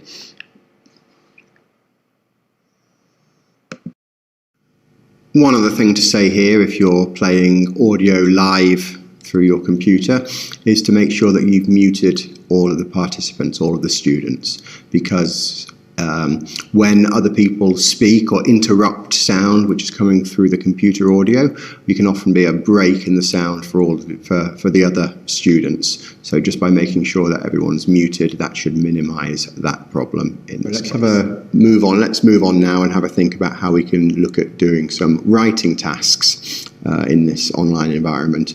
First of all, I think I have to apologise to any of you who saw the presentation I gave at RATE in Yash 5-6 years ago, something like that, when the title of which was "I don't want you to complete this for homework." Unfortunately, in the online environment, it's difficult, as I found it. Maybe some of you will give me some good ideas, but it's difficult to do writing in class, as I can't think of things which would be much duller than looking at a load of heads like this as students get on with some writing. But what we can do is think of some ways in which we can help the students prepare for the writing tasks in class, so that they're better equipped to be able to do them on their own independently afterwards. So let's have a look at a Padlet. You've got the address down there in the bottom left-hand corner, padlet.com. And this is one I made at the end of last year about internet shopping. There we go, just highlighting that there. So the first thing that we need to do is share the Padlet. So just go to share there, and the easiest way I find is to get a QR code. Okay, now if I'm just going to fiddle around a minute and download that. And there you go. If you've got all of that there, you should be able to use that QR code yourself. I'll leave that Padlet up there, and you can go in and have a look around and play with it yourself whenever you have the chance. Okay, let's just close all of that and back to the Padlet. So we can see I've created two boards there with advantages and disadvantages. When the students log in with the QR code, they can add comments anonymously. And then I can comment on them and put them back. So let's add another one there. So personal experience, that's now up on the board, and students can go to that and add any comments they want to there, and I can reply to them. Now let's go to another one I did. So we've got shopping malls here versus small shops, advantages and disadvantages of each of them again, so the students can work together to brainstorm their ideas, and I can comment either on the actual content which is there, or I can make corrections that will help them when they come to do the writing at a later stage. So working together on Padlet like this is a little bit of collaborative thinking or brainstorming in order to prepare for the writing task, which is coming, as I said, probably for homework. Let's move on now and have a think about some speaking type activities, so the fourth of the four skills that we've looked at. And a couple of things to say here. We've got Keynote Intermediate here, and there's a speaking activity about life experiences. Let's see if we can get that screen there. I'll take a photo and put that up. But look at a list of the life experiences, ask and answer questions, fairly standard fairly standard speaking activity there. Which is fine if you have a very small group or maybe a private student, you're doing one-to-one, then this sort of activity will work just fine in the online environment. But if you've got any size of group at all, then you're going to, even with breakout rooms, you're going to find it very difficult to be able to listen to all of the students, all of the pairs speaking, because there is just that delay, that lag as you move from one room to another, and very quickly, second or third pair at best, you're going to find students who, I finished, and they're just sitting there in silence. So activities like that can be a little bit not as successful as they are in real life. But there is one type of speaking activity which I found is far more successful actually online than I've ever found them in class, and that's a type of speaking activity where there's an information gap. And so the first couple I want to have a look at are taken from this book, Discussions That Work by Penny Ear. It's an old book, it's a classic, and there's still a lot of good stuff in there that we can still use today. So in an information gap activity, one student has half of the information and the other student has the other half of the information. So they're missing the complete information, but they can find out that information by speaking to each other. And you can see an example we've got here as a spot the difference, and this first one is in the park. And we go through and it gets progressively more difficult. We'll have one at a railway station and finish off with one in an office, which is really quite complicated, so it can be used for a variety of levels. And the reason why this seems to work so much better, I think, online than it does in class is that it's very, very difficult for them to cheat. They can speak to their partners face to face, they can see their partners, but even if they hold the pictures up to their computer screen, they're not going to be able to see them in enough detail to cheat too quickly. You've tried to do this in class, they've sat back to back, but they can't really hear each other. If they sit next to each other or in front of each other and you get them to put a book in front of it, they still cheat. But online, it seems to work really well. So they were some spot the difference type exercises, but any sort of information gap activity works really well in this case. So Headway is, they're very popular in Headway, where you've got two texts and you have to write and ask the questions in order to find the missing information. Identity parades work well. Guess who type of game. So yeah, any sort of information gap activity works well in this case. Activity from here which works really well is an odd one out category. And instead of having the odd one out where it's fairly obvious, we can see here we've got horse, cat, mouse, camel, lion and cow. And you could reasonably argue that any of these could be the odd one out. The horse is the one which is most commonly used for sport. Camel's the only one which lives in a desert. Cow is the only one which occurs in large groups. Cat is the only adult which drinks milk, you could say. So it requires the students to be a little bit more creative in thinking about what exactly the odd one out may be. And I'll just quickly put up some slides of some other various odd one out sets that you could use. And you'll see for all of them that it requires a bit of lateral thinking in order to decide on what might be the odd one out and why. There's no correct answer. So this is a task which works really well in class, and it also works perfectly well online as well. And you can, depending on the size of your group, it doesn't have to be pairs, you can do it with larger groups, 4, 6, 8 people quite easily. The whole class if you've got small groups, and encourage them all to fit in, see if they can even get an example of, or a reason why every single item in the group is possibly the wrong one, possibly the odd one out. Unfortunately, there is one activity in the book which I really like to use in class, but I found it more problematic using it online, and that's the layout activity. And here's the one I often use with children or younger learners, perhaps at a slightly lower level, is the zoo activity, where we have to decide where the animals are going to be moved around from pen to pen. And the problem here is that you really need to be able to make notes and move things around as you're writing. So it's very difficult for students to be able to do this activity without a handout. So the previous two activities that we looked at, I think it was tried to show you that they can be done quite quickly with a minimum of materials that the students actually need to have. There doesn't need to be handouts, it's just what's on the screen. So if you are, any activities that you are considering, definitely think about how you'll get handouts to students. Can you get handouts to students? And if you probably can't, then what other activities could you do in their place?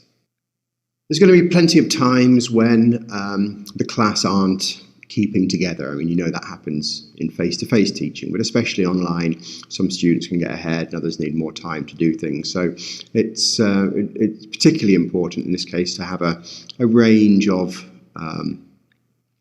other fillers, if you like, and activities that fast finishers can be given to be getting on with. And yes, you might have time to prepare something and to get something ready that's specific to what you've been covering in class that day. But other times you just need something at the touch of your fingers.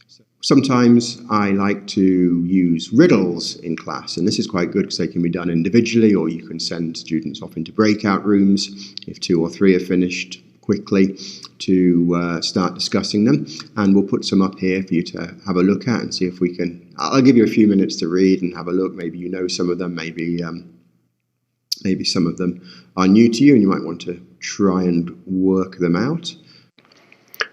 So the answers there in that first section are number 1 is human, 2 is a clock or a watch, number 3 it was a grandmother, a mother and the daughter, number 4 is a towel, and number 5 is your name or your telephone number. So we'll put them up there for a minute and I'll give you the answers. I'll give you the answers once you've had a chance to have a quick look at them. So, yes, there's riddles which can be given to students.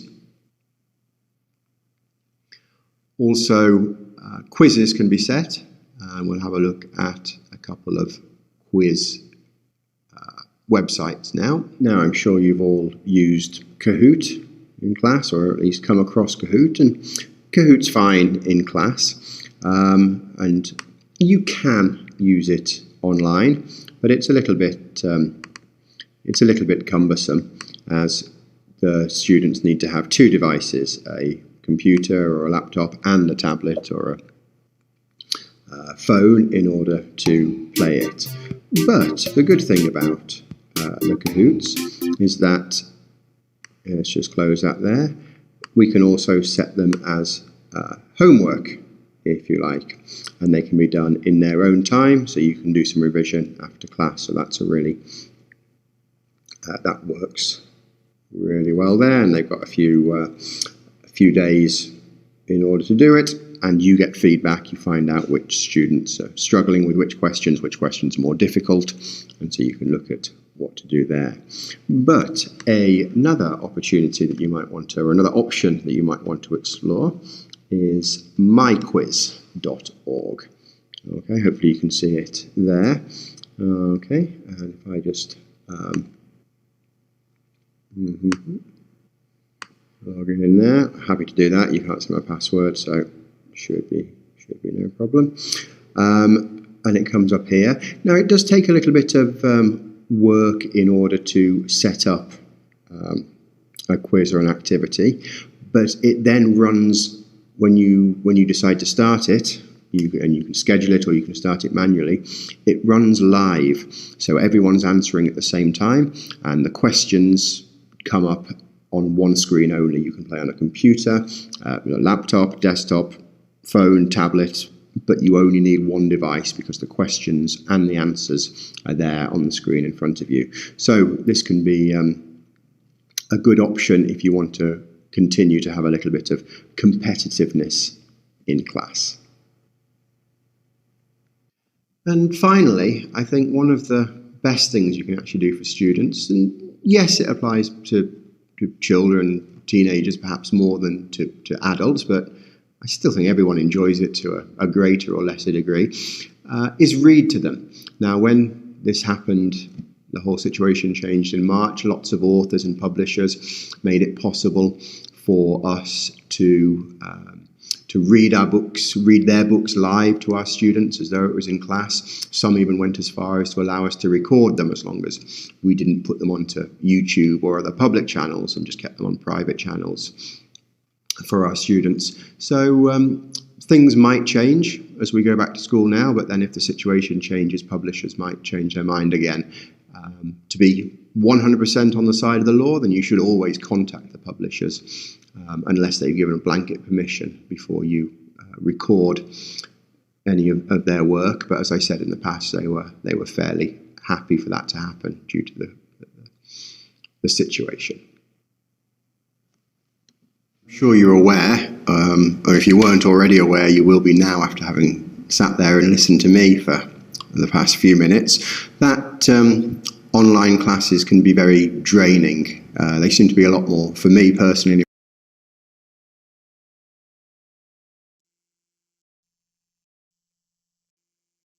participants in online meetings, just sitting there with less to do than perhaps you would expect to do in the classroom can also be very draining. That's one of the reasons why we cut the length of many of our classes and increase the frequency where possible. I know that's not possible in every single context, but where it is possible, something I would definitely recommend. But you can also in this situation increase the amount of homework or independent work that students.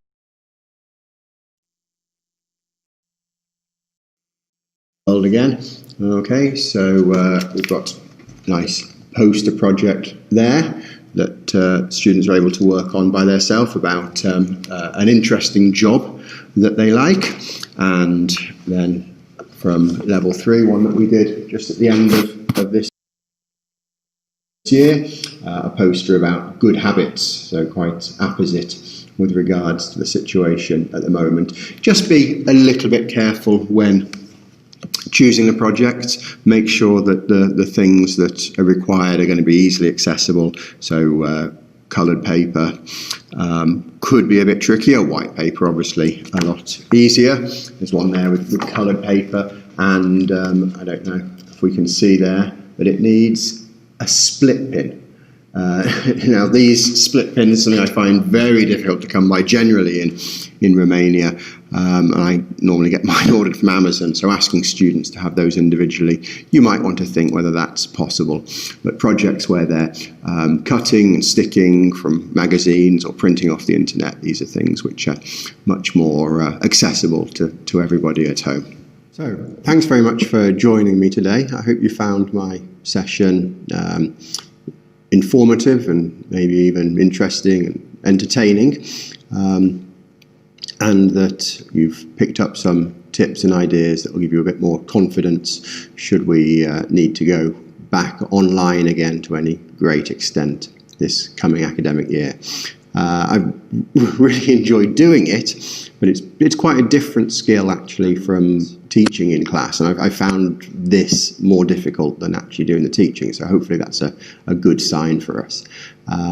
So I think there'll be opportunity coming up now for some questions, and you'll probably see me live in a few minutes. So thanks again for your time, and have a good year, everyone. Bye-bye.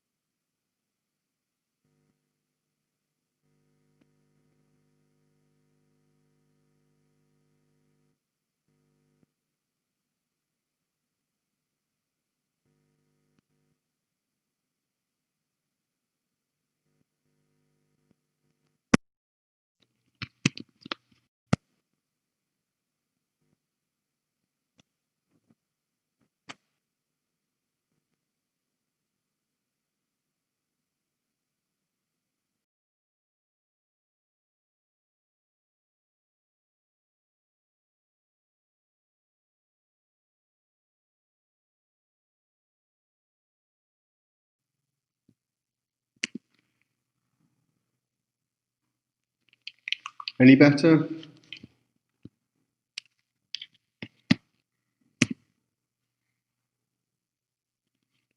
Okay, maybe a bit echoey then. I don't know why the headset's not working.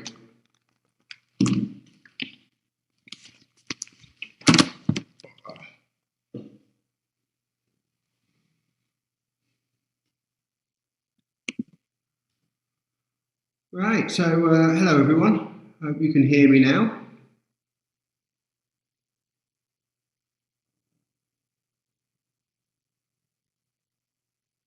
Okay, great. So I don't know whether I'll be able to hear you or whether anyone who wants to ask any questions is just going to type a question and we'll have a look at it.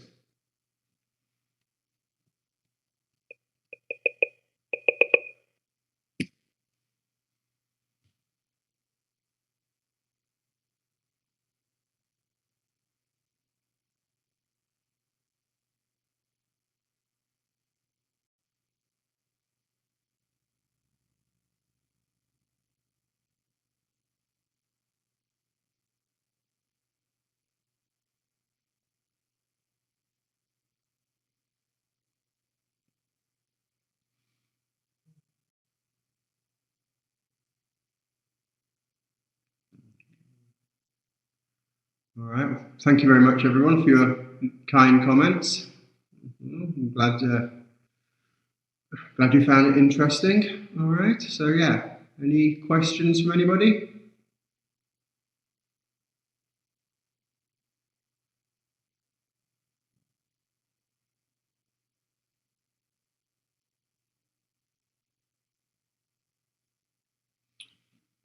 Okay, so the biggest challenges that teachers face today. Wow, that's a pretty big, wide-ranging question. Probably I would say the uncertainty is perhaps the biggest challenge. I think as teachers, when we know what we're going to be faced with, we can normally plan for that and come to some good solutions quite easily. But when we don't know what's going to happen, we have to keep many balls in the air at the same time before deciding exactly which course of action we're going to take. So I think that's probably the biggest challenge that personally I feel that we're facing now as we see what form school and lessons will take this year and how they change. So yeah, I hope that answers your question.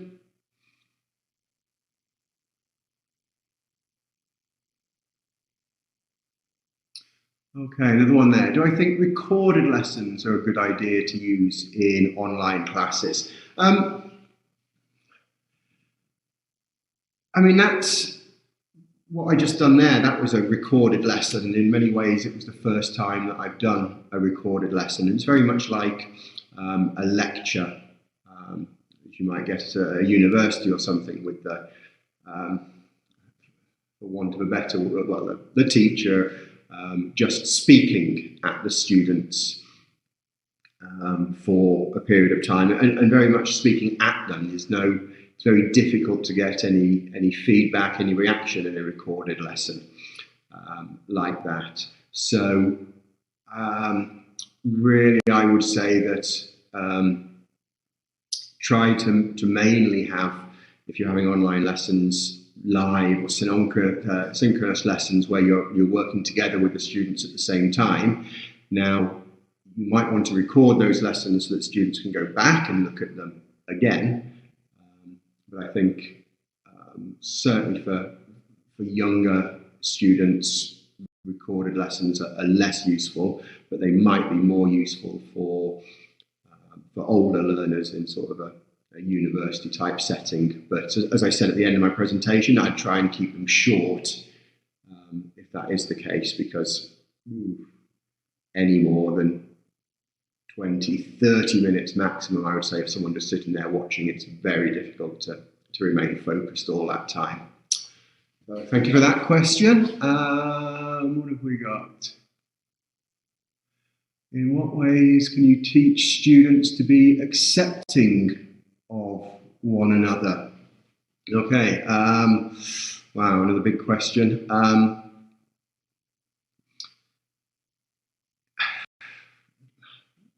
Gentle reinforcement, I would say, is probably the best way there. Is if someone gives a different opinion, an unusual opinion, or they make make a mistake, they give an incorrect answer, then don't let any of the other students laugh at them for that or make fun of them. You have to step onto that quite swiftly and firmly, I would say. And I think that shows that you're creating an atmosphere in the class where everyone's views and ideas are welcome. So I think that's important for that. Okay, what's next? Let's have a look. How do you think we can keep close to kids online? Your online lessons, live online lessons where possible, as much as possible get them to have their cameras on so you can see and hear them.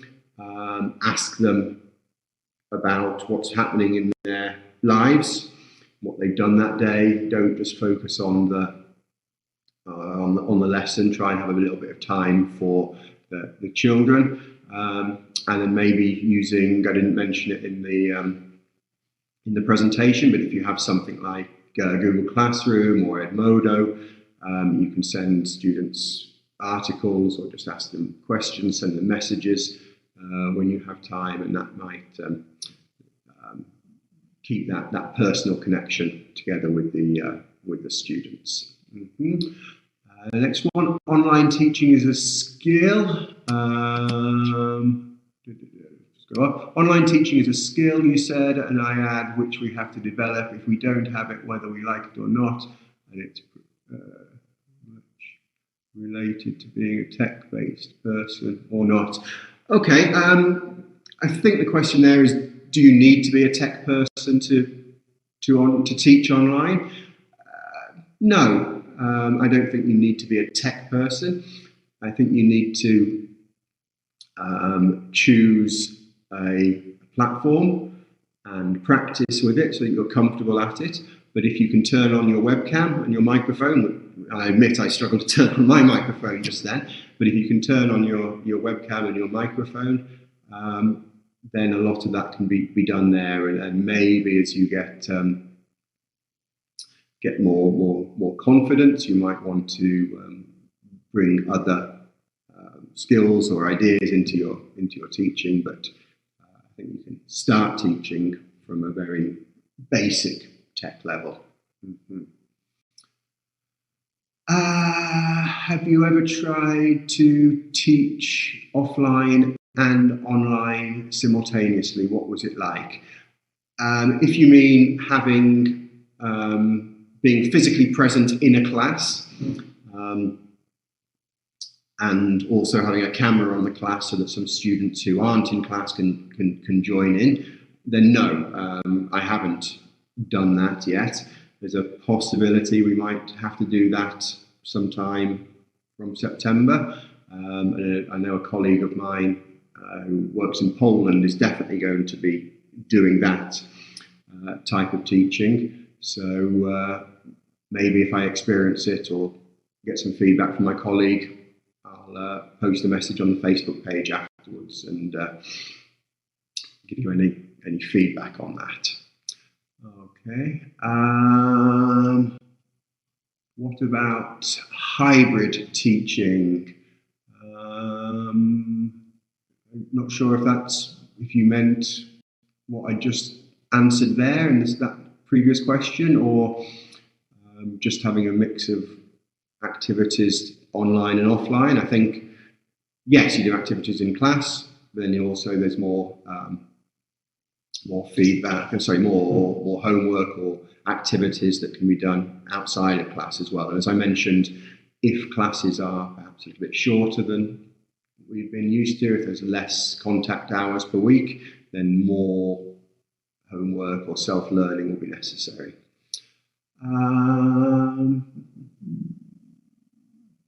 Teachers challenge nowadays, parents reluctant to online classes. How do we deal with that? Oh, wow.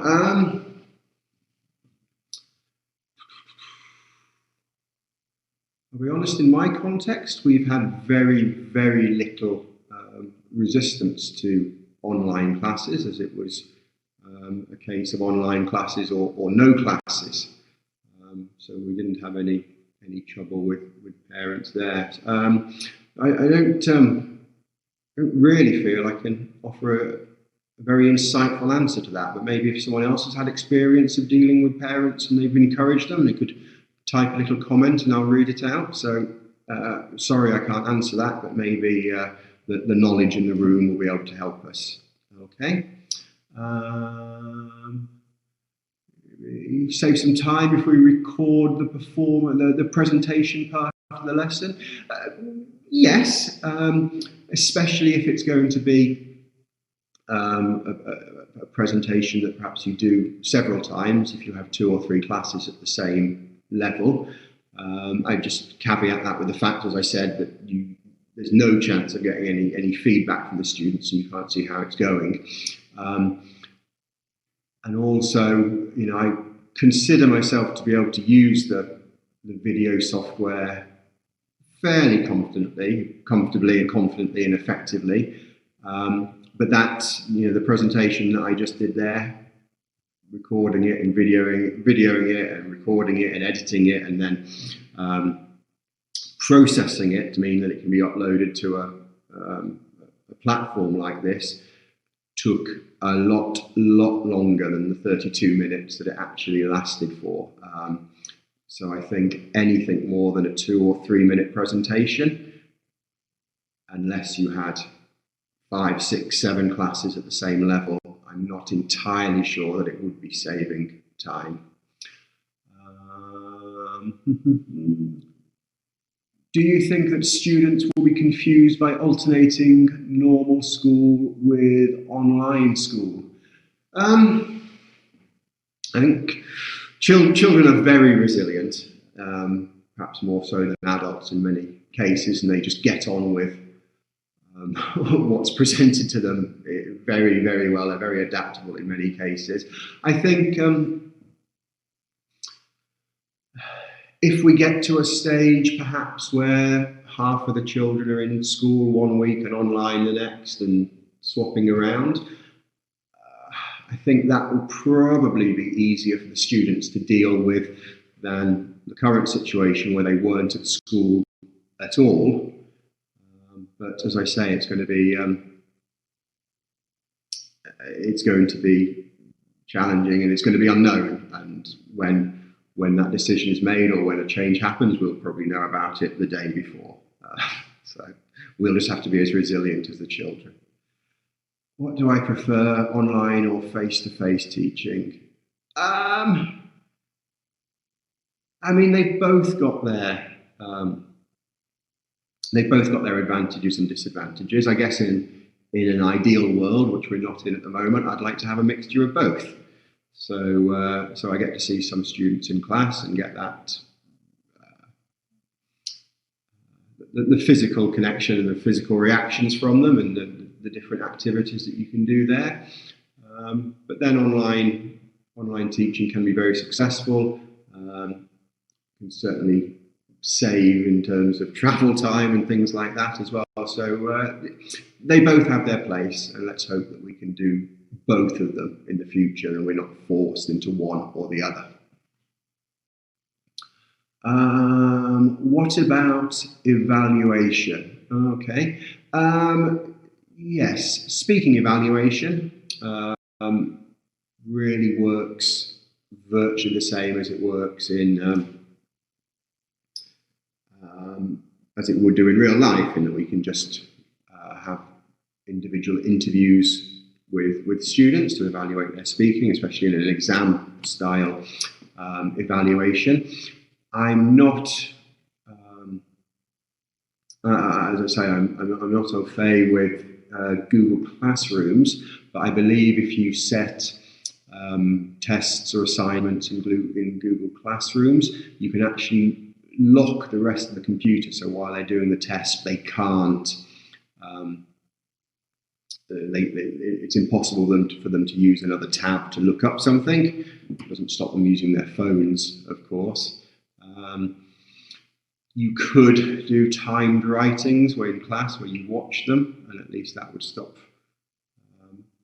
Again, I mean, that wouldn't wouldn't cause or solve any different problems than we have when we set written assignments for homework now, that some students will spend 4 or 5 hours over a piece of written work that you've told them should take 20 minutes, whereas others will only take the 20 minutes. So that's difficult there. Where are we?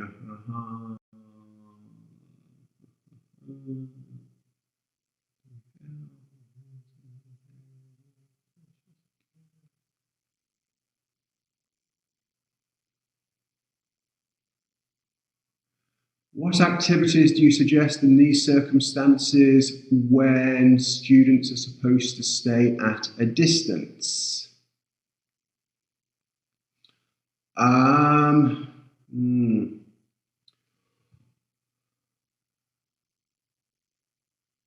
With that, it's going to be more a case of activities that perhaps we can't do, that we would like to do.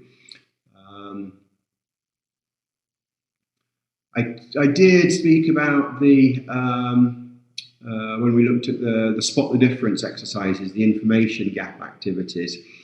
If you have a class perhaps which isn't too large, and if you have understanding colleagues, then you can try and in the rooms either side of you, then you can do those types of exercises where the students are looking at each other, they're sitting face to face, but they're 2 meters apart or even further apart, 5 meters apart, and they're working in a pair with the person that's in front of them. So it does get noisy because you might have 6, 8, 10 pairs all shouting at each other, and they have to listen carefully and focus really very much on the person in front of them. So that, I think, there's no reason why that type of activity shouldn't work at a distance. Yes, that last question that's there. You can't hear me very well. Yes, as I said in my presentation, you should use a separate microphone. I have no idea why my plug-in microphone wasn't working then. So I tested it. So yeah, if you can, test it beforehand, test it again. But yes, do use a microphone if possible. How should I react if students leave the online environment? I would keep a record of everything as far as you can, so you know which students were there at the beginning, who stayed for how long, and then that information can be passed on to your head of department, the director, their parents, whoever would be most responsible. If it happens once, then the student will probably just say it was a connection problem or something. If it's a regular occurrence, just make sure that you've got the records and you can prove who was there and who not at what time. Okay, right, we've got about 5 minutes left. Quickly, any more questions from anybody?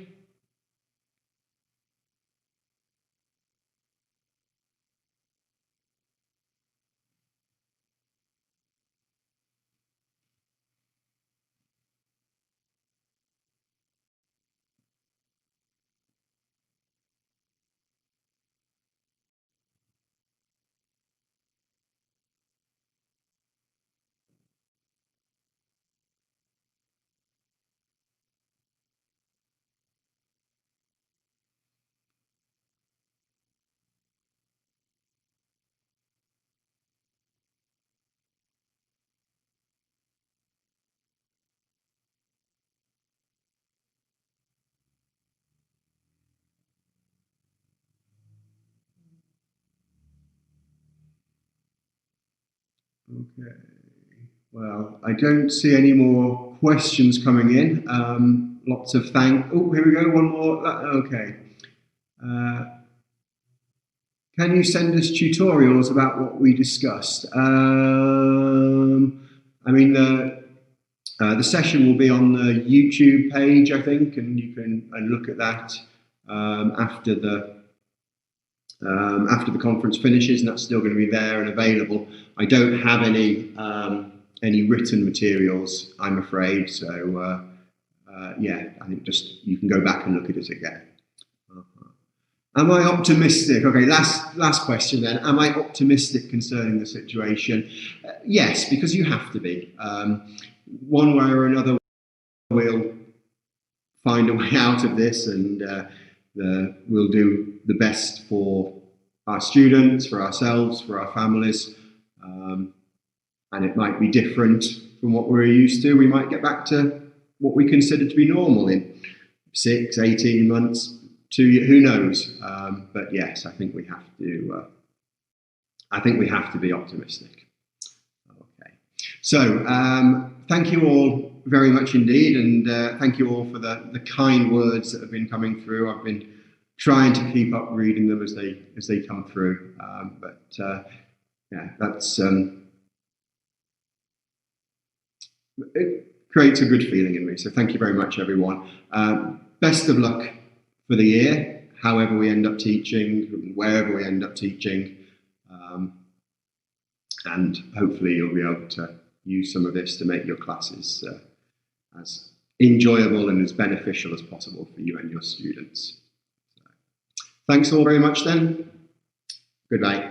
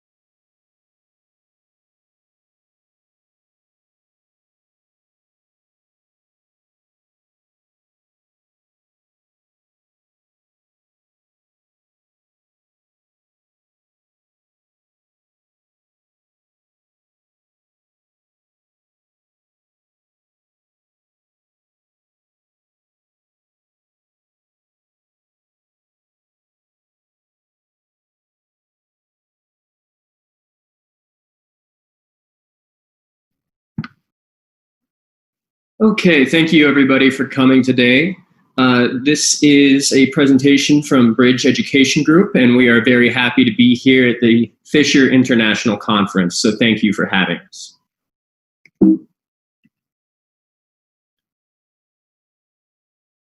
So my name is Kevin, and I am an international program advisor here at Bridge. So what that means is my role is to help our prospective students learn about our different TEFL TESOL courses and decide between the different programs and which ones might be best for them based on their background, experience, goals, etc. So I will talk a little bit about that today. I am based in Denver, Colorado, United States, which is where our organization is based as well. So who is Bridge? We are an international education organization with over 35 years of experience in the language education industry, including TEFL TESOL training. We are accredited by ASSET, which is an organization that is recognized by the US Department of Education, as well as Aqueduto, which is a UK-based agency that is designed to point out and recognize the leaders in the international language education industry. And the online language education industry, excuse me. And as far as our TEFL TESOL courses go, we have a wide range of affordable, internationally recognized programs for teachers of all levels of experience. So everybody from novice teachers to career educators. A number of our courses are also recognized for college and university credit. Specifically, we have a recognition from the American Council on Education, commonly abbreviated as ACE, by which they recommend our courses for college credit. Furthermore, for our most advanced course, the 150-hour IDELT online, students do have the option of using that program for credit towards a MA in TESOL at one of our partner universities. And you can see a list of those schools there that have this agreement with us. And then finally, all Bridge courses are also approved for continuing education units, CEU. Those are a professional development unit used for public school teachers in the United States. So although it might not be as relevant to our audience today, it does speak to the backing and the support that we have for our credentials. So just a quick little overview of what we're going to cover during the presentation. We're going to talk about Bridge's specific TEFL TESOL courses, as well as which program is right for you or how to decide which program's best. We'll talk about how to leverage your Bridge credentials as far as the different the different documents you earn for completing a course with us and how you can use those effectively. We'll discuss the professional development and networking services that Bridge provides. And then finally, we will devote some extra time to teaching English online as our featured topic today. So this is just a quick little preview of the certificate that you would earn upon completing a Bridge course. You can see our logo is listed there. Your student name will be there. The amount of hours you've completed, the different courses, etc. So we have a number of international TEFL TESOL certifications. That's the classification that we use for our highest level TEFL courses, specifically our 150-hour international diploma, the IDELT online, and our 120-hour master's certificate. Now these programs, they're a comprehensive curriculum that are designed to cover all of the TEFL TESOL essentials. And they are also designed to demonstrate the essential knowledge that employers look for and trust. Because these courses have 120 hours or more, they are going to meet the international standards for employment in many cases. Very often when you're looking for jobs, schools, will ask for a certificate of 120 hours or more. So those are the programs you want to look for if you are not yet certified and trying to qualify for a job.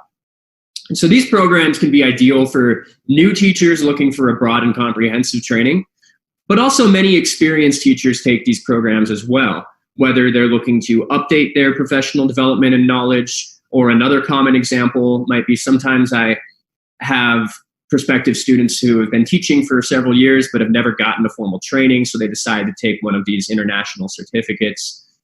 So these courses can really fit for a broad range of prospective students. We also have a number of specialized TEFL TESOL certifications. Now, these programs are designed to focus on the best teaching practices and methodology for specific topics. So there will be subtopics like teaching English online, teaching English to young learners, teaching business English, among others. And we have specialized courses in each one of these little sub-areas. These programs are designed for current teachers looking to develop their skills in one area, of which I understand our audience. There will likely be many people who fit that description. Also, we often see people take our international certificates and add on a specialized certificate as well. For example, if somebody's totally new to teaching, but they really want to teach online, it's common for them to start with something like our 120-hour master course and then add on our specialized program in online teaching. And we also offer a number of micro-credential courses. So these are brief 20-hour programs in specific niche topics of TEFL TESOL. So we have programs such as designing materials for the classroom, teaching English with podcasts, teaching English as a global language, teaching IELTS exam prep. The idea is these courses are meant to offer very specific areas of interest that are relevant to teachers in the classroom. You do have the option to start learning for free. These courses have a free option to access the initial course material, and then if you want to unlock the full version of the course and be eligible to earn recognized credentials, you may upgrade at any time. These programs are designed specifically for experienced teachers looking for continuing education and professional development. So just a few quick FAQs, frequently asked questions. When do the courses start? So the vast majority of our courses are self-paced, which that means that you may enroll at any time. And from that point, you will have 3 months to finish. The one exception to that is for our most advanced course, the International Diploma, IDELT. For that program, you begin on a specific start date, and you have weekly due dates throughout a 12-week schedule, which kind of brings us to the second question: what is the schedule? Again, the vast majority of our courses, self-paced, enroll at any time, 3 months of access. The IDELT, you have a specific start date, specific end date, and you move through the training on a predetermined schedule. What are the qualifications? The only baseline qualifications for our courses are going to be that you are at least 18 years old, you have a high school diploma, and that you speak English at an intermediate level. Which brings us to the next question: do I need to document my English level? For the vast majority of our courses, no, you do not need to document your level. Once again, the only exception here is our 150-hour IDELT online. For that course, we do need to see documentation of an advanced English level. Something like an IELTS or a TOEFL score would be sufficient, but if you don't have one, that's totally fine. There's a free online test that we can provide. So just let me know if anybody is in that situation, wants to take the IDELT, needs to document their level. I can definitely provide you with a free test. And finally, can I take multiple bridge TEFL TESOL courses? Yes, you certainly may. That's very common. People like to come back and mix and match our different programs and add on hours as they please. So, sometimes if somebody comes to me and they're torn between the business English and the young learners program, no problem at all. You can absolutely take them both. So I just want to talk a little bit about the actual credentials and the documents that you earn if you are to complete a course with us. So you will get a digital certificate with all course components listed, as well as the bridge accreditations and affiliations. You will also be assigned a unique student ID number. So what that means is there's a place on our website where you can retrieve your certificate. You go there, you enter the unique ID number, and it comes up with your certificate, your name, the date that you took it, everything that was included. So that information, of course, it's useful for you, but it's also helpful for any third parties who want to verify that you have completed a training. because they can just go and they can enter the ID number on our website and they will see that you did in fact study with us. And finally, you do have the option to add on more hours with continuous study. So for example, this sample certificate here, you can see that it is a 120-hour master certificate. But if somebody took this course and then a year later they added on, for example, the 40-hour business English course that we offer, their certificate would then update to 160 hours. So this is all free. If you decide that you want to order an authenticated hard copy, which comes with the Bridge embossment, a holographic authentication stripe, and you could even potentially ask for notarization or government authentication. There are some additional charges involved, but we do offer those options. So just let me know if anybody has questions about that. You can also find the charges listed on the website. So in addition to the certificates, we also offer digital badges. So a digital badge, this is a really common document or really common credential within the e-learning space. So if anybody's taken online classes before, you might have heard of these before. Basically, a badge is an icon representing the course that you completed with Bridge. And you will earn one for each Bridge course that you complete. And once you earn a badge, you're welcome to share it on your resume, your LinkedIn profile, your email signature, social media, any place that you think it might be useful. So basically, the badge is going to be a unique icon that says the course you completed. And then you can click on that icon and it will take you to a separate page specifically listing information on when you took the course, the modules you studied, the competencies completed, the dates you took the course. And it's important to note that each badge is authenticated via blockchain technology. So what that means is every badge is unique. So the badge that you get, if you put it in your email signature, it's going to link to a specific page advertising your credentials. So that is significant because that means that somebody can't, for example, just take a screenshot off this page and then put it in their resume. That won't work because if you click on the badge, it'll take them to the wrong place. So badges are really useful because they're kind of almost like a portable way to advertise your certificate. You know, they're a lot easier to put in a signature and in a resume, et cetera, in a way a certificate might not be. And these are really common in the e-learning space. So they're definitely useful to have. And it's important to note that we're here for you throughout this process. So we really make an effort to be sure that our students are getting an excellent experience with Bridge. So my job, of course, like I said, I am the program advisor, which means I primarily help with prospective students. But we also help you throughout your time studying as well. You will have the opportunity to ask questions and get feedback from your tutor during the course. So all students are assigned a tutor upon joining the program, and all of our tutors are going to be experienced ESL teachers, and they're going to review all your assignments. They'll give you detailed feedback. They also will be your contact for any questions about the content of the material.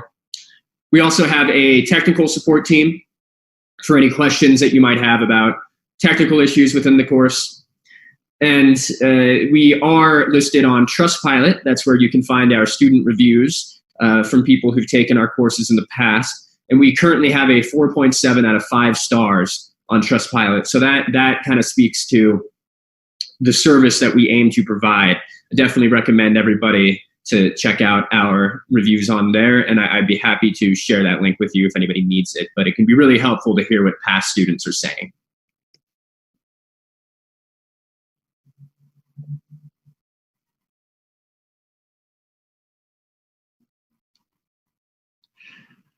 So we can also help with job services.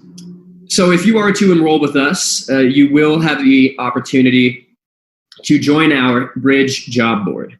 And that is an international professional network on which you may create an account, sign up. Then once you do that, you can customize your information, your education history, your teaching background, experience, and all that. And once you do that, you can then begin connecting with schools around the globe. So we have a number of partner schools who we work with to post on our job board. And then we are more than happy to recommend our graduates for these open positions. So if you see a school on our job board that you want to apply for, let us know. We're more than happy to assist you and recommend you for these open positions. So that's one of the added benefits to studying with us, is that you would also be connected with a job network. Right now, the positions that we're working with are primarily online due to COVID, but we have worked with in-person jobs in the past, and that is something that we intend to do in the future. And it's also important to note that we really do make an effort to be a community here. We want to connect the global English teacher with a network of other English teachers. So we have a number of Facebook groups featuring Bridge students and alumni around the world. Just to give an example, one of our most popular ones is our Facebook group in Teaching English Online. And that can be a great way to connect with other people who are looking to teach online, hear about their experience and their recommendations. We always make an effort to be as informed as we can be about new opportunities and developments, but I learn a lot just from hearing what our current students and our alumni say about the jobs they're seeing. So it's really helpful to be able to connect into that that network. We also provide a ELT news magazine called Bridge Universe, and what that is it is basically a collection of stories from around the English teaching world. So everything from interviews with alumni, new job openings around the globe, teaching tip articles, and then finally, if you subscribe to our newsletter, you'll get a collection of those top stories from Bridge Universe, as well as new Bridge job partners. So, we really make an effort to keep you as informed as possible with what's going on in the world of English language teaching.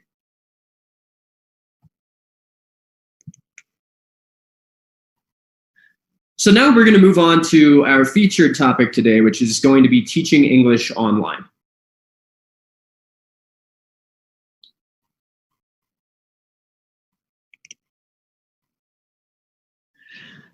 So teaching online has been a pretty popular and growing field already over the last 5 to 10 years or so. But especially in light of COVID-19, it's really exploded in popularity. As it goes without saying, so many in-person classes are canceled. So now online learning is becoming an increasingly valuable and increasingly popular way to teach. So we can help you develop the skills you need to move your classes online. And we can even provide you with some training on how to become an independent tutor online, which is another field that's growing in popularity. So here's a little more information about that. So just a quick overview of the types of skills an online teacher might need. You are going to want to have an understanding of the technology involved, what software programs, what equipment. You'll want to know how to set up your actual classroom where you're presenting. So it's good to know the background you're going to have and that kind of information. How are you going to work from home effectively, managing your time, keeping a organized workspace? How are teaching methodologies different in online learning versus in-person learning? How do you manage your online classroom effectively, troubleshooting techniques, etc.? How do you lesson plan in an online context, given the unique constraints that it offers, the unique context that it offers? How do you keep your learners engaged and make it feel like a community when you're not meeting with them in the classroom? How do you communicate effectively and with proper etiquette? And how do you administer lessons and even other aspects like scheduling, taking payment, that kind of stuff? And then down here, these are just a few examples of some of the technologies that are commonly used in online teaching. Zoom is super popular nowadays. Google Suite is a great way to share documents. Moodle is an example of a learning management system, LMS. So you'll learn a little bit more about that if you do choose to teach online. So we offer a specialized course in teaching English online, which is designed specifically for people who are already English teachers, but want to learn more about the specific context and the specific processes of virtual English instruction. So this specialized course is going to cover the essential terms, technology, and teaching methods that you need to have in order to succeed in the virtual classroom. So this program has 4 different course components. You can pick and choose which one you want, ranging from 60 hours to 210 hours. And just to give you a brief little rundown here, we have the 60-hour Foundations in Teaching English Online and the 60-hour Advanced Methods in Teaching English Online. Those 2 components represent the core curriculum, so to speak. We also offer a 60-hour practicum in Teaching English Online, where you record yourself giving practice lessons, and a 30-hour course in teaching as a freelancer, which talks about how to tutor privately online, and we'll talk a little bit more about that. So these programs, we make an effort to be sure that you're getting valuable information from them. You know, you're not just reading off a screen and then answering quiz questions. They're very interactive as well. So the content is made to be very dynamic and interactive. There's practice exercises. There are quizzes, but there's also going to be written assignments. There's downloadable resources that you can take. For example, infographics on how to teach online effectively, handouts that you can use in your actual course, in your actual teaching. There's a discussion board where you can share your ideas and your experiences with other trainees who are also taking the course and commenting on the discussion forum. And finally, there's many videos demonstrating the online teaching process. You can see a screenshot of one in one of these images. Basically, throughout the course, you'll read about some of the common methodologies and common techniques, but then you actually get to see recordings demonstrating those methodologies. Oh, excuse me, I skipped the slide too early, but I just meant to say that you will have a personal tutor in the course as well. Tutors are, like I mentioned earlier, they're experienced teachers with knowledge of online instruction. In this case, I have knowledge of online instruction. They will review all of your assignments with detailed feedback, and they will also be your main point of contact for any questions about the material. And finally, teaching English online as a freelancer. So this is becoming a very popular method of instruction, or a very popular way to get yourself out there as a teacher. You can actually set up your own website, begin marketing yourself on social media, in your community. This allows for significant autonomy in terms of your schedule, software, the students that you're working with. You get to market yourself for a specific niche of learners. Just to give an example, I was on the phone with a prospective trainee a couple weeks back who was a lawyer, and now he wants to start teaching English online, and he was thinking, oh, maybe I can teach lawyers in other countries about legal English. So that's one of the benefits of freelancing, is you really get to focus your training or your teaching on the types of teaching that you want to do. And this can really help you find opportunities for higher pay or supplementary income. Just to give some very rough examples, I usually say that if you are teaching online for an existing school, very often you can make about 15 to 20 US dollars per hour, which comes to something like, 60 to 100 Romanian currency per hour. But if you are teaching as a freelancer, that gives you a lot more room to build up your training to make some more money. And very often I see people teaching online independently, making 20 to 25 US dollars an hour, which is about 100 to 125 per hour in Romanian currency. And you can even go upwards of that. So like I said, we do offer a specialized course in teaching English online as a freelancer. This is a 30-hour module, which can be taken independently or is bundled with the other modules in teaching English online. This goes over the key aspects of becoming a freelance teacher, from finding your niche, how to handle payment and accounting effectively, managing your business, scaling it appropriately. It talks about effective marketing techniques through existing teacher marketplaces, through social media, other channels that might be useful. And finally, for your final project, you get to design a unique online tutoring business plan. So you actually get to talk about the types of students that you want to work with and how you plan to reach them. Okay, well, thank you very much. This is the end of the planned part of the presentation. However, we do have a Q&A session coming up, so I will look forward to meeting everybody. Just a note here, you'll see all my contact information. Please feel free to reach out anytime. I am online Monday through Friday, and I will always look to get back within a business day. It's also important to note that we do have a promo code available for $20 off any of our TEFL TESOL certificates. Basically, if you go to enroll on our website, at the very end of the process, there's going to be a box that says promo code. And if you enter Fisher 2020, that will adjust your tuition accordingly and take $20 off of your tuition. So that is it. Thank you all for your time, and I will look forward to meeting with you during the Q&A session.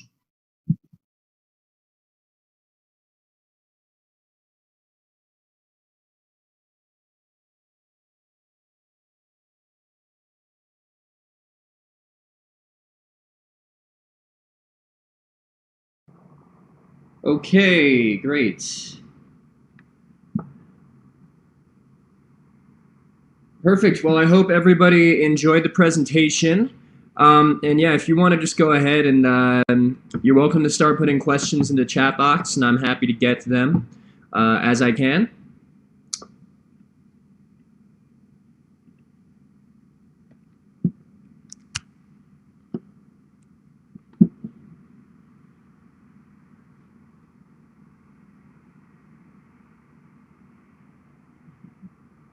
You're welcome. I'm glad you enjoyed it.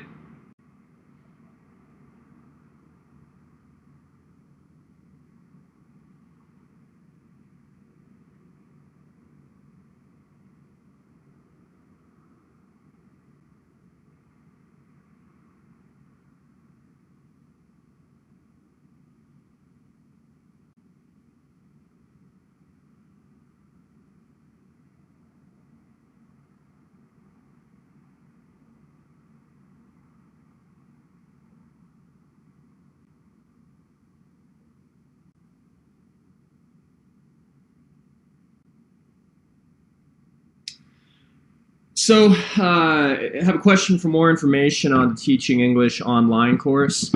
And like I mentioned in the presentation, that program is broken into several different components.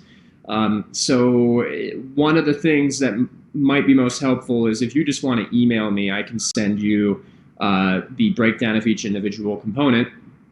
But I'll give you kind of a brief overview. There's 4 components total.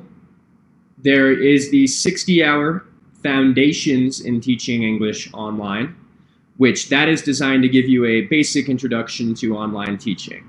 How does it differ from classroom teaching? What are important considerations? What are softwares and technologies to use? There's the 60-hour Advanced Methods in Teaching English Online. And that course is designed to help you with more specific matters, like lesson planning, strategies, troubleshooting techniques, etc. So it's a little more practically oriented, where the first Foundations course might be a little bit more theory oriented, so to speak. Next up, there's a 60-hour Practicum in Teaching Online, which gives you the opportunity to record yourself giving practice lessons. And then finally, there's a 30-hour Freelancer course, which teaches you how to actually become your own private tutor online and how to find students. So you're welcome to mix and match those different components as you please and choose the package, that you feel is best for you.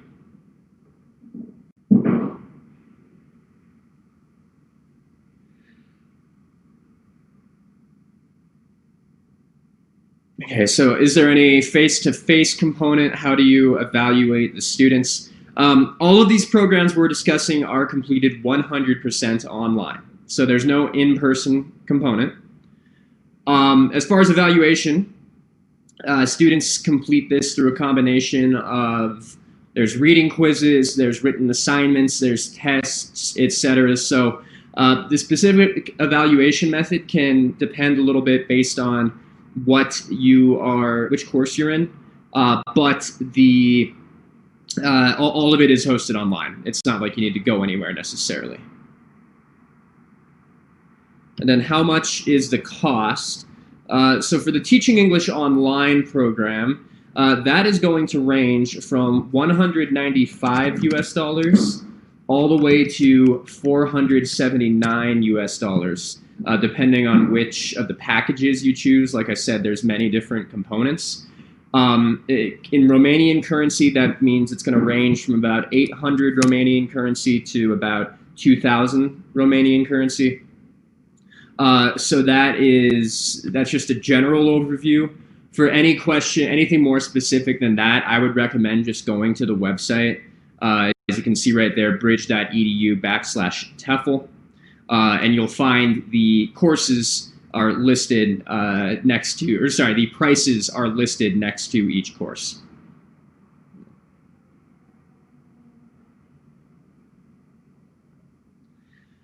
Do you provide a course book? Generally speaking, there is no textbook. All the material is hosted online. And if and when you enroll, you will just receive an email with your login instructions, and you can go from there, and all your material is going to be hosted online. There is one exception to that, which is for our most advanced course, the 150-hour international diploma, the IDELT. For that course, a textbook is required. But for all of our other courses, including this Teaching English Online program, there is no textbook. The program is all just hosted online.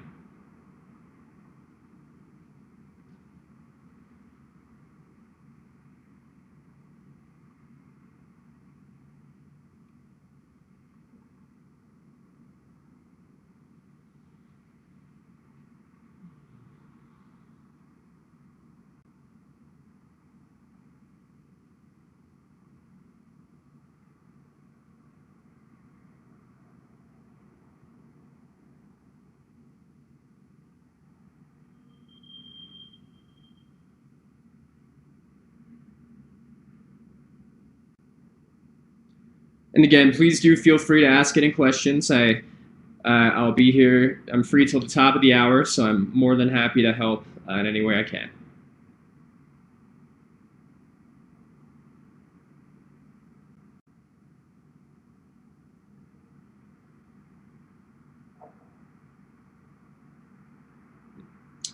So are these certificates recognized by education ministries? So that's a bit of a nuanced answer. So as I mentioned in the presentation, all Bridge courses are accredited by ACCET.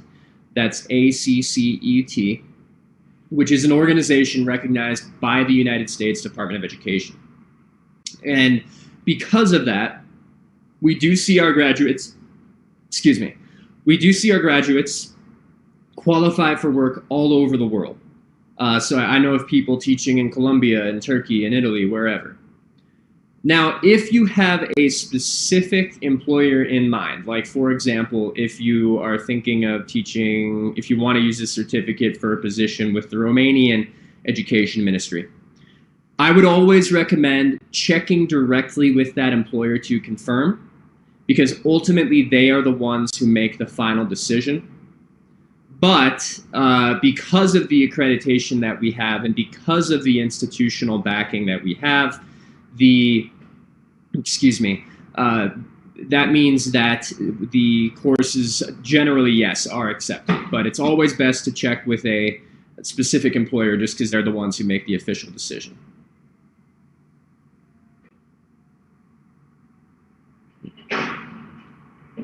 How would you create a behavior modification for a student with ongoing behavior problems? That's something that I myself might not be the most qualified to answer. I'm more of a consultant for the courses rather than, a teaching advisor necessarily. We do have some courses that could be of interest to you, though, as far as updating your skills and knowledge in the classroom. So I would just say, feel free to email me, and I can provide you with some resources there.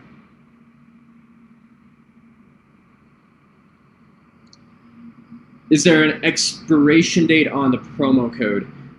You know what? Let me actually check on that. I'm not totally certain, but I have that right here, so I can find you the answer in just a couple minutes.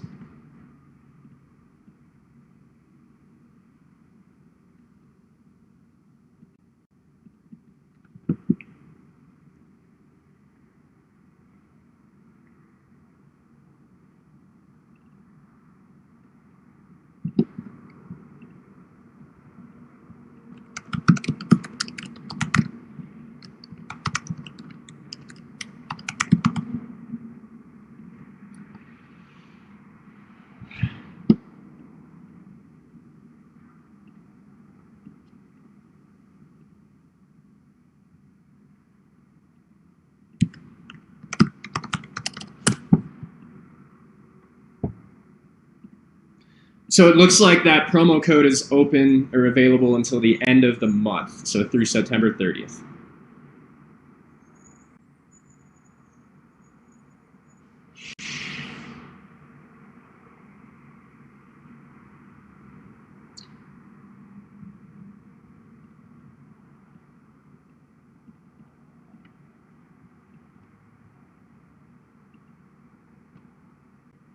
And just one other important thing to note regarding the promo code, that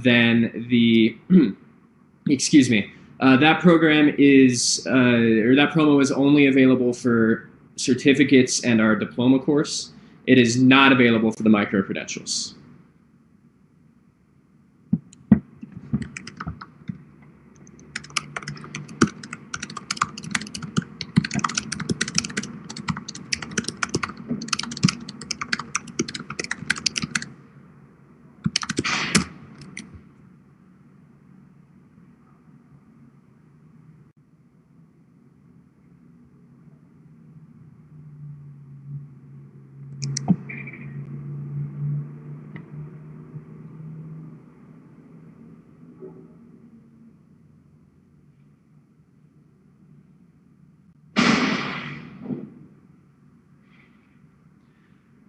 So it looks like that might be all the questions for now. So I guess it looks like this will be the end for now. But you do have my information, so please do let me know. You can write me anytime. Like I said, I'm online Monday through Friday. We actually do have a holiday coming up here in the United States on Monday, but other than that, I'm usually here Monday through Friday. So please let me know whenever I can be of assistance, and I'll be glad to help. Thank you.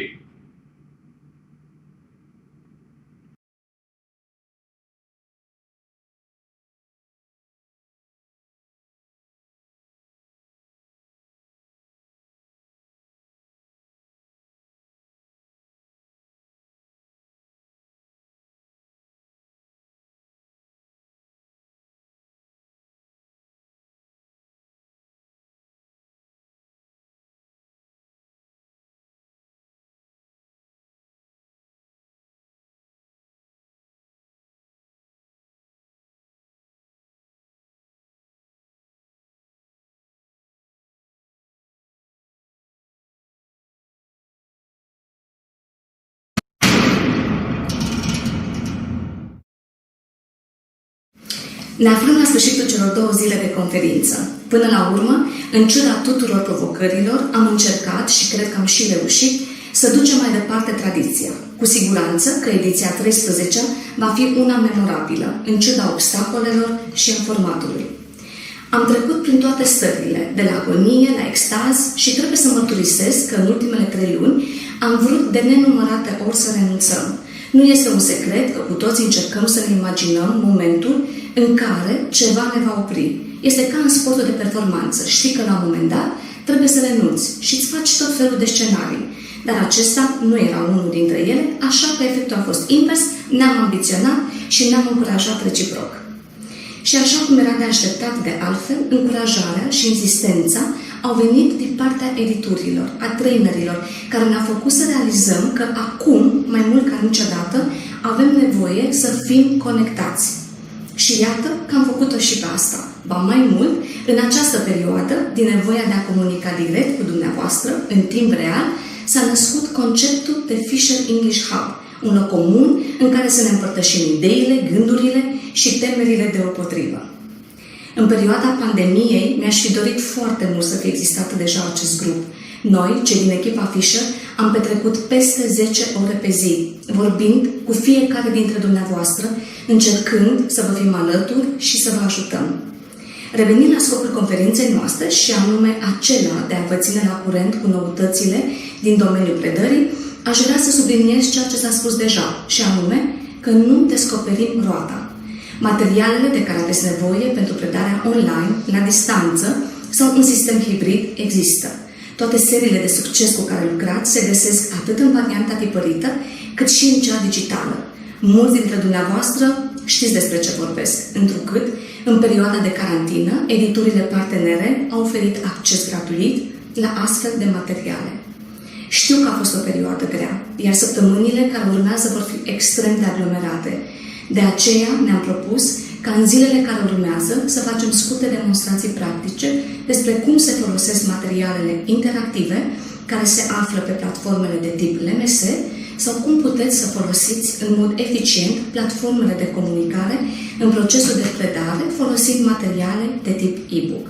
Și cum astăzi a fost o zi încărcată și lungă, mă opresc aici. Dar nu înainte de a vă mulțumi încă o dată, dumneavoastră, dragi profesori și părinți, speakerilor noștri, partenerilor noștri de la Fundația Dan Voiculescu și nu în ultimul rând colegilor mei de la Fischer International și Zebra Media din Odorheiu Secuiesc. Vă reamintesc că începând cu această ediție, la Conferința Fischer International vom avea sesiuni dedicate și profesorilor de alte discipline, dar și părinților. Noi, cei de la Fischer International, fiecare dintre dumneavoastră, împreună cu partenerii noștri externi, autori, speaker, redactori, putem să facem lucruri minunate împreună, pentru elevii și pentru copiii noștri. Stă în voința noastră să creăm o comunitate puternică. Acum suntem convinși că acest eveniment va continua, așadar vă dau întâlnire anul viitor, la aceeași dată, la cea de-a 14-a ediție. Succes în noul an școlar și să ne revedem cu bine. Thank you all and stay safe.